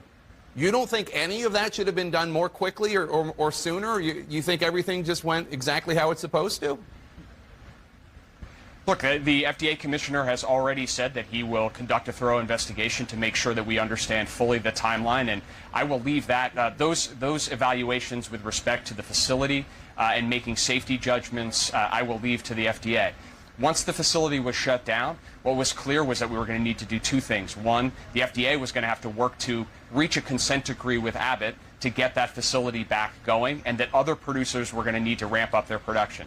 It did not happen fast enough that the consent decree with Abbott was reached, and as a result, we are in a position where we had to then take extraordinary measures to rely on production from other facilities. Those extraordinary measures required the president's direct intervention, and that's what the president has directed, and that's what the president has done. I don't need the FDA to investigate itself to come to the judgment that they did not act quickly enough. And on behalf of all the frustrated moms and dads and guardians out there, I hope you don't either.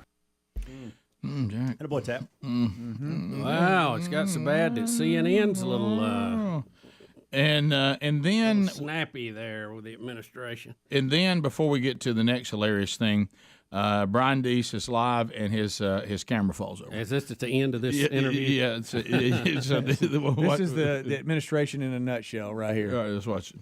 To take very seriously that. Whoa. Our camera fell down. Okay. Brian Deese, thank you so much.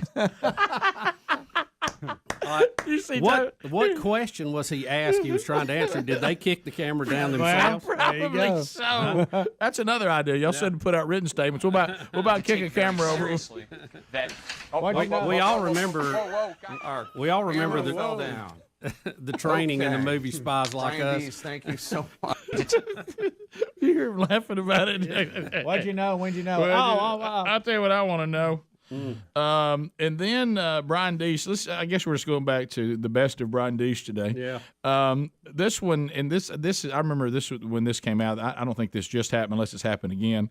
You know, he keeps saying that the president's communicating just fine and effectively. And the press is going to say, well, if that's the case, why I got such low poll numbers? So, we're hearing him just fine. Yeah, and then Brian Deese just basically acts like he didn't know how to speak. So, all right, here we go. The president is communicating effectively. How do you explain and make sense of his low poll numbers? I will just say this: that the president always tasks us to focus on what are the right policy decisions and the right policy choices to try to advance an economy that has been his animating feature of what he wants to get done for years. Is this what secondhand embarrassment feels like? Yes. Yeah. All right, Yes. so I just had it right there. Okay, there it is. Listen, you know what else that is? I felt like I needed to run. By the way, for some reason. if Brian Deese just did his impression of Gene Wilder when he walks in with the woman he's cheating on his wife with at the birthday party. The woman in red. The surprise birthday party. Who's this? Everyone, please. Right here. Say hello. Now we jump back up here. Peter Ducey. Yeah. Peter Ducey talking to Karine Jean-Pierre, the new press secretary. And Ducey just cuts to the chase and says, when are you guys going to admit that you're just wrong about inflation? All right, and so here we go. When are you guys going to admit that you were wrong about inflation? No easy questions today, huh? The Treasury Secretary says that she was wrong, so why doesn't anybody here at the White House? Okay, so look, what the Secretary was pointing out, this is talking about yesterday when she was doing her hit with her TV hit with CNN, is that there have been shocks to the economy that have exacerbated inflationary pressures, which couldn't have been foreseen 18 months ago. No easy questions. Well, it's funny. You know what's funny? They say they didn't see this 18 months ago. All of us saw it 18 months ago, and I would think that your people in the administration are a lot smarter than us. Oh, so much smarter. Most people are. You got degrees hanging all over the walls. But you know what else? But a lot of you's never run a lemonade stand, so you don't know what the H you're talking about. Well, but this doesn't require a whole lot. You know why I knew how inflation works? Because I can walk and chew gum. Yeah. I mean, this is not some deep concept. I've never run a lemonade stand. I can figure this out. Yeah. And then if you just want to watch Kamala Harris laugh weirdly, we can always do that. Oh, it's always good. Yeah. So the vice president does that weird thing she does. I guess when anytime she does, she's got a tick. When she's kind of cornered, she just goes to this maniacal laugh. Yeah. For some reason, she's going to laugh about droughts in her childhood in California. She remembers them, right? Which is a weird thing to laugh about. But here we go. And I remember watching in the Oakland Hills, Northern California, the landscape turning from green to brown. And everyone, from my mother, our teachers, the radio DJs, KDIA, Lucky 13, saying how important it was to conserve water. What a weirdo. Conserve water. Those wacky droughts. I think when I remember we had the water. Those wacky droughts. You remember that? Even the DJ was saying, Lucky 13. When she's trying to formulate her response, and everybody has a version of this. Sure. But hers, when she just laughs maniacally, is comical. Well, it's not a good tick when you're the vice president of the free world and very serious things are going on. Yeah. She's not really a laugh ender; she's a laugh filler. Yeah, it's right. It's a whole nother class. Yeah. Even the great communicator Ronald Reagan would step back and shake his head and he'd go, well, and then he would kind of say, and everybody has a version of that, the mad laugher is I haven't seen that one a lot. If you're going to be the vice president of the United States, she can't be that tickled at every question. Well, I just didn't think droughts were that funny. Droughts. I don't know what it is. Droughts always get me. But then of course the press secretary, her thing is, you notice she tries to kill time to find what they wrote down for her to read. Right, right. But she's going to have to get to where she acts like she's talking. Yeah, I know she's new to it, and she's going to get her legs under. Rick, no easy questions today. Yeah, and she just starts flipping, and she'll find you know how some people can read something, but it doesn't really sound like they're reading it. She didn't have that yet. No. She just starts reading it like she's been called on in class, and so it is. She'll get better. Book. She'll get That's better. a big book. That's having to flip through. Well, look, how about this? Any of these people that have to step out there and put lipstick on the pig we're dealing with now, God bless them. I mean, I feel for them on a certain embarrassment level. Sure. But you've kind of brought this on yourself with some of your silly ideas. And come on, we can do better. Look, why don't we go back and look at how we've got out of this before and re-implement some of those policies? We've done it before. You can't do that and save the earth. Rick and Bubba, Rick and Bubba.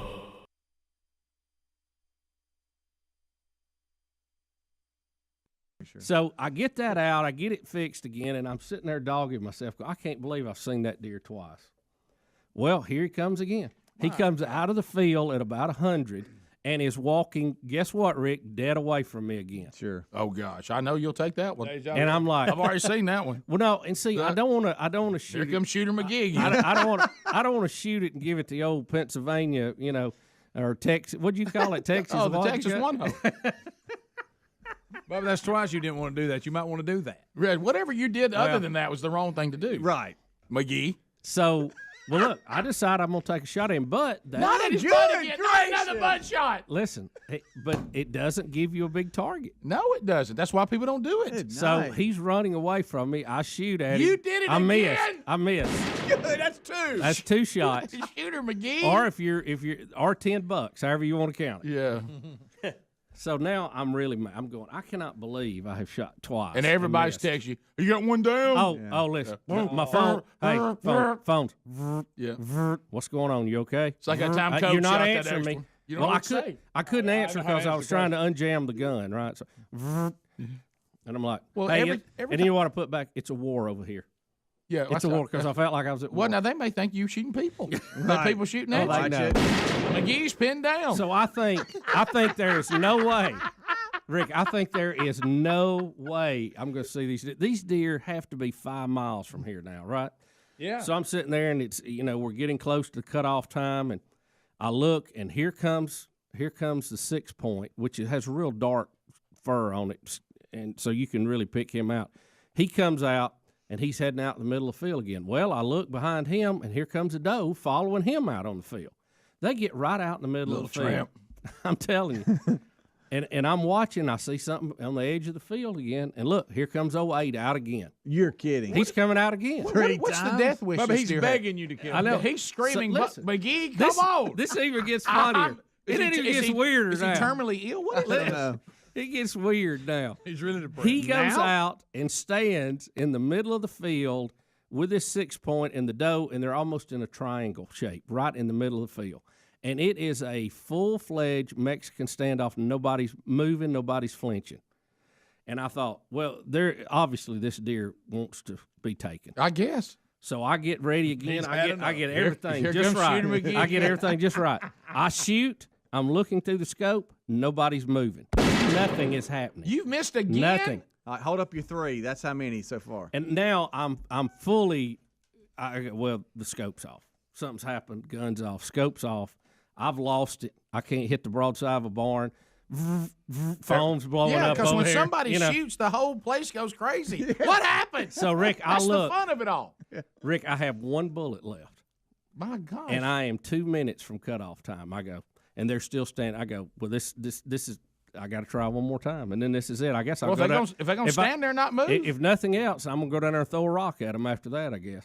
So I put the bullet in. I get ready. I get set up. And I go, I know.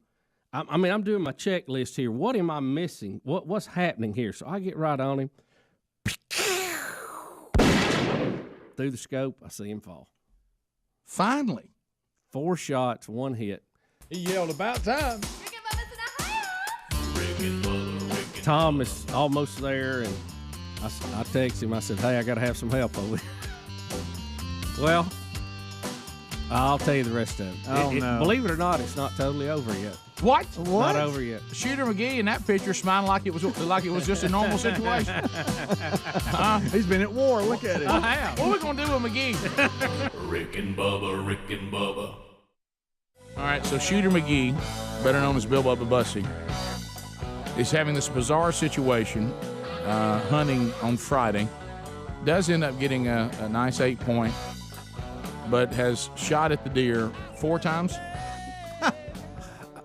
Yeah. I shot 4 times, 1 hit. All right, and now everybody's coming to you because you've got the deer down, and Right. it's And we go to get it. Is shooting light over? Everybody coming your way? Yeah, it's we're done now. We're going to get it, and wasn't the best kill shot, a little high, and You're so out. we You're had out of to control. finish- You got to get rid of this had new to thing. finish it off. It but wasn't. I was out of bullets. Did you say had to finish it off? Whoa. Yeah, I was out of bullets.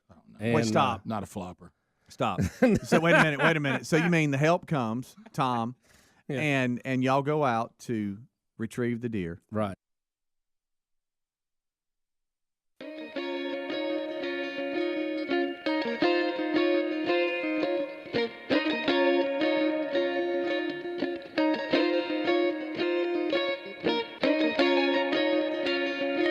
It is 21 minutes past the hour. Go get them, Rudy.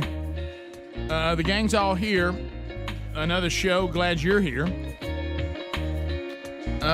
Check upcoming events at rickandbubba.com. Find out when something may be going on near you that we are part of, and different members of the show heading out in different places. Shelbyville, Tennessee, the 18th of June, men's conference. I'll be there speaking. Looking forward to that. Get those details if you don't have your tickets yet. And looking forward to spending time in beautiful Tennessee coming up on Father's Day weekend. All right, so this is this harkens from a lot of things that we've seen in the past. Is the attempt. We've even talked about this before, and here it is coming true. That when you talk about a biblical worldview and you talk about Scripture, one of the ways that the Western church will come under to attack is because we never really experienced persecution, but it looks like it will be part of our future and could be part to a degree of our present. And one of the ways you do that is, of course, you take a biblical truth and you call it hate speech. Now, that's already happened. God's standard, that's hate speech. We believe God is evolved. We don't believe that God spoke through the Bible if we believe in God at all. Scripture says this, says that. And if you don't really know Scripture and you don't understand what it really is saying, things like this may get you going, well, I never really thought of that. The latest is the well-informed ladies on The View, and they're always well-informed. Apparently, at some point, they've never quite been educated on the Second Amendment. I don't know how they've dodged it. I don't know how that never happened. But now they're going to say, look, all these shootings, when you see children shot in cold blood, when you see the downgrade of human life, how could something so wicked have taken place? And we talked about a comprehensive look, and they said, well, I'll tell you what it is. It's Christian nationalism. It's always been our problem. That's a kind of a new term, isn't it? I don't believe I've heard that term thrown around. Nationalism. Much. Now, when you jump into how they're defining that, it's basically what I just said. Well, they take that Bible and they use it to do hateful things and justify their ways. Still not sure how that ties to a violent shooting, but they'll attempt to connect those dots. They had Tara Setmayer. Do y'all know who is Tara? Who's Tara Setmayer? I don't know who this is, but anyway, the topic now Whoopi's going to join right in, but the topic is it's part of the Christian nationalism. This is a quote: the rise in violent Christian nationalism that we have seen, which is also disturbing. They use biblical principles, underline this, they pervert them to justify this. Now, I do appreciate she would say that you would pervert them, but sometimes her version of perverting Scripture and accuracy might vary. But I think we've got it here. You can hear their exact conversation, which is very confusing. All right, so here we go.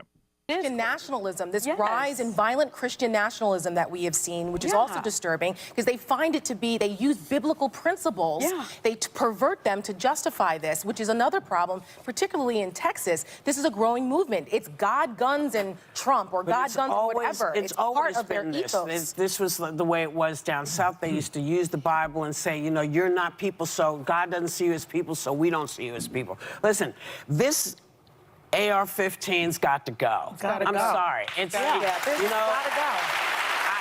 It just because. Listen to this. I think about those the people up in Buffalo who are still suffering because they still can't go shop anywhere because nobody will bring a supermarket where these folks are living. There is too much at stake here. Too many lives have been at stake and too many damn little kids. I'm sick of seeing people talk about, well, we should do something. No, we should do something. And I don't care, NRA. You got to give that gun up. You can have your other yeehaw guns, whatever you want. The AR-15 has to go. Is not a hunting gun. It's a weapon It is of war. not a gun where you're going to go out and shoot your dinner. This gun is meant to kill people. That's what it's for, and you can't have it anymore. And I'm not even going to tell you how pissed I am that so many folks are saying, well, you can't have what you need for your body. Forget my body.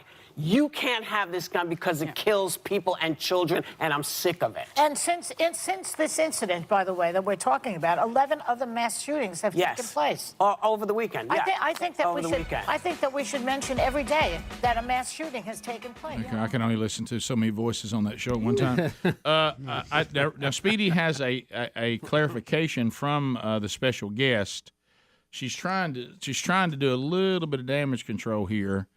She's now saying my comments are in the context of the gun maker's ad featuring a child and using a Bible verse, which I haven't seen. I never tie violent Christian nationalism to Uvalde. But you did, didn't you? I mean, isn't that what just happened? I don't even understand that response. Isn't that exactly what you just said? But anyway, she's trying to backpedal a little bit. But there's so much to unpack here. Whoopi, has no one told Whoopi Goldberg what the Second Amendment is about? It may make some of us uncomfortable, but does Whoopi not know? Now, she wants to be the queen and tell you what you can and can't have. She says, well, the AR-15 is designed to kill people. Yeah, it is. I mean, it's really a lousy hunting gun. You're right. It's not a hunting gun, but the Second Amendment has nothing to do with hunting. Well, and that's the point. It's uncomfortable, but the founders said, and they had come from a tyrannical government, right? That a well-armed citizens will prevent a government from becoming tyrannical, and that's.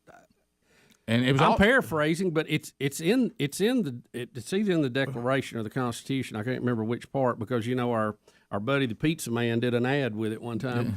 Yeah. So. I mean, it's uncomfortable. We don't like to think in those terms, but that was their intent. Well, if you go and look at it, it was definitely that, no question. And the other was when people, the Founding Fathers believed that the ultimate show of freedom was owning property. Yep. I mean, they said, hey, if we get to where we own our own property, I mean, that's the marker that we're free. Well, you know what would happen? You might have property, Speedy, and I may decide I want it. So these marauding mobs would come up and say, I'm going to take this away from you. Yep. And if you don't have any way to defend yourself against me and I've got guns and you don't, I'll just take it. And so they were like, look, people got to be able to protect their land. They got to protect what's theirs, and they got to be able to protect themselves against a tyrannical government. Well, since that's the case, if an AR-15 will help me do that more effectively, I have a right to it, according to the Second Amendment. Whoopi doesn't know what she's talking about, and it is interesting when she decides to stand up for innocent children. But that's like she said, she doesn't want us to have that conversation because she knows she can't defend it. But as far as this, you may not like the Second Amendment, but at least understand what right it gives. It didn't give you the right to have weapons that are only good for going out and killing animals so you can eat. That's not what it was about. And now we can have discussions about the limits that we want to all agree to put on ourselves, but we got to get that right before you can have the right conversation. We'll be back. Rick and Bubba.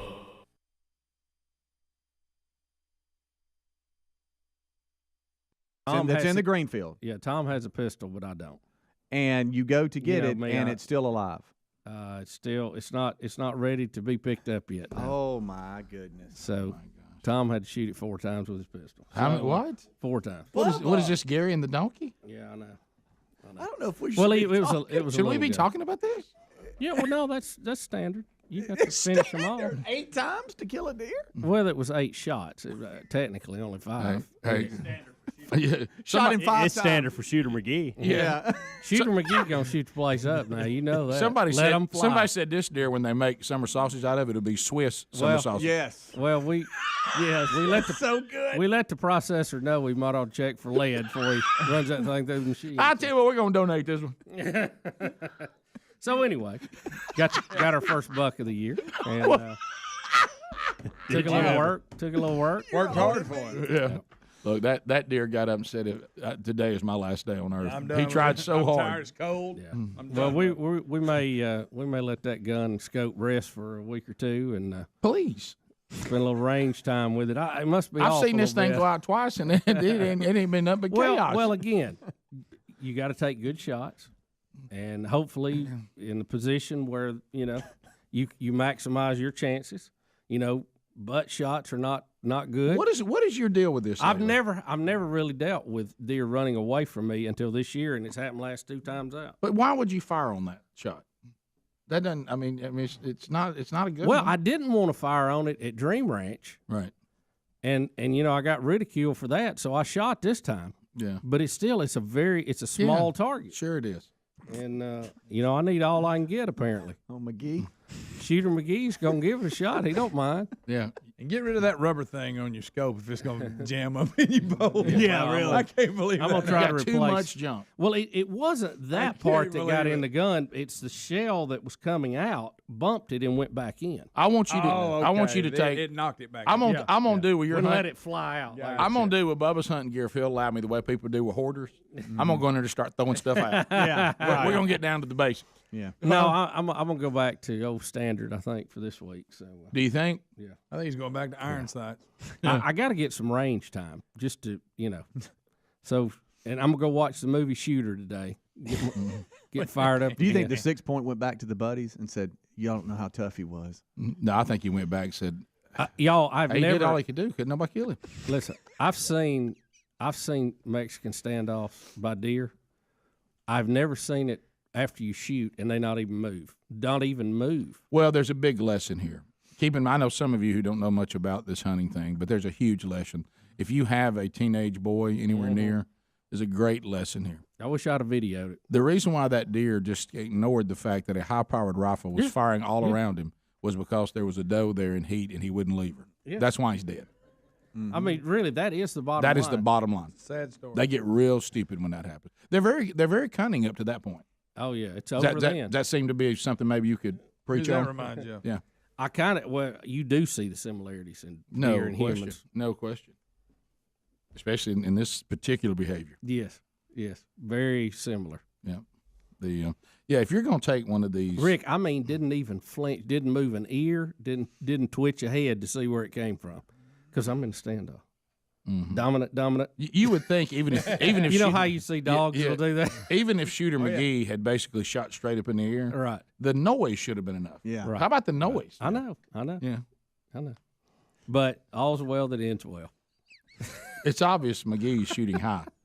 You know what I mean? Well, McGee made a slight adjustment off the range just to compensate for that. But I'm gonna go to the range before I carry that one back out again.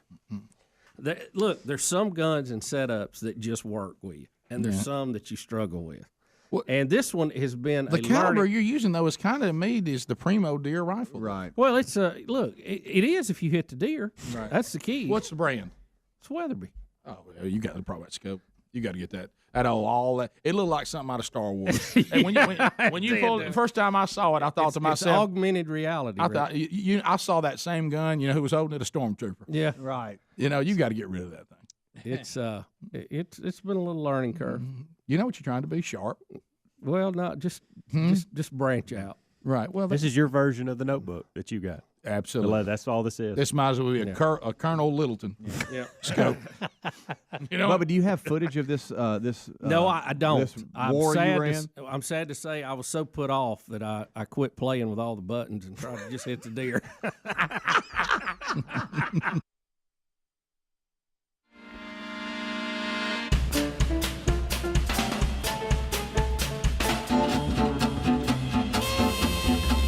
Five minutes past the hour, Rick and Bubba. Rick and Bubba. And we'll take your phone calls at 866-WE-BE-BIG. HelloFresh.com/Bubba. HelloFresh. You talk about delicious. Oh, man, the food's so good. And it makes eating a variety of things, but also really being able to control the menu. Because let's face it, when you're doing it yourself, and you just still prepare these meals, so that joy is still there because they come in individual bags and they have the menu. The menu item is there, but they also have the recipe card that's easy to follow, and you still do prepare it. But man, you start thinking, hey man, I'm getting a little burned out. We're eating the same old stuff. I mean, let's mix it up a little bit. What about barbecue pineapple flatbread? That sound pretty good to you? Get you some power bowls and cherry balsamic chicken's really good. And you can customize the meals you want to. If you want to go over here and say, hey, I like that protein, but I like these sides, and you want to mix it up and customize it, you can do that. You want to say, hey, this week we're on vacation, don't need any. You can do that. So it really is, you design it any way you want to. And here come the meals. HelloFresh.com, Bubba125. That's a new code. And why am I giving it to you? Well, that's a good question. It's a flash sale that's going on right now. Get you $125 off. So go to HelloFresh.com/Bubba125. There's also a link at rickandbubba.com. You'll find that right there under the sponsors button. All right, so Speedy, give me a check 1 2. Yeah. So the problem was Bubba, let me give you the good news, bad news on this studio that's been so much fun. This microphone in the production was not working. Mm-hmm.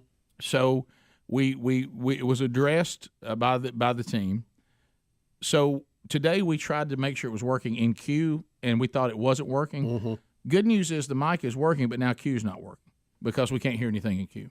So it's like we've traded one thing, but there's still now there's a new problem. So, but anyway, at least that mic works now. Tell me if I go away right now. Oh, I didn't like your Tell me if I go away. Well, now you're splattering. Really? Yeah, you're not sounding very good. Wow. So the mic processor is up, I guess, because I look good in here. Mm-hmm. Yeah, you disappeared. You're gone. How about now? Yeah, you're back now. Right, you're back. How about now? You're still there. You're there. How about now? Still there. And one more. How about now? Still there. What was that? All right. Yeah. Okay. So now the only thing is we can't hear anything in Q. Right. Nothing in Q or just I've that? sent young Scruggs a text. Nothing. If he could I was trying to cue a song in Q. And I couldn't hear it. All right. So.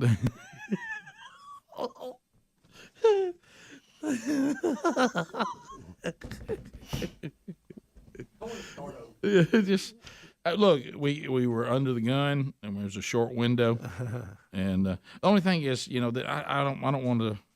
I mean, remember, I just can't go through it again and get starting all over.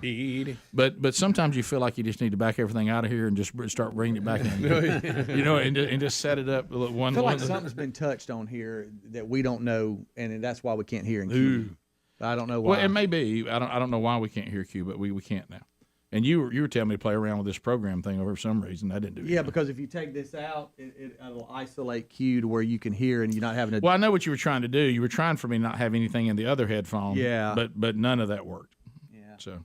Dadgummit. I know, but so here we go. Sorry. I got to tell you, it's really bothering me too right now. Well, I don't really use Q that much, so it's going to be a mild inconvenience. Mm-hmm. But it's just the thing that we got one thing working, now something else is not. And there's a pop for you right there. Yeah. So take that pop, and I'll give you another.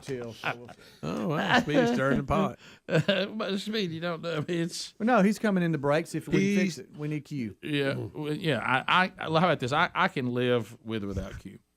Really? I can. Okay, I mean, would I like to have it? I would. But, I mean, it's I don't use it that much. Yeah. I didn't know this, but Helmsy said he had to do a best of without Q. Oh, no. Try queuing up a best now of. that. Yeah, that would be very difficult. And of course, sloppy at times because in order for me to hear it, I had to unplug. Oh, wow. And plug back in. And then you'd forget. Then I'd forget. Yeah. And so... Speedy wanted me to unplug and do the same thing in the break, and I said, I'll forget to plug it back in. You know that old one, you just hit Q, and there's a little speaker there, and you heard it in it? That was pretty simple. It was. It was. Wasn't all that loud, but at least it was there. Worked perfect. Right. Listen close. It really completely changed the way I had to do a best of Friday. Sure. I bet it did. All right, I take that back. I take that back. Q's important. Yeah. So not so much for this show, but for Hey, Adler. So what you're saying is, hey, buddy. Earlier you said I can't live with or without Q. You said that a second ago. That made me think of that. Please look at Greg. But Greg liked that joke a lot. Greg liked that joke a lot. Without Q. Would you rather have Q or no popping? I'd rather have no popping. You know what I'd say at that point? No, Q. I would take a closer bathroom over all the above. Oh, yeah. I would too. Yeah. I think this. If I had, and I don't have to have 3 bathrooms like we had at the old one. If I had one bathroom that we could access here, I think I would go the rest of my career in this studio with a pop and no cue. I almost pulled a trip to cue. the Titans mishap on the way home yesterday just so I didn't have to use the bathroom here. You and Greg are y'all gonna have to calm down. There's too much going on in there. There's so much going on. Y'all there, are like Greg. children that won't dump at school. Okay, but I can't handle it. If I go in there and I see, I went 12 years. Never went. Guys, if I go in there and I see shoes, I turn around. 12 years. I never went. I've gotten comfy with it. No, I admit. You settle in. Of course, we also didn't have doors on the stalls. Well, you have to You talk about it motivate you to not go. I wish I could be. I couldn't do that. I wish I could be those They people. didn't have any doors on. I wish I could be those people that can take a seat in any situation. Oh, yeah. It doesn't bother them. They can lean up against a tree. Rick, you scared some guy to death this morning. I did because I went in there and I saw Bubba's New Balance and he was trying to go. He was trying to go, and I came out and said, "Hey now!" Like, and I terrified one guy to know he was in there. Yeah, I locked him down. He was on further down the road. Boy, he started rattling, getting out of there. Well, I'll tell you this: he may be one of those people that makes noise around me, so I'm glad I did it. There you go. But guys, the worst is to sit down there and think you got it to yourself, and all of a sudden, here we go. Oh. Here comes everybody. I don't know if I sit can right beside. I don't know just if sit I right can- beside you, make all kinds of noises. Some people talking, somebody asking if they're gonna go to the USFL this weekend, and I'm just sitting there locked. Speedy, you got to get over your. Well, I can't I'm just as handle bad. it. But you'll go. You'll ultimately get it done I if you don't need know. to, and Greg will too in the right situation. Well, this one waited till he Yesterday, got I home. went in there 3 times thinking, "Hey, here we go." Every And time then you change your mind. I changed my mind. I got scared, and I turned around. There was one time on the closest stall to the It's urinals. a busy place. I saw a guy's shoes so wide. I was like, I don't know how. It's like they were going Well, he out of was the in a stall. bind. I don't know what was going on. was in a They bind. were What's going so on there? They were I so know. they were Sometimes you so gotta get- wide, and he was sitting so far back. I'm like, what is he doing? Right, it's so and then much there was fun. one time I It's went in terrible there, in there. and the shoes were facing sideways. I think somebody was taking a nap in there. By the way, They were hiding. I picked up on something. By the way, Red Shoes moved to the second floor. He's trying to get away from me. Or he's changed shoes. Because I went upstairs and I thought I ain't seen Red Shoes in a while, and I had to go upstairs. There he was. And there he was. Guys, the sound's in there. I'm Oh, the telling you, sounds. I know this is terrible talk, and some of you are grossed It's out. like being at the zoo. I'm sorry. It is. I'm sorry. And It some is. of you, It can you is. not hit the handle? I mean, some don't work, but don't just leave one soaking. They're a threat. They're not automatic. I don't know That's the who thing. thinks they're automatic. The urinals are not automatic Go ahead. flush. Go Everything ahead. needs to be flushed. Yeah. There's one. It's the handicap stall that if you don't hit it just right, it will I not know. flush. Yeah, Yeah, well, you're hold right. it. You You have gotta to hold stand up, flush it. But here's what I'd like. I'd like to afraid see a to go in commitment there. for people to work with it until they get it to flush. Don't just give up so easy. Yeah, because right. I start with a flush just in case I got anything I need to cover the sound of. Right. Because because the first when you're first going, you have to do a flush just to drown any sound. And some others, why don't y'all adopt that? I'll cough. They don't, Rick. I'll cough sometimes to drown out the sound. Y'all do that? Yeah, Yeah. sure. Yeah. I won't go in that last stall you just mentioned. I won't go Why? in there. Oh, I I'm a love little that scared. one. That's my favorite. Well, because I think it's the most used one, so I Yeah, try it to go is. to the least That's a used. good point. I didn't think and about that. Somebody was in my Thanks. favorite Ruined one it. the other day, and I didn't use it for 2 days. So you went in there 3 times. Those in one others day. are too tight. I feel the walls up against my knees. You're holding hands with the person next to you. Yeah. I mean, it's terrible. Too close. It's a horrible experience every time I go in there. It's like I'm going to the bathroom at the airport. It's just terrible in there. I went in there. I went the other day. I thought an animal tried to make a nest in there. I mean, there was stuff laying everywhere. I was like, there's like shreds of toilet paper. Like that. I thought, did something try to nest in here? It's awful in there. Oh, It's awful in Met there. somebody that works on the second floor. It's been different. I'll say that. They said there's bathroom talk up there too. No, I don't know if anybody likes Let me tell you something. If I'd have known that was going to be as big a sacrifice as it has become, I would have dug in and asked for more money. Yeah, I'm giving up the bathroom. It's going to cost. I gave up a little money. I didn't know I was getting into that. I should have dug in on the money. If I've got to do that, there's my sacrifice right there. Yeah. I really underestimated what a difference that would make. Oh my goodness. Oh my gosh. Guys, I didn't know it, but I had my phone recorder going, just the audio recording on my phone. And, Okay. if you want, I didn't. If you, and here's Oh, what he's actually got it. Here's what it sounds like in there, guys. It's,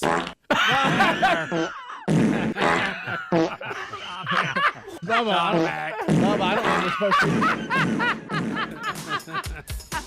Isn't it great? It's the greatest thing ever. That was just 10 seconds. That's just 10 seconds in there. It's a horrible experience. Yeah, who ever thought everybody having to use the restroom as a herd would be an uncomfortable It thing? sounds like the overture of 1812. It really does. If I could run 5 laps around the building and make the bathroom filling go away, I would do that versus going in there. I persevered through it, picturing what it was going to be like to get relief. Bubba, Rick and Bubba.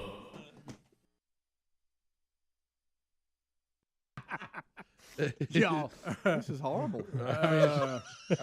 8 shots. Don't forget. Of course, And it was still alive when he got to it. The good news, while Tom was shooting it, I got to fill out my game check.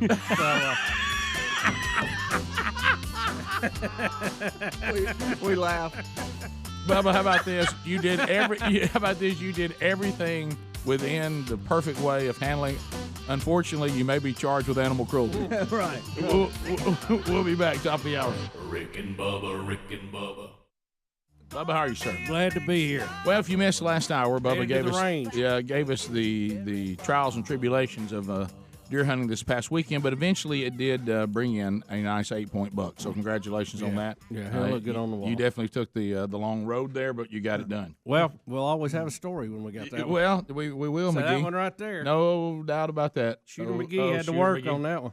So, I was kind of in the, and this is the great thing about, and I'll enjoy having it. Not that it's some great deer hunting place, but I like having a place, to hunt that is your own, and that way you can be a little more fluid on, we may go, may not. Hey, let's go.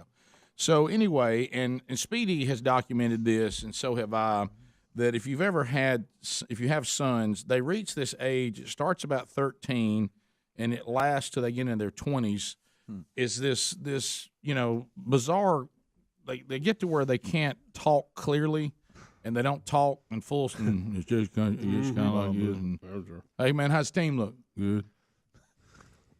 That's it. It's almost y'all like ready a for the game? contest. Yes, sir. How was going to the peak of Mount Everest? Is all right. You know what I mean? And so Good. It's good. and so now, my 16-year-old who now has entered into that world, says, "Hey, Dad, yeah, man. Let's bring some guys down, hunt this afternoon." Okay. That sounds good. Go say that in front of your mom. And so, because they're responsible. He certainly could like, but I'm not really to the point where I would say high-powered rifles, go down there with some of your buddies, Right. Of course they need supervision. Yeah. And Sure they do, Rick. and that might mean that I may go out and hunt as well. Sure. You know what I mean? So we get there. While I'm there. Yeah, Go and say then that. and then I discover that we have one, of course, that I was just around at practice that week who's supposed to be coming. I get the first word. He can't come. He's got the flu. Oh, and all I can remember was the last time I was with him, which was only a few days. And then I find out late that one who's actually hunting is sick, which I didn't know till after it was over. But what I gathered, I got the word. Hey, he ain't never shot a deer. I said, so you never did? And he said he knew he hunted, but he just never had been. So we're gonna solve that today. Mm-hmm. And so now I'm thinking about it never gets old. Somebody getting the first deer, and so Bubba, I will tell you this: I was able to just give him one of our rifles, to which he killed a deer with one shot. That's great. You know what I mean? And it was. Well, technically, I killed it with one shot. So, good point. If you don't count the 3, it didn't hit him. I'll say that he hit him with one shot the first time, or her. So anyway, and what's cool is if you got to play. And I said, this is where I think you'll have the best shot to see some deer. And I talked to him about what you don't want to shoot and what you do, and he seemed to be pretty savvy with the rifle, which was good. And we walked through all the safety stuff and how it operated and whatever. So we went out, and just like what Bubba was talking about is he puts a doe down, kills his first deer early. Good and for him. like about 4 o'clock, which is great. And took a What a rifle. great experience. Took a rifle, with just a basic scope he never had before, and killed a deer with one. Right. Hit it the first shot on it. But anyway, so what gun was it? It was the 7mm 08.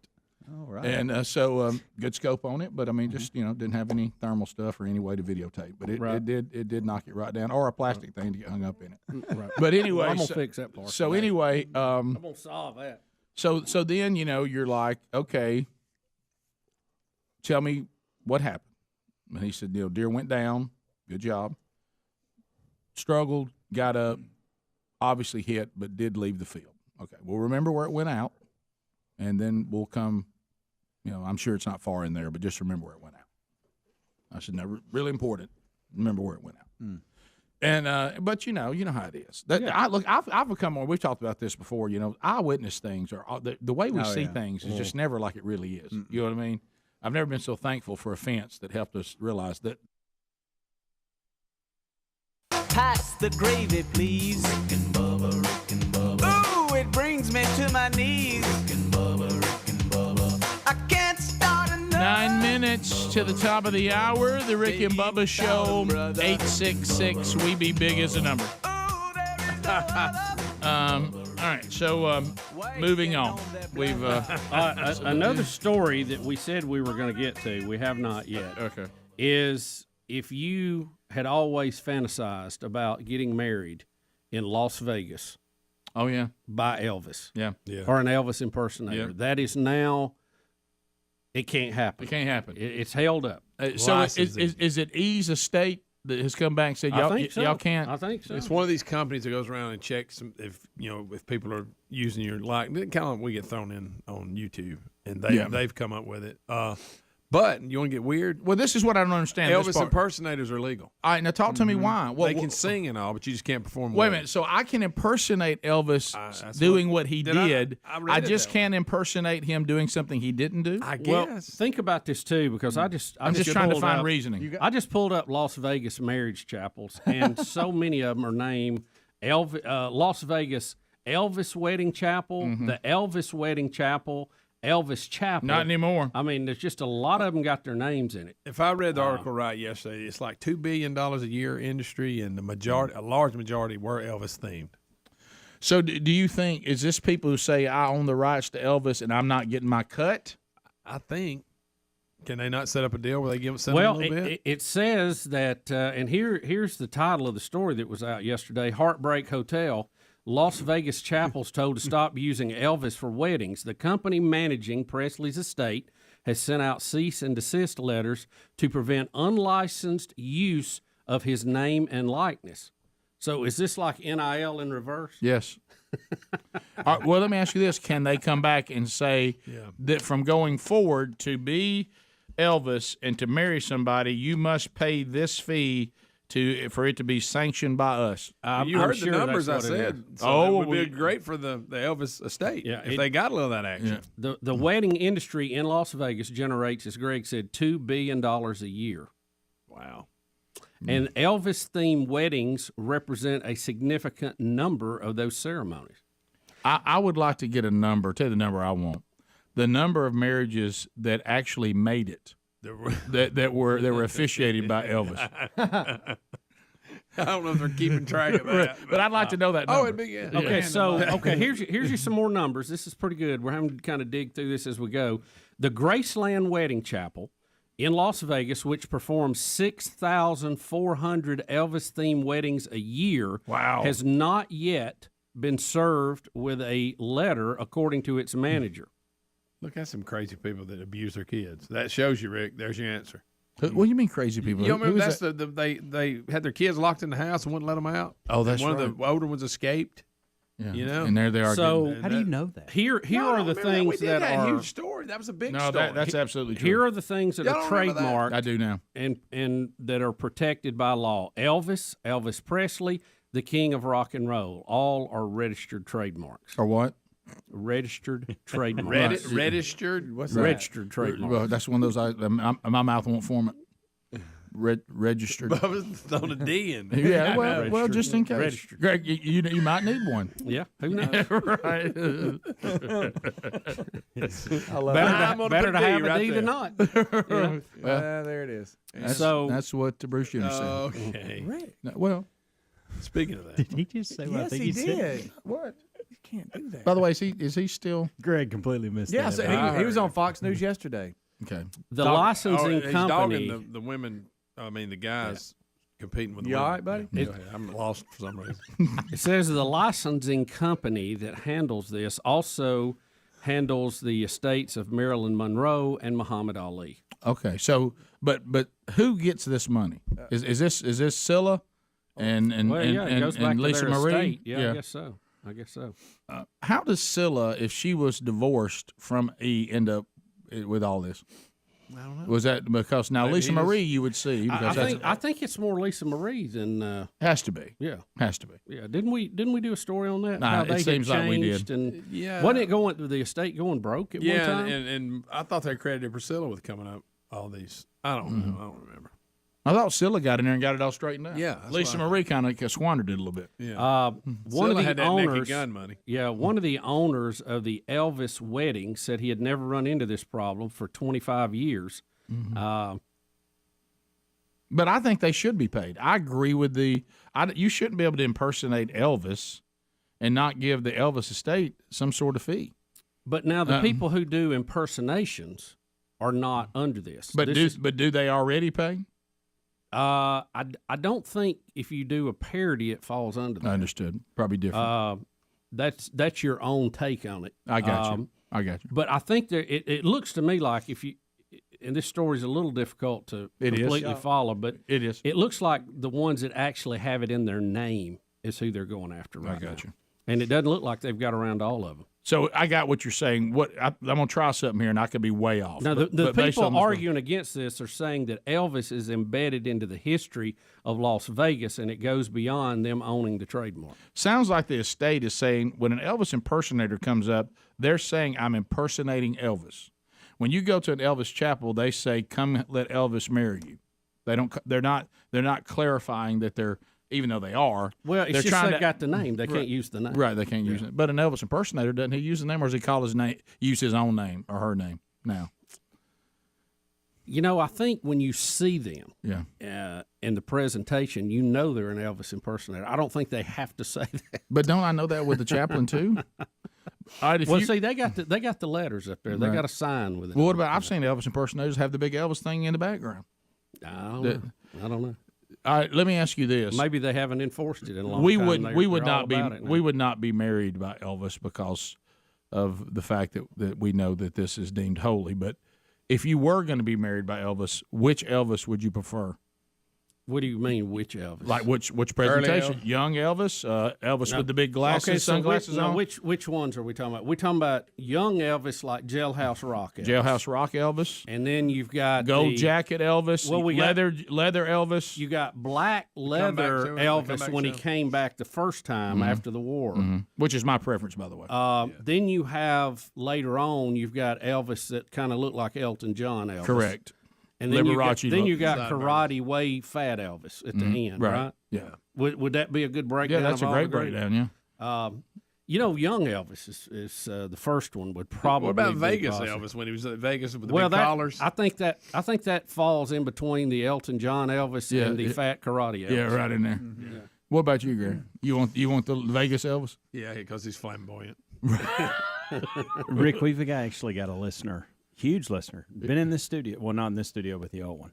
Okay, he just sent me a picture. Said him and his wife went through this. I sent it to Adler. I don't know if he can bring it up. I'm kind of putting him on the spot. They doing okay? But that seemed to be. But I goodness gracious, I wasn't expecting. This caught me off guard. Oh, there it is. Well, there you go. Are they in Vegas? Is that a Vegas wedding? Yeah, this is everything we've been talking about. Is that Vegas Elvis? What do we call him? I'm not sure what Elvis. It's Vegas sunglasses. That's in between black comeback and flamboyant Elvis. Yeah. Rick and Bubba, Rick and Bubba. No way it went where you said it did, because she could not have got through there. You know what I mean? And so we went to where the fence was down. And so when we're going, it's so funny because my son knows I'm going to mess with people. I mean, he knows that. You know what I mean? Yeah. That's a given. But then, and he wants to think, so anyway, you know, the coyotes get the yipping. You know, they're rolling. And of course, Do all of yours start that just when it's as soon as it gets dark. Yeah, say it's hunting time is over Soon as it and gets you're dark. back. Here we and go. Yeah. It's. So what do I really immediately do with somebody that's kind of new to it all? I said, boy, we got to get to that deer. Here they come. And all of a sudden, sir, I said, these coyotes are coming for it. And we may have a standoff. And so I was so convincing that all of a sudden I hear from the back, my kid, you serious, Dad? Hey, Clark, you serious? Straight up. Well done, Rick. It's a great delivery then. You serious, Dad? Well, you could theoretically, right? And so anyway, I said, and this is where it always works really good. And we're trailing there, and I think we're about to, and the boys doing a good job doing that. I'm letting them kind of do all that, and they absolutely gonna pull the deer out. You know what I mean? Because they got to learn. Yeah. And so we're getting there, and they're cranking. I hear them cranking, and they're really not where we are. I can tell. Right. But it sounds like they are.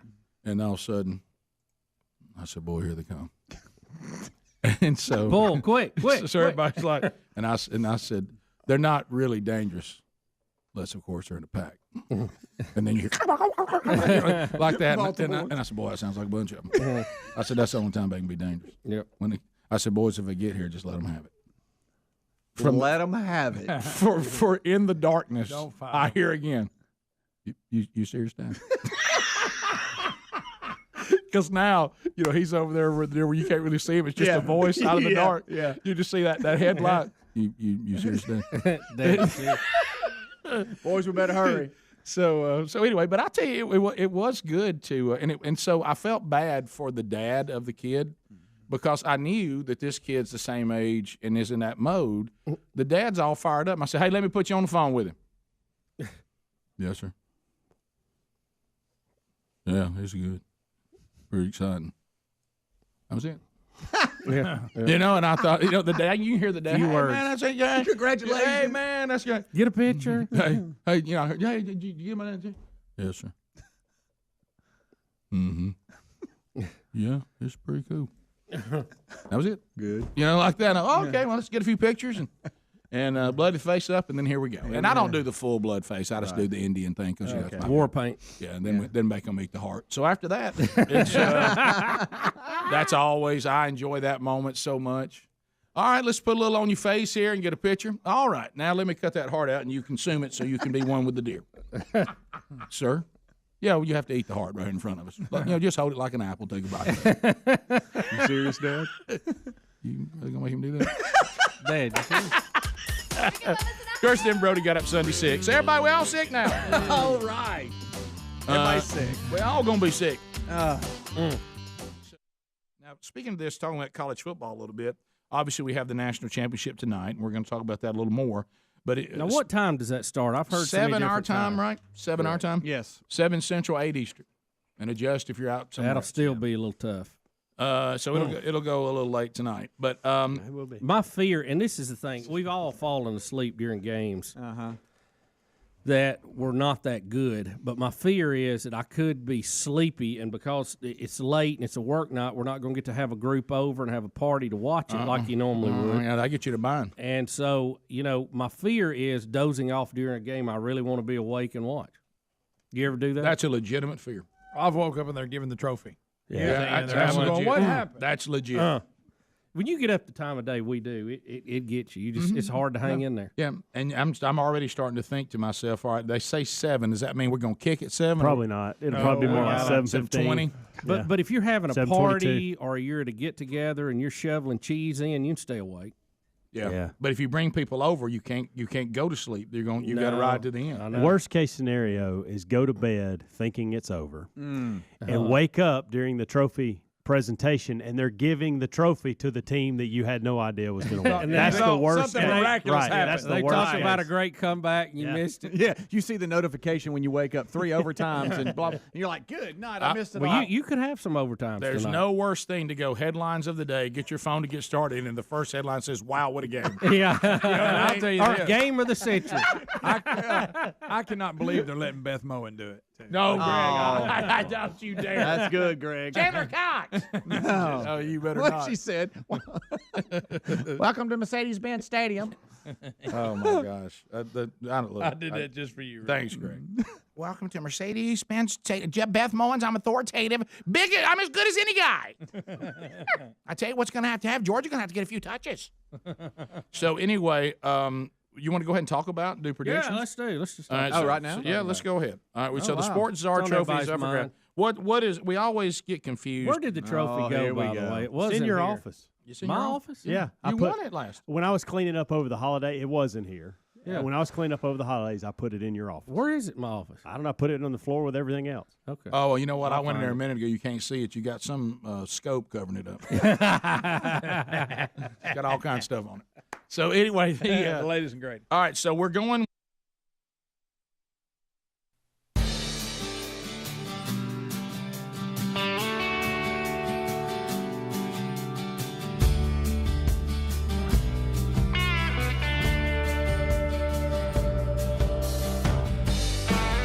And here we go, 6 minutes past the hour.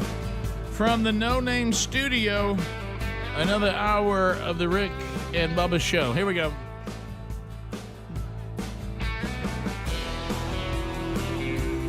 Come on, E. And welcome back, Bill Bubba Bussy. I can't talk over the king. You can't talk over the king? No, I can't talk over that. So I'm having to run it all the way to the top. I told Greg and Bray, of course Elvis had a lot of hits, but one of them that I've always liked that I didn't feel like got as much hype is a lot of them is Guitar Man. Bubba like Guitar Man. Yeah. Followed by In the Ghetto. Okay.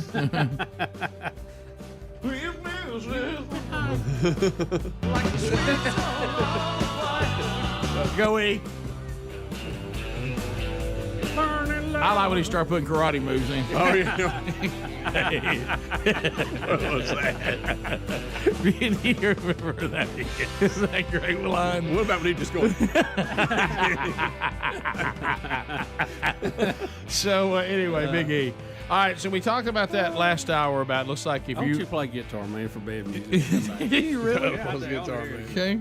Nobody won't hire a Guitar Man. We will try that. All right, so Bubba, it's the Jubilee. Jubilee for the Queen. 70 years on the throne. Yep, 70 years on the throne, and of course she must be laughing with delight, and all the royals must be laughing with delight when they look at us over here and all the work that we put in to try to free ourselves from tyranny, only to find ourselves limping right back to it. Yep. Sure. But anyway, the Queen, 70 years she's been the mascot there in the UK. And Great Britain, and she's been pampered for 70 years. 70 years. So anyway, we had a dust up a little bit, and I think it's animal rights, people, right? It is. Rick, nothing's sacred. Yeah. Anytime you have people piling in to the soldiers in their red coat and their big black hat, I love it. It's pretty funny. And listen to the announcers as they describe this event that's going on in Britain. It's the Platinum Jubilee, by the way. Royal. And so it's all about showcasing the family is very secure. They all know what role is expected of them. Is that a police officer walking into the road? Yeah, we seem to have a couple of people interrupting. Demonstrators there, I think, the parade there. They've rushed in from the crowd on the Mall. The police will be very worried about the soldiers in this situation. We've got to remember that it's an interesting time in the world, and people who are, of course, in a democracy encouraged to come and enjoy this or express their views at it. But we do know that the security here, because members of the royal family will be coming down shortly, there will be concern to make sure that the soldiers are safe. It's a huge job, isn't it, for the security services? Well, there are thousands of people lining the Mall as we speak. And they want to make sure that this occasion is seen to be as open as possible. The Bobby's got him, didn't it? Oh my! Look, someone's coming in too. Oh my goodness! Oh my! What's funny is it's going on, and they're still just talking. They don't realize it, and people are being drugged right between the band there. Greg, I hate to bring up the obvious here because I don't want to get you started. No. But they start talking like that we're concerned about the soldiers, but they're playing horns. I know. I mean, it's. But I got to give it to them. They don't miss a beat and they keep on walking. They're very disciplined. They do. Mm-hmm. Yeah. Of course, I'm probably big furry hats. But to Greg's point, I'm probably more likely to charge a group of, and I'm putting quotes around, soldiers with brass instruments versus guns. Yeah. Well, maybe in the UK. I won't charge any So, of it here. The Bobbies were kind of You ever dragging been them beat up. with a trumpet? Yeah, that's true. Trombone causing damage. Oh my, here we go. Oh my! You know, we have a disturbance. Bubba, you have to understand there's people here full of moxie. All right, let me ask you this. They too, are because full of moxie. We always we don't fully. What is it? Speaking No, I was of? just going to tell you the group had posters, and they were from Animal Rebellion, and were vegan activists. Oh my goodness! And that's probably the reason they went down so quick. They didn't have any muscles. Right. They look really pale. So here comes vegans. We were talking about it during the break, and some of you that are up on the Monarch can correct us here. But do I have this right? Here we go. Because you referred to the Queen as a mascot. They actually are still in control, but they have said by decree, we're going to let you peasants rule yourself. And then now they stay out of it. But whoever gets to be the prime minister always has to go, and the Queen has to every Tuesday approve them or something. Every Tuesday they meet. There's a lot of influence there. They have to go before the Queen and give an account of what's happening. That's because you watch The Crown. No, I got into it a little bit this morning because I was trying to understand. Do they do it every Tuesday? Every Tuesday they meet. Really? And I'm going to tell you, a lot of the prime ministers through the years have not liked it because she holds people according to this. It was Piers Morgan. So they're in charge, but they've turned it over to the peasants to rule themselves. But which is a smelly But they would never take it back because if they did, they'd storm the palace. That's what I was going to say. Down, right? But if the Queen ever said, I don't approve of your prime minister, everybody would say, well, too bad. We'll burn that castle to the ground.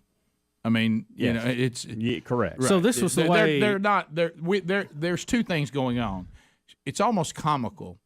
The monarchy is saying we're allowing the peasants to rule themselves. We're approving this, and send the prime minister y'all vote for over here, and I'll approve it or disapprove it. I don't think there's ever been a disapproval since this new system. But what's really happening here is the opposite. The people are allowing the monarchy to be delusional. Yeah, it's really the opposite. Yeah. Well, I think at the point right before they stormed the castle, the monarch said, "Okay, we're going to let you do it, but we're letting you do it because we said you can do it, not because you said you can do it." Yeah, and everybody gets to say, you're letting us do it," and they wink at each other. Okay, yeah, we'll let y'all stay there. We think it's a great tourist attraction. We have some respect to, our history or whatever, but we didn't like. Is that right? Do we have that right? Yeah, we didn't like back when y'all did have all absolute power and you kept cutting everybody's head off. We didn't care for that. We didn't like being told what denomination we had to be or else be killed. So it became. Did she play a part in any of that? No, that's what I'm saying. No. So when she took over, it was all good. So she has a heavy authoritative voice within that administration. Yes, that carries a little weight, probably more than we actually think it does. And that's it. But if I'd like for them to test it one time and turn down a prime minister and see what happens. Yeah. I don't know. Well, I know this, and because I heard Pierce talking about it this morning, I'll probably get. I don't like tyranny. There, evidently, there was a moment in Margaret Thatcher's reign when the U.S. invaded Grenada. I remember this, and Reagan was the president. Well, we actually freed it from the Cuban invasion.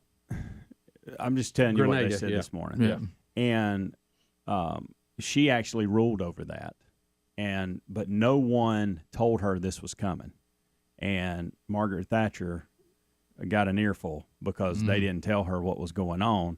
And during the rest of her reign as prime minister, she made sure she told every single thing to the Queen. Keep me informed. Yeah, that's really all she was asking. So I know what to do when people ask me questions about it. Exactly. Right. Yeah. Especially when you're ruling over that particular country, right? A region, right? I don't know what and it's they have called pictures at of you that and point. stuff on the currency. Sure.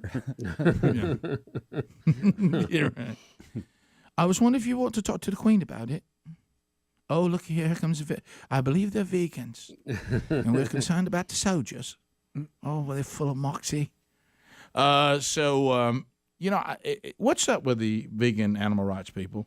Of all the people we faced, they're one of the weirdest. Yeah. I'm talking about those that are just really weird about it. Yeah. And it's they can be delusional. What have they got against the soldiers on Jubilee? What is the Crown not doing for the vegans of the world. Yeah, look, if you don't want to eat something, don't eat it. Nobody's going to make you eat it. But just let me have my fork and my plate. Go about your merry way. Why can't you, nobody's making you eat a steak. We'll be back. Rick and Bubba, Rick and Bubba. All right, folks. Are we looking? I know. We hadn't done it. Is it point spread or the exact score? Oh boy. Well, it's closest close to the exact score. Every number you're off either I side. don't remember.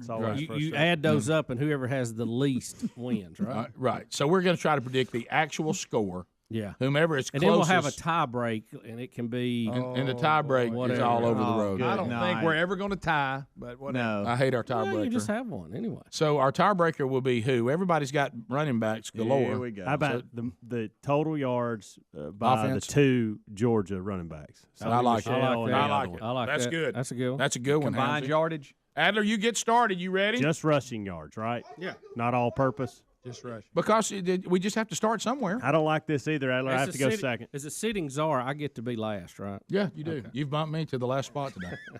Of course, Dickie now We've never done that before, but yeah.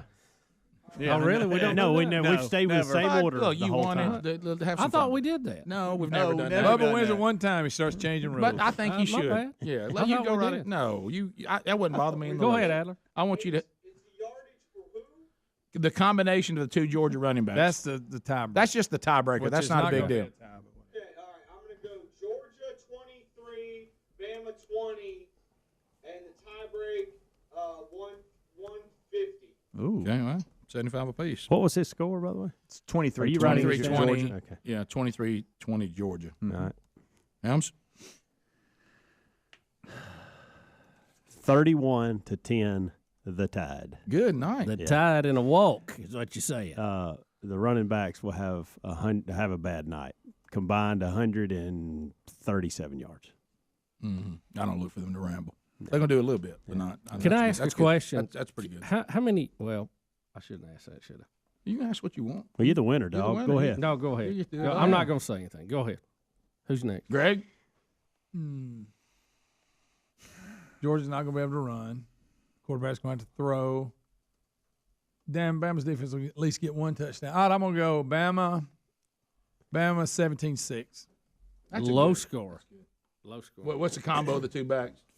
85. Wow. Dadgummit. They're shutting them down. Yeah, It's a good call.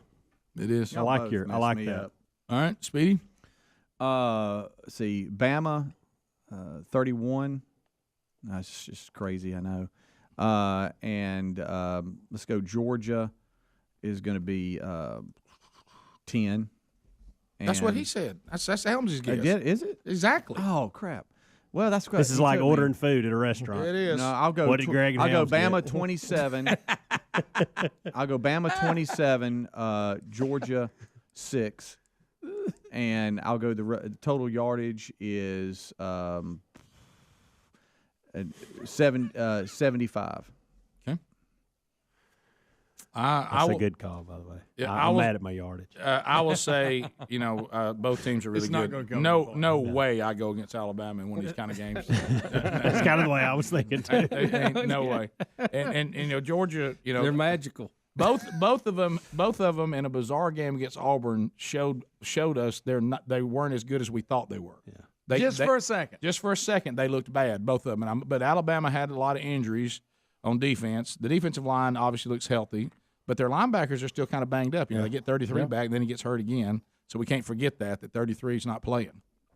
So that's got to factor in a little bit. But Georgia's good, but they're good if they can run it, like Greg said, and Alabama's very good against the run. So I will say Alabama will win the game. I think they win it 27-17. And I think that the backs will rush for 92 yards combined. All right. It's a good guess. It's a good guess. All of these are good guesses with their logic. So if you play the odds, I should pick Georgia because that makes me because everybody's Adler. What was his? 23-20 I was Georgia. gonna say, yeah. So that's right. Never mind. That's at Auburn. Scratch you know. that. Do I? That's at Auburn, isn't it? Yeah. He hates the Tide worse than he does Georgia. It's a push. Yeah. That's standard. If you're an Auburn fan, this is the game of two people you hate. Yeah. Mm-hmm. But I guess it is weird because you beat both of them. Mm-hmm. And then one come back pretty and got handily. You, but one came back and got you. Yeah, right. Yeah. Will that how big of a home field advantage will that be for Georgia? None. It seemed to help them in the SEC championship game. Seemed to be a big difference. Yeah, or the fact that they also were playing something that you not. This is home field for the Alabama Crimson The Tide has.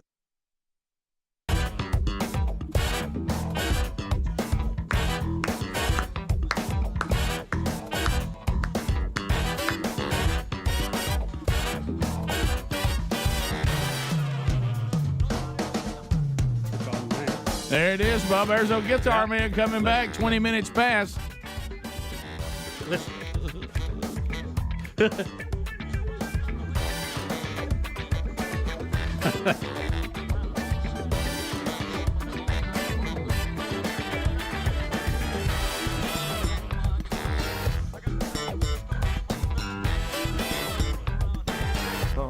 Yeah. We don't need no guitar man, son. For some reason, I had Elvis as Charles Barkley. You did. Hey, nobody want a guitar man. Why does Bubba want to hear guitar man? Show him, son. Show him, son. All right, so there it is, Bubba, guitar man. Are you happy? I like it. That's good. Listen right here. Listen right here. Here comes the phone troll music. That means your turn on the program. 866 We Be Big. All 10 lines are available and ready to go. So as the phone troll music plays and you come in looking for that special gift for Dad, coming up on Father's Day, the Rick and Bubba store loaded with all kinds of cool gift ideas, and one of them could be for Dad. I don't know. Maybe he's never thought about it. Here it is, the new shirt that we were telling you about. Thought about a little topaz? There it is. Have you thought about a little topaz? So I'm holding That's up here in the something funny studio. about that steel. I like it. Have you thought about a little topaz? Elvis, that's how he'd say it. Hey, have you thought about a little topaz? Hey, Silly, you thought about a little topaz? Silly, have you thought about topaz? So anyway, you're going Barkley. I know it's they're close. So there it is. Grab that while they last at rickandbubba.com. It is a great conversation starter. I promise you that. Can we explain, because I'm getting email after email about, or maybe we just need to put the description of how this all come to fruition, because it came from the original story of us calling the Chicago Bulls, but nobody else really understands, even when you say that. Well, it's really used out of context. It is. And so I'd like y'all to explain thought about this. Topaz? Well, it's now become a phrase on the show that if everybody's tried every way to solve a problem and they haven't, or they're having difficulty, you can say you ever thought about a little topaz, because it came back from an actual procedure that helped Bubba get over plantar fasciitis. There you go. But we got to doing it because we were making fun of Bubba's serious voice he got in when he was leaving the message. It wasn't really so much about what it was. It's just how it's just like it's a procedure called topaz. It became its own thing. Topaz. Yeah, that's what it was. We were making fun of his official voice he was in. Yeah, it's just like Mr. Allen. I mean, That just before happened to you be know the it, we don't even have that the actual. It just starts running. It's got a life of its own. Don't be topaz with me. So, and it's a great conversation starter. When somebody asks you about it, you can run with it. Yeah, and by the time you're explaining it intended. like we just did, people go, "What kind of idiot wears that shirt?" Yeah. Which is That's perfect. the point. But only if you're a veteran though, you love that kind of stuff. Oh yeah. Will in Florida, 30 seconds. Will, go ahead unless you get a timeout. What's on your mind, buddy? Yeah, guys, listened to the best of last week on the way to Disney. Y'all were talking about the big people in motor scooters. So to make Greg happy, I'd just eaten some barbecue and Brussels sprouts. One of those big ones rolls up behind me, and I made sure about, waist high that she wished she hadn't done that anymore. That's not very nice at all. Greg, is this something you've promoted? That is not nice about people crop dusting people on scooters. On scooters. It's a great one, though. What do you say, barbecue and Brussels sprouts? Yeah, I bet that produced my a memory. Michael in Oh, Evergreen. man. Michael, 30 seconds and go. That's good. I'm 55 years old. 3. Oh, wow. All right, Michael. Michael, your phone, can you get it in a better position? Look, it's so hard to do talk radio now. 866 We Be Big. Let's go to Chuck in Cincinnati. Chuck, welcome to Rick and Bubba. Gentlemen. Yes. Hey. I was on vacation. I'm watching my son's dog. Oh. I've got the dog in a kennel. I got a camera on the dog. I try to pull into a Buc-ee's, and my wife said, the dog's not moving. The dog's not moving. I said, the dog's fine. She kept giving me the dog's not moving. I said, you want me to leave Buc-ee's when I got this close? And she gave me that wife look, and I said, oh, fine. And I had to bail out and head for the house. I missed my Buc-ee's experience because I had a what about the dog, and you can't have nothing. You can't even go to Buc-ee's on vacation. Is the dog fine? okay? Yes. Was the dog fine? The dog was perfect when I got home. The dog looked at me and smiled and said, hey, I was fine the whole time. So, unbelievable. You see what I mean? So he was there at the door fixing to step into Buc-ee's and got yanked back out. Let me tell you this. What about the dog? It takes a special call in your life. I have some friends that just and the dog's doing great. It went to a great family, much better situation. He started talking to me about this. He's got 3 kids. And I said, just remember this phrase, what about the dog? I said, what because they're an active family. I said, what about the dog is going to haunt you? You'll grow so tired of the term, what about the dog? It's going to take all this, fine oil moving machine you have as your family. You're going to say something like, well, why don't we just stay a little longer? What about the dog? Hey, what you want to go down to the lake this weekend? Hey, what about the dog? Got vacation coming up. Hey, have you handled the dog? And everything's going to be, you're going to be out there having fun. Nothing can be spontaneous anymore. Hey, the dog got water? What about the dog? And hey, we just got that thing in the mail. Somebody got to get the dog. and so he came back and said, Rick Burgess, your voice rumbled into our home and into my head about 3 weeks in. Mm-hmm. I said, you still got the dog? He goes, we do not. Oh. He said, I even got down to the point where I took the oldest kid and said, the only way it stays is you take on everything that Dad's been doing. And even the kid took a pass. Wow. You know why? Because he liked to play. Yeah. He liked to enjoy his life. Hey, what about the dog? What about the dog? And this guy just missed Buc-ee's for no reason. Just an overhanging cloud of what about the dog? Let's go to Dwayne in Arab. Dwayne, welcome to Rick and Bubba. Go ahead. Yeah, I just want to know if Speedy feels bad for using the handicap bathroom. I mean, you're not supposed to use a handicap. It's a handicap bathroom. Yeah, you're not supposed to use the handicap bathroom. Yeah, well, you can't. You actually can. That's not true. It's not like a parking space. Yeah, it's not a parking space. Handicap accessible, meaning it's for handicapped people, but that doesn't mean you can't use it too. Yeah, well, then they would wait till you were finished, then they could have it. Absolutely. It's called handy. I use it too. I use it too. I was just Oh, okay. Yeah. So you can't give up that room. None of us can. I mean, but it's. I wish they all were that big. The key is handicap accessible. It's not a parking spot situation. Right. Yeah. Speedy goes ahead and parks. Spot. I just can't use it. I don't. It's not because of that. It's just because I see everybody else in there. I know there's just. It's a popular stall. It is. Hey, Helmsy, let me hear you again. I don't know if it was because you were shouting or. It didn't sound great. That's on his list, Scruggs list today, is to fix that. Yeah, the quality was not very. Go ahead. Was I shouting? Now that's perfect. No, I wouldn't say that. It wasn't perfect, but I mean, it's fine. It's got a little too much about it. Hey, take the mic. Take that off and see if the red is facing you. That's a good point. Is that better? You see the red right here? See the red diamond? I got it, buddy. I know how to talk in front of a microphone. No, I'm just saying I didn't know if it was turned around. It's right here in front of me. Yeah. We've done that does before. sound a little better. Ooh, boy, that really got bad. What was that? Oh, I got bad there for a minute. Yeah, he'll mess with it. Well, we don't use that microphone. We don't use it that much. For a chime, it's fine. Yeah. You know, kind of a cool little effect. It is. We use like auto tune. How you doing in there? Yeah, it sounds like it's peaking, but when he talks quiet, it sounds okay. That's a good point. Thank you, buddy. Yeah. Also, I talked through it like a drive-through speaker for like a decade, so I mean, it's cool with me. Anything's better, right? Well, yeah, you couldn't care less, could you? I tell you, it sounds better than what I used to have. Sounds good. Would you go back to talking through that for 3 private bathrooms? For a private bathroom, yes, I would. So you go back to the intercom? I would go back to the can I take your order sound? Yes. We continue with phone calls when the show continues. 866 We Be Big. Love to find out what's on your mind. More Rick and Bubba coming up. Rick and Bubba, Rick and Bubba.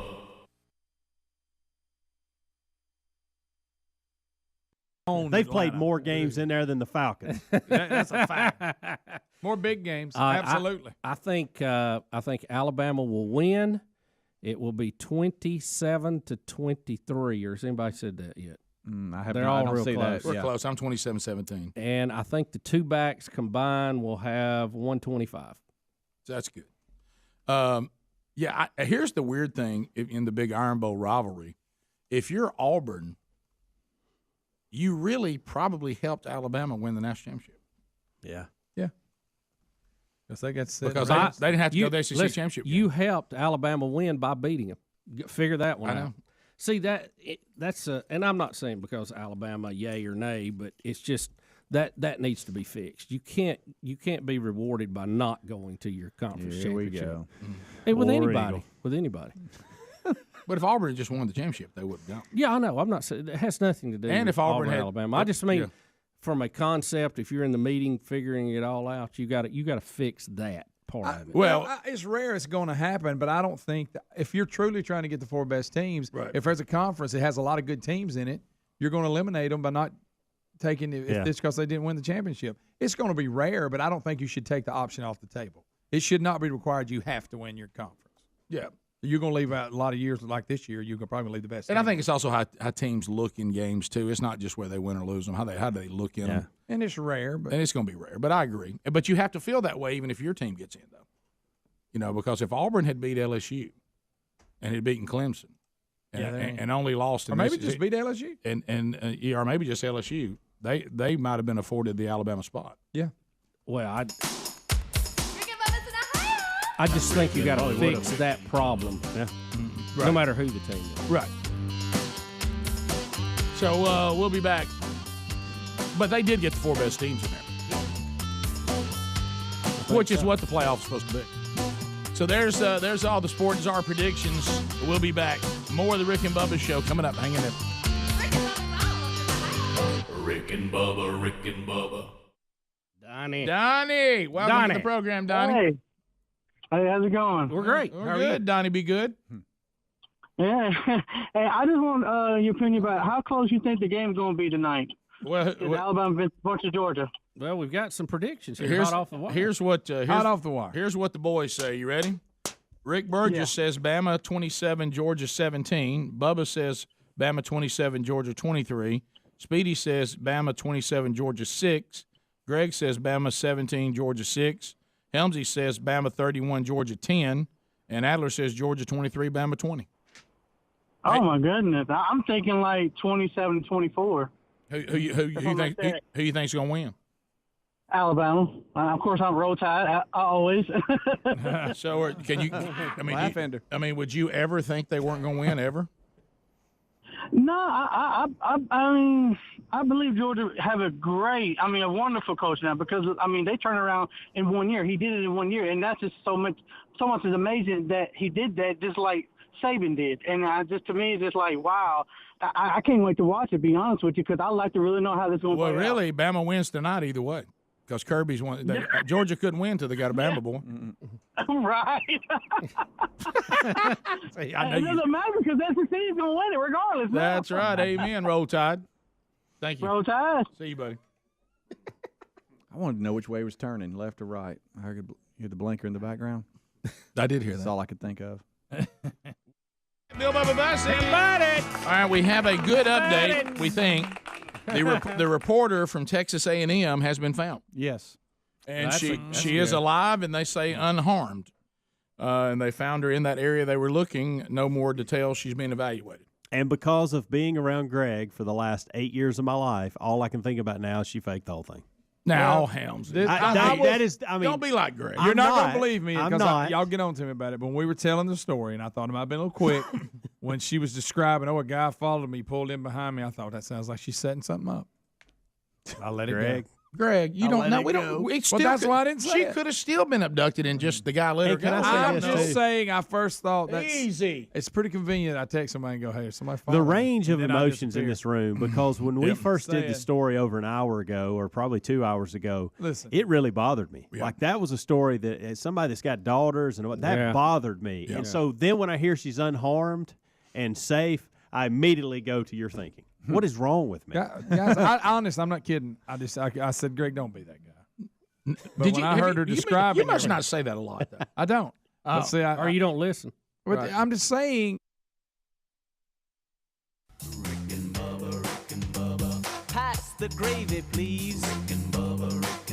Ooh, it brings me to my knees. I can't start another day without him, brother. I'm a realist. It's 35 minutes. 35 minutes past the hour. Now, if I was into wanting to be right, I'd tell you which way I'd wage. I'll tell you where I'd hedge. If I was into being right. I don't think you are. I mean, just no doubt. Look at the numbers. I mean, it's like. I would definitely. Yeah, I'm gonna put $2 on it. Oh yeah. Feel good about it. Right. Look at me. Hey, let me hit you with this before we get back to phones. MyPillow.com/Bubba. MyPillow.com/Bubba. Right now, buy one get one free pricing on bed sheets. Giza Elegance My Pillow, 6-piece towel sets, Roll and Go Anywhere My Pillows, and so much more. Hey, second big special they're offering. It is a slipper blowout sale on the My Pillow slippers. Greg, why don't you have these yet? They're $90 off. Bubba and I love them. The slippers. Yes. I haven't tried them. Do you put on like different shoes when you get home? Yes. Or you go barefoot? I'm barefoot until I have to step outside, and I got these old shoes I step into. Well, you need these. Get those, I go outside in these. Sherry said I've gone too far with them. This is not. I'm not even doing this. Straight up. She looked down one day. We were at the grocery store. She goes, "Do you have those slippers on?" And I'm like, "Well, they do fine." I might want some too. Yeah. Well, but $90 off, we still can't get you in. What? I mean, this is your kind of savings. All right. So right now, go buy one get one freeze, and then $90 off the slippers. MyPillow.com/Bubba and get the show savings, or go to rickandbubba.com and you'll find the same link that gets you the savings right there under the sponsors. To the phones we go, Busby. Looking at, let's go to Philip. Philip in the great state of Alabama. Philip, go ahead. Here's a wormhole for you. Every time there's been a mass school shooting or mass shooting lately, it's because either Hillary or somebody associated with Hillary Clinton has been in court. There we go again. I don't go again. I don't know the correlation You Christian there. nationalist. I'm telling you, Greg brought it up this morning off air. Has Johnny Depp got anything to do with Hillary? Because he was in court. Yeah. Well, I mean, but Hillary did. There was a ruling on Hillary. Her lawyer. Her lawyer got off and was accused of no wrongdoing in the Russian dossier. Lying to the FBI. Lying to the FBI. Yeah. They just basically said you lied, but that's okay. Because did they say he did as an individual, not representing her or something? Do they have some you weird can't go ruling after on the it? Clintons. I mean, you can't do it. It's unheard of. You just don't do it. They can do whatever they want and tell us to eat it. I think that case was lost when they struck the jury because they had three Clinton donors on there, didn't they? You're not gonna get Clintons on anything. The jury it's so comical. I thought it was a comedy bit when I saw the list. You might as well try to convict OJ. Yeah, you had 3 Clinton donors, an AOC donor, some other stuff. It was something. I mean, come on, Rick. Did you see the thing? Speaking of that, we should have done it in our Elon Musk update yesterday. That when he did the poll on whether who the people prefer him or AOC. Billionaire or politicians, right? Who do you trust? And the billionaire got 80% of the vote. Isn't it funny? They demonize people that we really don't have a problem with. They're the ones we have a problem with. Right. Why don't they take a poll on how much we like them? To Stephen Gadsden, Z93, 30 seconds, go. Yes, hey guys, long-time listener, 2-time opponent in softball, victorious, I might add. But I have your perfect name for your no-name studio, and I'm real surprised, Rick, you haven't thought of it already. Well, I may have, but I probably didn't want to say it on the air. Oh, yes. Okay. The Olive Branch Studio. What do you say? You are the olive branch of the drill that flows like an ocean on the radio. Okay. You know what? A lot of thought went into it. Yeah, right. I had not thought of that. I know why. I don't think I like it. What? I'm just going to call in. Let's go to Aldo and Kimberly. Or Aldo. Aldo, go ahead. Yes. Yes. Yes. Hey, guys. Hey. Hey, this is some trivia about Guitar Man. Okay. Hey, can you hear me? Yeah, go Yeah, ahead. we got trivia about Guitar Man. Hey, Jerry Reed was the writer of the song, and he actually played that song before Elvis Presley did. And then when Elvis Presley did the song, Jerry did the guitar work on that song. There you go. Yeah, we'd heard that. Yeah. And it sounds like Jerry It Reed. really does. Oh, it sounds like a Jerry Reed song. This is Jerry Reed, the one snowman. Don't you touch that dial.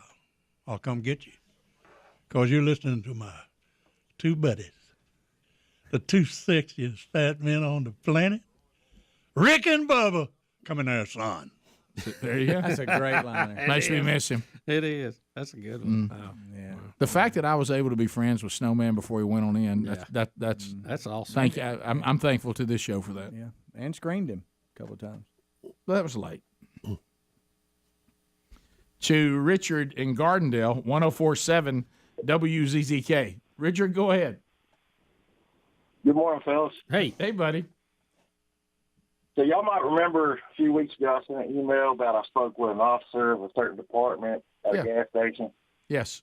I was wondering if y'all thought it'd be well received if I got some of those new Topaz shirts and sent them to the whole department. Absolutely. I think anybody would enjoy that as a gift. Yes, absolutely. You ain't got a hair if you don't do it. To Chuck in Leeds. Yeah, Chuck. ZZK. Chucky. Hey, y'all. We're good, Chuck. I've been listening to you guys since I can't even remember. So, but Thank you. First time I've ever called. Well, in, thank you, so. sir. Glad you finally got around to it. I got a kind of a silly story in the world of everything going wrong. I got two bird feeders out in my backyard that I can see from my back door. And I was out yesterday with my wife, and I looked at one of them, and it was empty. And I said, and the other was full. And I said, why? And I couldn't figure it out, and I knew I had to fill it up the next day. So I walked up to the back door yesterday. I looked out, and there was a knot on the tree, kind of horizontal, with a bird feeder, which was 3 feet away from that tree. And opposite that knot was a little chipmunk. Mm-hmm. And so I said, well, I'm going to watch this. And that chipmunk was studying that bird feeder. And I said, no, you ain't going to, no, it's 3 feet. Can't make that jump, but they can. Mm-hmm. And I looked at him and watched it, and there he goes, airborne. And he hits the top of it, slides down off the top, tries to grab the bottom as he goes by, and he does a flip, gets the ground. And I went, well, there's where my bird feed's going. And I said, poor old chipmunk. And I looked down and couldn't see him in the flowers. And here he comes back up the tree. And I said, no, you're not. He went back up to the knot. I wouldn't believe if I hadn't watched it. He went back up to the knot and sit there patiently as the thing started to quit swinging. It was swinging where he hit it. And when it stopped, I said, no, you can't do this again. He looked at it, and if I'd have been the chipmunk in his brain, he looked at it and kind of shook his head and turned around and went back down the tree. He said, no, not again. I was about to say, you don't need to solve the problem. I guess that one crash solved it. Yeah. He must have made it on the first try. I really thought that was going to end better. Apparently, he's made it a few times. Yeah, you need to be thankful he had that fall. He may have a cold himself, but there'll be others. Yep. They'll try it again. Somebody will try it. Yeah. Too tempting. Squirrels get on it. Let's go to Bill in Coleman. Bill, go ahead.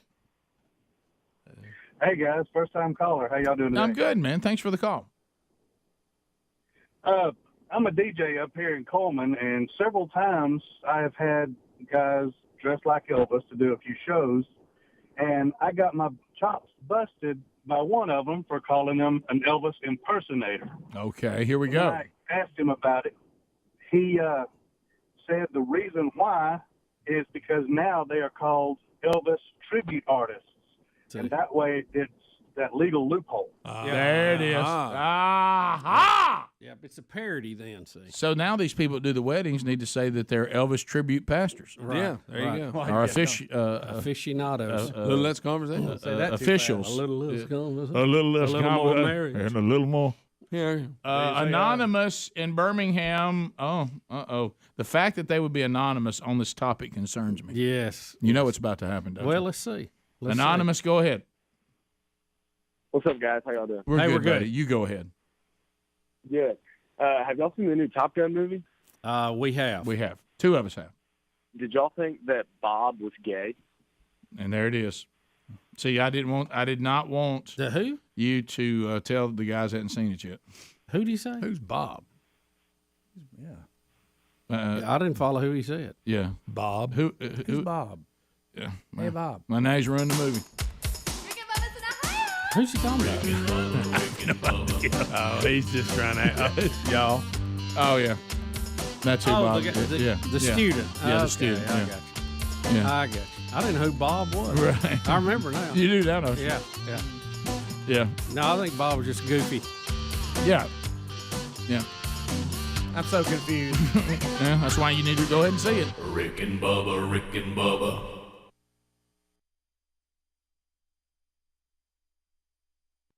I thought, okay, it's a little soon. Let's give it time. But think about what I'm telling you. No, I hear you. But I'm saying it is possible that she also following me, pulled him behind me. That run she's off, and also it's like I'm setting up. So when I do disappear, so I go, she said somebody was following her. I know we live in times where that is not outlandish. And let me go ahead and say another one then, since we're on that note. We also found out over the weekend. Y'all know the Judge Roy Moore story and all that election and the Senate and all that in Alabama. And, of course, to show our disapproval of Roy Moore, we showed them by sending a liberal Democrat to Washington to now vote against us. But anyway, that'll show them. Yep. But anyway, so Roy Moore had all these allegations and whatever, and none of it was proven, and of course it cost him the election. I don't think there's any doubt about that. But over the weekend, one of the accusers' house burned down, and so because of Greg, my first thought was one of these crazy Roy Moore people. Yeah, and that's a possibility. Is a possibility. Thought she cost Roy the election and burned her house down, and they do think it's arson, by the way. Wow. But then there's that side of Greg that crept in and made me think, I know. What if she burned her own house down? Well, let me just tell you, to talk about, to be because well, they have raised a lot of money for her. Well, let me just because they're raising a lot of money to build a house back. But that's Greg. We're not saying now that's people what don't happened, sit here and say that we said that the woman burned her house down. That's not what I'm saying, or what you're saying. Emily from Louisville did. Greg is a study in Munchausen. Yes, and it's rampant. One of his expertise. But here's the deal. And Stedman. What a weird, by the way, what a weird human phenomenon Munchausen. Oh, it's unbelievable. Yeah. That by proxy. Munchausen by proxy. A step further. That's wicked. But if you were, say your job is, hey, Greg, you investigate where the house is burned. That's what I do. And I go with this one. I go, you know what? This Roy Moore thing, like you said, it could be we've determined that maybe somebody did said it. Idiot. It could be some of the idiots. But I also have to go, I got to look. It could also be them. Now that's an option. Now I don't know if it's true right? or not. Now somebody said they found when there's a murder or a disappearance, who do they look at first? They look at the family. No, they right? do. Yeah. Now somebody said, "Now I don't know if it's true or not." They found horse tracks around it. But now, now you need to leave. No, that could be. That may not be true. This is all allegedly reported. Where was Sassy? That's all I want to know. Rick, get Sassy in here. We got to talk. Just a piece of like an old vinyl vest. It looked like I don't know. I'm just saying, that is an option. Is it just me or is Roy's vest smell smoky?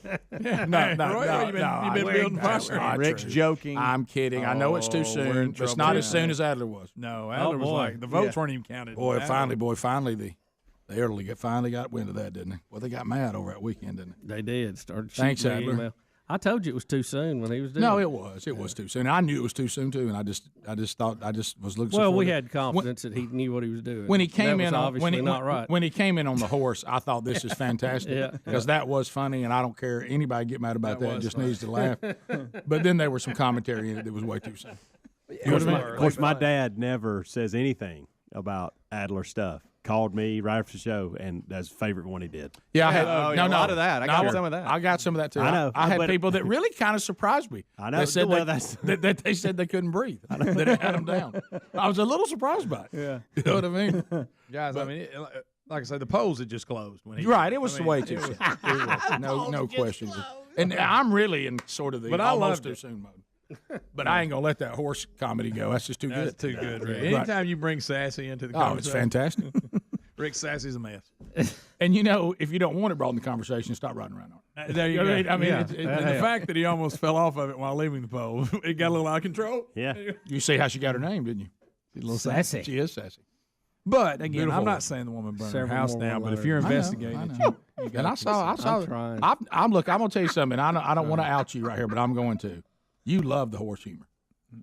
I've always loved horse humor. Oh, everybody knows that. Yeah, on anybody, I love horse humor.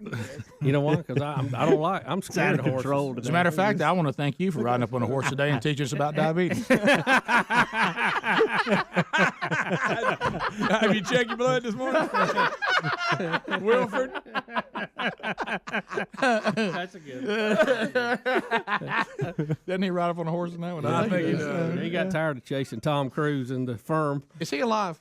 I don't know. Rick, here you go, Rick. I don't think he is. Can I tell you? I can't comment on No, it. he if was I just knew. in those commercials. If I knew, I can't He comment. was just doing I'm commercials. gonna tape them, Speedy. They're not live. Yul Brenner was in know, them but too. Hey, Speedy, Princess Leia was in Star Wars that I saw a couple weeks ago, too. Right.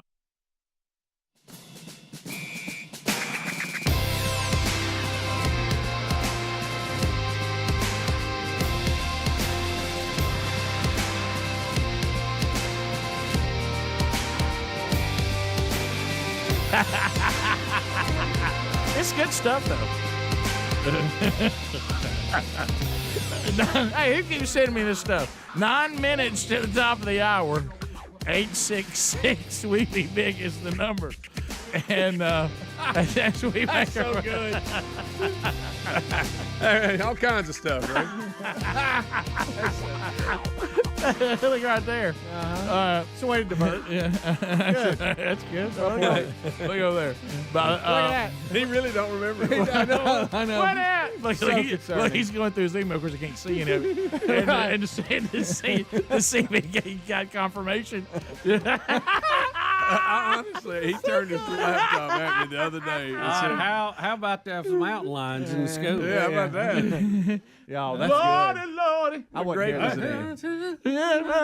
That must have been when I was off. All right, so when I first saw this, 'cause one of the stories said Cougar strolls into Northern California High School, and I said, well, I bet. She's on the prowl. Yep. But this is a mountain lion. It's an actual animal. It's an animal. Yeah, how about it just wandering into the school and they had Not good. to hem Not it up good. in a classroom? Yeah. Not good. There it is, Greg. That is not good. That's got to be a little unnerving. No, sir. Again, Oh, I hate to go back to school safety wow. here, but how in the world it doesn't even have a plausible thumb to open a door. And you know what Whoopi Goldberg's already said? See, this is what Christian nationalists get you. Yeah, They animals all over They the throw school. wild animals in the schools. Yeah. Wow. And these innocent children that Whoopi's suddenly all of a sudden concerned about. Yeah. Well, there you go. Good night. So There's a lot of mountain lions out there. But again, I have to go back to us keeping the school secure. If a mountain lion can get into the classroom, probably a mad gunman. Yeah. Right. I ain't Like I said, figured out it can't yet. even I got open the a door. door. Yeah. Now, did I You not? know one of the kids let it in. Oh yeah, we would have. Yeah, absolutely. Greg, if we could have got one, we'd have brought it in and set it loose. Yeah. Somebody had one as a pet, and somebody did where we live. They did. Had a big cage. Which was weird. Yeah. So anyway, and they're trying to figure out how it got in. They said it was no immediate threat. I'd have to disagree with that. Yeah, what if it bites somebody? Right. Or So eats somebody? They called Fish and Wildlife. They came in and removed the cougar. So that's a big story from, you asked how school was today. Yeah, I was just thinking that. How was your day? Well, we had a cougar in the school. Yeah, lockdown for a cougar. And let me tell you something, if I see her down there again, no, Mom, the animal. The animal. This just happened in Brazil here recently, too, for real. And they got video of it, and I'm not messing Are you around. messing with us? I'm really not. Here's Straight video up. of it. Audio? Win, play, show. Yeah, here we go. This is in Brazil just a week ago. Oh, my goodness. Now That's in somebody's locker. Scary. Yeah. No, That's sir. the toilet. That's the real I'm deal. talking about going to the bathroom. Oh, yeah. What if you round the corner and you see that? Well, I had to go. I don't anymore. I feel like that's in our bathroom I every think day. I'd hold it. I've heard that sound in the stall next to me. That's the way Speedy feels when he goes in. I do. I feel like they're all going. How do you get that? Do you dart it? They darted it and that carried there it looked out. a little. Did you see the reaction? The other one was just chilling. Did you see the reaction? Mm-hmm. Ooh, That there was serious business. Oh, me. Not sure I hadn't Pinned gotten in the the stall, corner. but There they are carrying it out in Brazil there. Wow. Well, why are mountain lions getting in schools? What's going on? Well, Crazy. They definitely don't want the lunch. there we go. That's good, Speedy. The Bubba. Also, you were asking us a couple updates on NBA finals start tonight. Buddy, I know there's no trying so NBA hard. interest I here. love the NBA. Let me tell you how uninterested I am. I have no idea who's in it. Well, I don't have any idea. No idea. I will tell you, it's the Bubba Celtics and the Golden Celtics? State Warriors. How many points is Larry Bird going to have? So he don't play for him anymore? No, he's Dang. out. He's out. But what is interesting for the Warriors, this will be 6 trips to the championship in 8 years. That is it. Which puts them in rare company with the Celtics, with the Lakers, and with the Chicago Bulls. So who they benefited from your knowledge of Topo. And for everybody who enjoyed Last Dance with the Bulls, a lot of people are saying, look, we're seeing the Last Dance years here with the Golden State Warriors. Are you going to So pull that flat you can bill? enjoy it live. You going to pull that flat bill I back might. out? I might. Forgot about that. Will you watch any of the? Have you seen any of the games? I have seen some of them. I've seen some of them. You have? The problem with those, I usually don't watch them start to finish, but the problem with the ones starting in San Francisco is, hey, I'm asleep by the time they start, so hard to catch those. Just wait to Game 7. It'll be, Yeah, well, we know it's going to go to Game 7. Sure. Everybody knows that. Greg, when was the last time you watched an NBA basketball game from beginning to end? And this is no lie. It was when Larry Bird and Magic Johnson were playing. That's how long it's been. Probably for me too. Wow. It's Michael I think Jordan I for might me. have seen a Michael Jordan. Yeah, probably okay, Michael Jordan. Let me. Probably Michael Jordan. Maybe. Probably Michael Jordan. I don't know. Did you know they've renamed the most valuable player of each conference championship after Larry Bird in the East and Magic in the West? Really? Yeah, How about that? that? was a big news to me. Now that's some when it NBA was fun How to do you watch. know that? It was fun to watch. He was studying that when all the stuff was delivered. Is that on your computer over by your confirmation order? No, I saw the news story. Okay, all right. The Steph Curry got it the other day. I thought, I'd never heard of that award. Oh, it's a new one. the something that is of a little more interest, the USFL, because it is football, so that's good. We got Mike Pereira on the podcast. Yeah, he's today. going to be on today. We're going to get caught up on all that because what are we? How many weeks into this are we? 8 Helmsy weeks? was helping. I saw the Stallions practice yesterday. Y'all gave me zip. Well, no, that's it's not a timing. bad. How about give the you zip. Stallions have clinched a playoff spot? That's Yeah. good. So is the New Jersey Generals. So. That's right. How about it was a timing thing when you sent that you saw the Stallions practicing. It was all what was going on in our lives at that Yeah, time. and I took it as information, Yeah. knowing we'd talk about it today. Usually I'll go back though. I know. Well, but you did. I had to bring it up this morning. You did. I forgot. I was right out of the gate. You know what I thought when I saw that? Well, how about that? Yeah, look at that. Oh, 10. They're entering week 8 hear of me? the USFL. 8. That's what I thought. What? Oh, 10. Have you watched any of the games? I think I I've watched haven't some been of to them. a If I'm game, sitting down at but I've home. watched the games, I've and watched they're a very few. entertaining. I have watched, which is what you want with the spring football I league. have watched some. I have watched more of the spring football league than I have the current basketball league. Oh, Rick's not even close. Not even close. Because I watched none of the basketball, and I've watched it more than I watched baseball. I told the guys in the kickoff hour, and they acted like they cared at that point. But I heard a coach eat up somebody yesterday, and it wasn't Skip Holtz. It was one of the assistants, and I was like, man, I could play for that guy. Like he's getting after this guy, yeah. and I love to hear that on a pro level because you never really know if that's going on because You talking about undefeated, right? So what is he was getting after. what's the Generals' record? They only have one loss, and it was to the Stallions in the very first season, right at the end of the game, or it was in overtime, or it was real close. Yeah. This was for your podcast. You want it now so you can have all that information? No, because there's enough time. but I'll talk about it in the podcast. Yeah. How about the Breakers and the Stars? They could clinch playoff berths this week.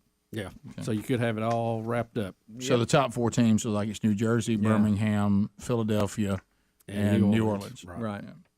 Because the other teams have losing records. I don't know if. And we also will talk to Mike Pereira. Isn't there something called the Jeff Fisher rule now? They sent that to me. Ask them about that. So make sure you do. I know what that feels like. I'll never forget that meeting. And Rick Burgess rule. Well, I mean, they needed to clarify that. Rick and Bubba, Rick and Bubba. And if I run into another team out there practicing in Birmingham, I won't let y'all know. Don't worry. Okay. Don't bother us with it. I tell you, I was more impressed you'd already got to the Met by the time you did. I was impressed with that timing, too. Yeah. That's why I had time to watch them. I didn't know why you were even done with the promo. Like, good night. Top of the hour. Rick and Bubba, Rick and Bubba.